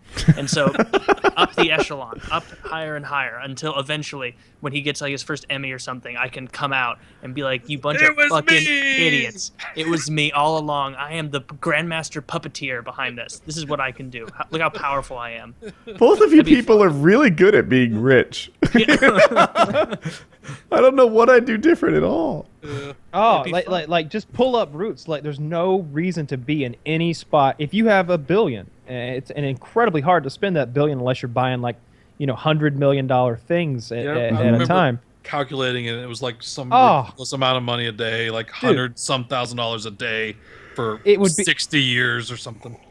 I'm a big fan of that website VRBO, the vacationrentalsbyowner.com, where you can get yourself into like, a $2 million house for like $2,000 a night, and maybe you and a dozen friends have a bash there over a 3-day weekend or something like that. And for $15,000, it comes out not that bad to get a mansion for the weekend or whatever. Well, if you've got $1 billion, then all of a sudden you can have a mansion everywhere you stop. No matter where you are, you can be like, all right, that's my Tennessee mansion, Georgia mansion, South Carolina mansion. Wherever you are, you're going to be in a mansion. You're going to be driving a supercar. You're going to have any number of gorgeous, perfect women. We always talk about how like we hang these movie stars too highly, but where they're women just as beautiful, if not more so, at every college.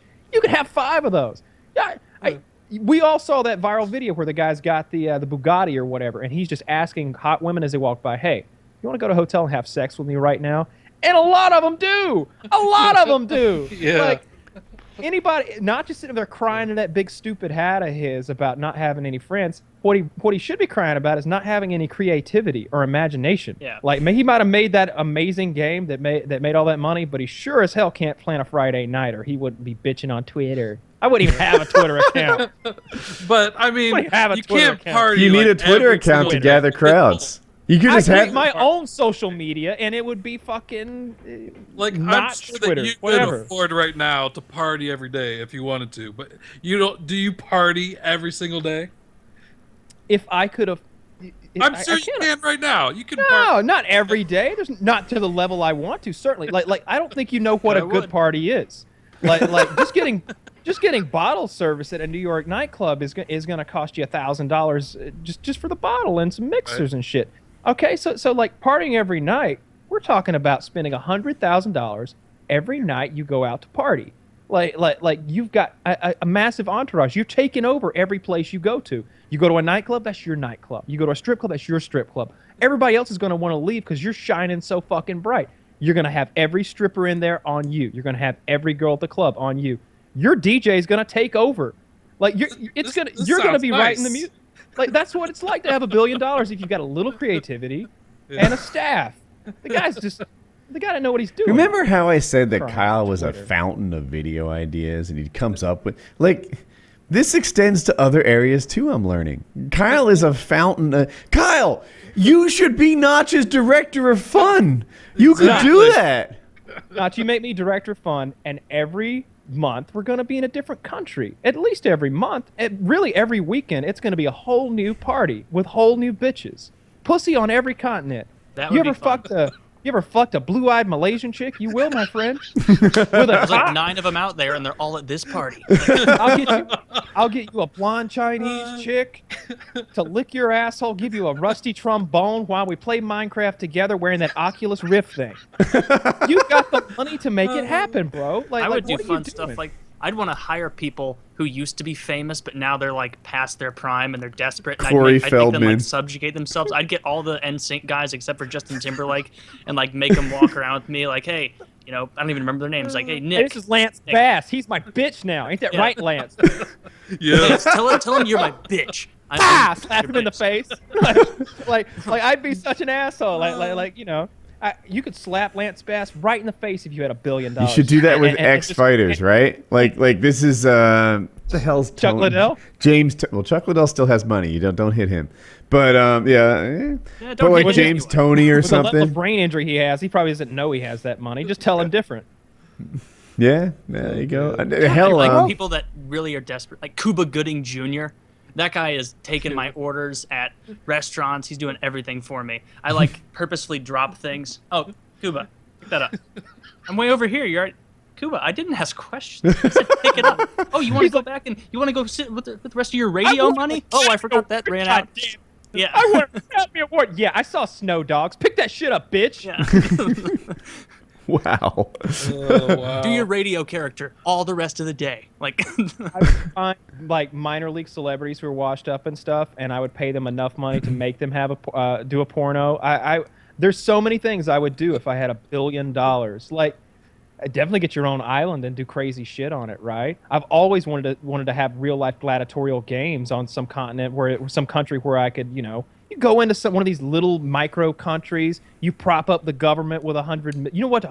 They said that 150 million that were given to Iran. No, it's 150 billion were given to Iran with that whole nuclear deal. They said that equated to like 5 to 6 trillion in their economy. Can I interrupt? Yeah. I'm told we're not actually giving them money. We're lifting sanctions that's worth that much to them. Fair enough. Okay. But if the conversion rate is 150 to 5 or 6 trillion, I bet you could go to some country that's even worse off than Iran. You could prop that government up, get my gladiatorial games started. All of a sudden, I'm live streaming fights to the death every Friday night. Now I'm worth $2 billion. And I'd find out about like African strife over there. When you get to $2 billion, like there are people getting fucked to death at your parties. Like it's just madness. If I ever get $1 billion, I'm gonna go to Kyle's house and we're gonna just have about a month of brainstorming. Just coming up with nonsense and wacky things that'll really be upsetting to a lot of people. Yeah, this is quite the bucket list. I mean, we're going to pay the Russians to go up in we're going to space. We're going to the International Space Station.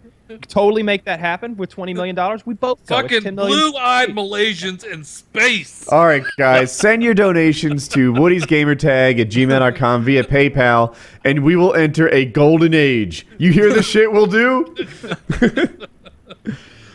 Oh wow! So when I hear on a global scale with $1 billion, you could like buy 2 shitty African countries that aren't worth anything, just buy them wholesale, and then make them, as long as they hate each other, they have little rivalries over there, and then make them into one country. Watch it unfold, or sell them both to another adjacent country where it's like, like I signed the deed. I now own the People's Democratic Republic of the Congo, and now you belong to, pull a ball out of like one of those things. Oh, France. Have fun, France, taking care of this. Like, that'd be great.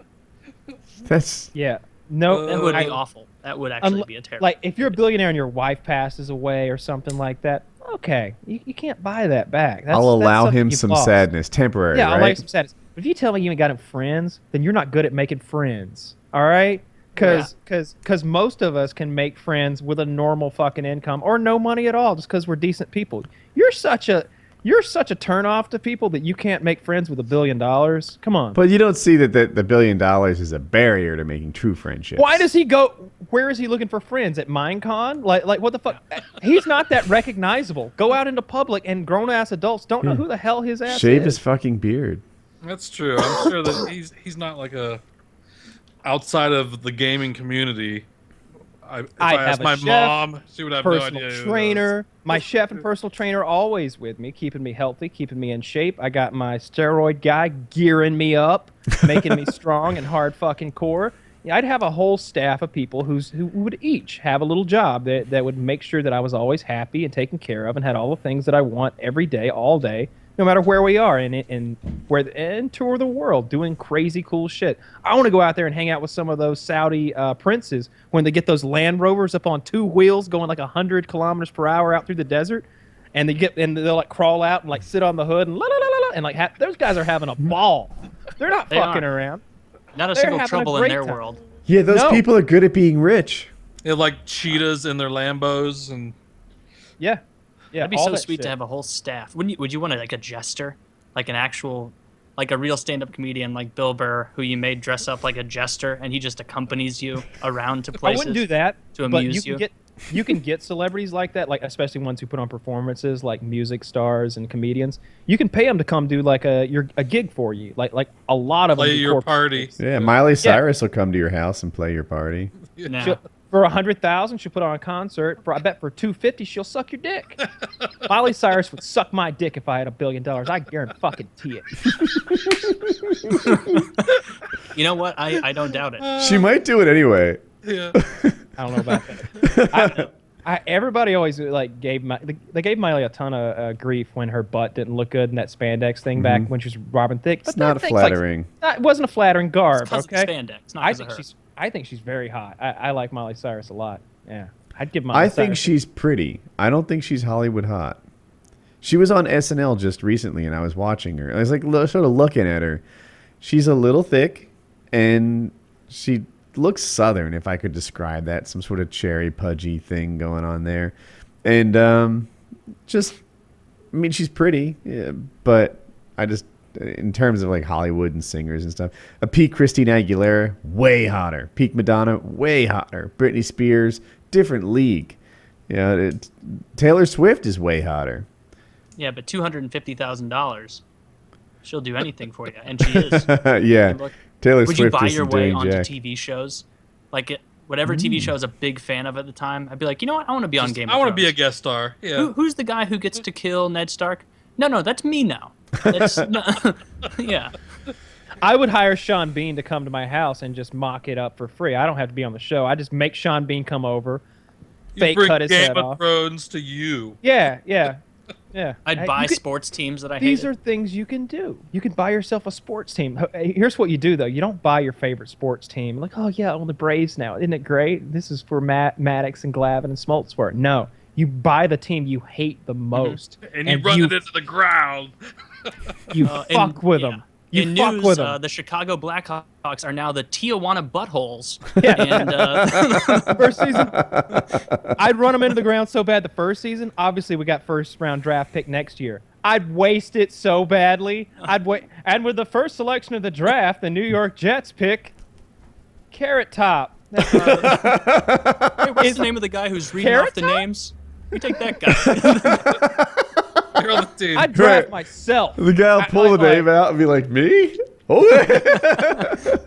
There's really No no habla limit. inglés. Like, There's no limit to what you can do. I mean, you can You could buy the companies you like, buy the companies you hate. If you've got enough money, you can do anything you want. Or you can just be senseless and have the rest of your life. You know, they always say you can't play forever. Life isn't a big party. Life isn't a big party. You can't live it that way. It could be. It could be if you wanted to be. It could be like Caligula. There could be donkey fucking and fucking orgies and fucking people's wives and all kinds of hardcore crazy shit. The sky's the limit. The sky isn't even the limit when you got $1 billion. Space. You can go to space. Space is the limit, and you can go there. I don't know why. Even a limit. So whenever I see Notch like boo-hooing about like not having any real friends or whatever, it's like, well, you should have been maybe made a real friend before you made that money, first of all. But second of all, now that you got that money, it's pretty easy, dude. Like don't go around flashing the fact that you're a billionaire and you might meet a new person who genuinely likes you. Or just don't give a fuck. Who cares if they like you or not? Just pay them to like you, and it's just the same. It's just as good. Notch, if you're watching From your point of $1 view, million, it'll be the same. There's great actors out there that are willing to work for money. Notch, if you're watching $1 million a year from me, and I'll be your senior social advisor to make it so that you will have friends. You'll have so many you don't even know what to fucking do. $1 million a year, I'll help you out. I do it for for less than that, but I do want to be paid in euros. I think we could make this thing happen. Just travel around the world with some billionaire, coming up with great ideas for them to do. That'd be a fun job, right? That would be an awesome job. We go join like we become mercenaries, go somewhere and get into like a battle with real guns and stuff. We go fight in a war, but we'd have a bunch of. I would not want to fight in a war. You don't want to fight in a war? I would. No. If I wanted to fight in a war, I would have joined the military. You can give a bad name to products. You could do that with a lot less than $1 million. No, you can't. So what you described is signing up for a 2-year commitment where they order you around and send you wherever the fuck they want to. What I'm talking about is paying to be guided onto a battlefield, letting you do whatever you want, and then going home the next day. or even better, like going to like some paradise the next day. I'm telling you, anybody who's crying with $1 billion is just an asshole. Like, he's just an asshole. He'd be crying if he had no money. He's just a crybaby. No reason to cry. You got $1 billion about anything unless you lost a loved one. Even if your dog dies. If your dog died, you could clone it, you piece of shit. Stop crying. You could like outfit ISIS in things that you don't like. Like I'd airdrop huge crates of Nutella and Chicago Cubs gear, and so every single picture of them committing an atrocity, they've got like a Cubs hat on and a spoonful of Nutella, and all the idiots on the internet would be like, "Oh, I thought Nutella was a good company, but they're assisting terrorists." I would defame mustard in the same way. Yeah. I'm gonna get mustard shut down as a Send him condiment. 50,000 Tom Brady jerseys. Yeah. That'd be excellent. So just like Wings Redemption said, don't give me that school zone bullshit. Don't give me that billionaire crybaby bullshit, because that's just not happening, dude. I mean, you got $1 million and you're crying, I believe you. Hell, at $1 million, you got more problems than you had when you only had 100,000. I bet. But when you get to $1 billion, all those problems have vanished long ago, and you're just being an asshole now, and an uncreative one at that. I mean, come on. Yeah, you're a real piece of shit if you're complaining and you're a billionaire. Like, I don't care what really happened. Like, if your whole family was killed, like in some tragic accident, that's really awful. But if it's just because you don't have friends and you're gonna pull some weepy horse shit of nobody likes me for me, yeah, no shit. Like, you're probably not fun. Yeah. By the sounds of this, people are gonna look at their Twitter and be like, "What a douche! This guy's $1 billion and he's complaining about not having friends." Like, spend less time. Actually, I don't even know wonder what he spends his day doing, other than crying on Twitter. Tweeting, reading Twitter comments. These people, I should just buy Twitter. These people are so mean on there. I'll block them all. Shut it down. Yeah. He's probably actually a nice guy. I'm being a dick.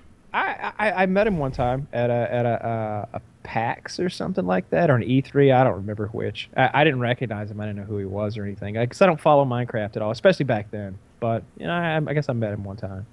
I've never met him. I've been in the same room with him, but I don't think I ever spoke to him or anything. He was I didn't know what Minecraft was at the time. This has been about 4 or 5 years ago, I guess. But a lot of the people did. Kitty was like, "Oh, that's Notch, that's Notch." And I'm like, what the fuck's a notch? I don't care. Yeah, I was a speaker at Minecon, Yeah. and there's a VIP room and stuff, and there are a lot of people that, like, Captain Sparkles was there, and Notch was there, and I don't know who else. People were there. Oh, Sky does Minecraft. I went and hung out with him, but I don't know Notch. Yeah, once you get that $1 billion, you can get them leather pants, get yourself a nice cocaine habit, get a couple Lambos. You do whatever I'm you gonna get want. silk pants first thing. Some nice silk. What are silk pants? Can I take this? Isn't that like pajamas? All right, You so can Take it feel away. this. I don't really quite know what they are. Where the silk right. is. So, I'm sure we've all worn a pair of like dress slacks, like you would wear with a suit and jacket, right? Mm-hmm. And on the insides, the lining is smooth, right? It's some sort of silk rayon type material. Yeah. That's what Wings has been referring to for the last 4 years or whatever. Those are his silk pants. They're dress slacks, and the inner lining is a smooth rayon mix or something like that. Wings doesn't have any silk pants. Okay, Wings just doesn't know what slacks are. Are you sure? I've been picturing him walking around like a genie in his pants this whole time. I have seen the silk pants. They are dress slacks. They're just I black. think that I have had actual pants or pajama pants that were silk. I saw a guy that had some pants that were made out of like Egyptian linen or something like that. They were like white and like super light and soft, and those were those were cool. But Wings would always tell me those silk pants. I didn't understand what he meant until I came here and I saw some silk pants. I've They're had dress slacks. I've had Dress silk pants. boxers. Silk boxers. If you never had those, are pretty much arousing. Now, I had them when I was young too, and it was like, fuck, like these boxers are too comfortable. Like at least a 600% increase in daily boners. yeah, throughout the day. like all day. It's just like this. Just walking feels glorious. This is getting to be a problem in high school.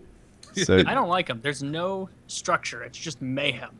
Yeah. Everything goes where it wants. There's no No law support. down there. For my money, nothing beats MeUndies. MeUndies.com, folks. They're made with Modal, I think, which is made from birchwood trees and is twice as soft as cotton. dude, It's so absorbent. It's wonderful. When MeUndies advertised on the show, I was actually just wearing them for the first time. I didn't know it yet, but Jackie had a very positive response to them. You talked about how well they fit and how they took your junk and really put it on a stage. Made your butt look good too, I'm sure. That played out well for me. That was outstanding. MeUndies, if you're listening, send more pairs. I could always very thin. Use more attention. It's thin and it's like clingy, so it really doesn't like. I don't know when I wear normal boxers, your bulge is kind of a bulge there, but with this, it's like, oh, there's your dick and balls, yeah, right there. Yeah, we left them on. She was a huge fan, and it was a big win for me. Yeah, I really am a fan. I was telling Chiz before the show, I was like, could you get us some more? Yeah. Because like, I want some more of those, and my girlfriend wants some too because they make panties. That was like one of their selling things was that you and your girl could have matching underwear, that you could get the boxer briefs or whatever, and she could get the panties. And I want the panties. For her. For her. Yeah. Yeah, they're a win. So which did you guys have? The boxer brief, trunk, or men's brief? Boxer briefs. Boxer brief, I think, yeah. So, but tonight's sponsor is Audible. Audible.com/PKA. There is no one who comes close to them. They dominate this field, and they have tech no one else has. So that's absolutely true. Check them out. You want to call the show there? I think so. It's almost 2 a.m. I gotta 4+ hours. Yes, thank you, Wicked, for coming on. No problem. Yeah, thanks for coming, man. Yeah, Thanks for having me. Pleasure. That was fun. I want to had some laughs. I want to talk more YouTube, but I'll let it go. It's about 2 a.m. All right, good night, all. Episode 251. All right. I hope you enjoyed it. Take it easy.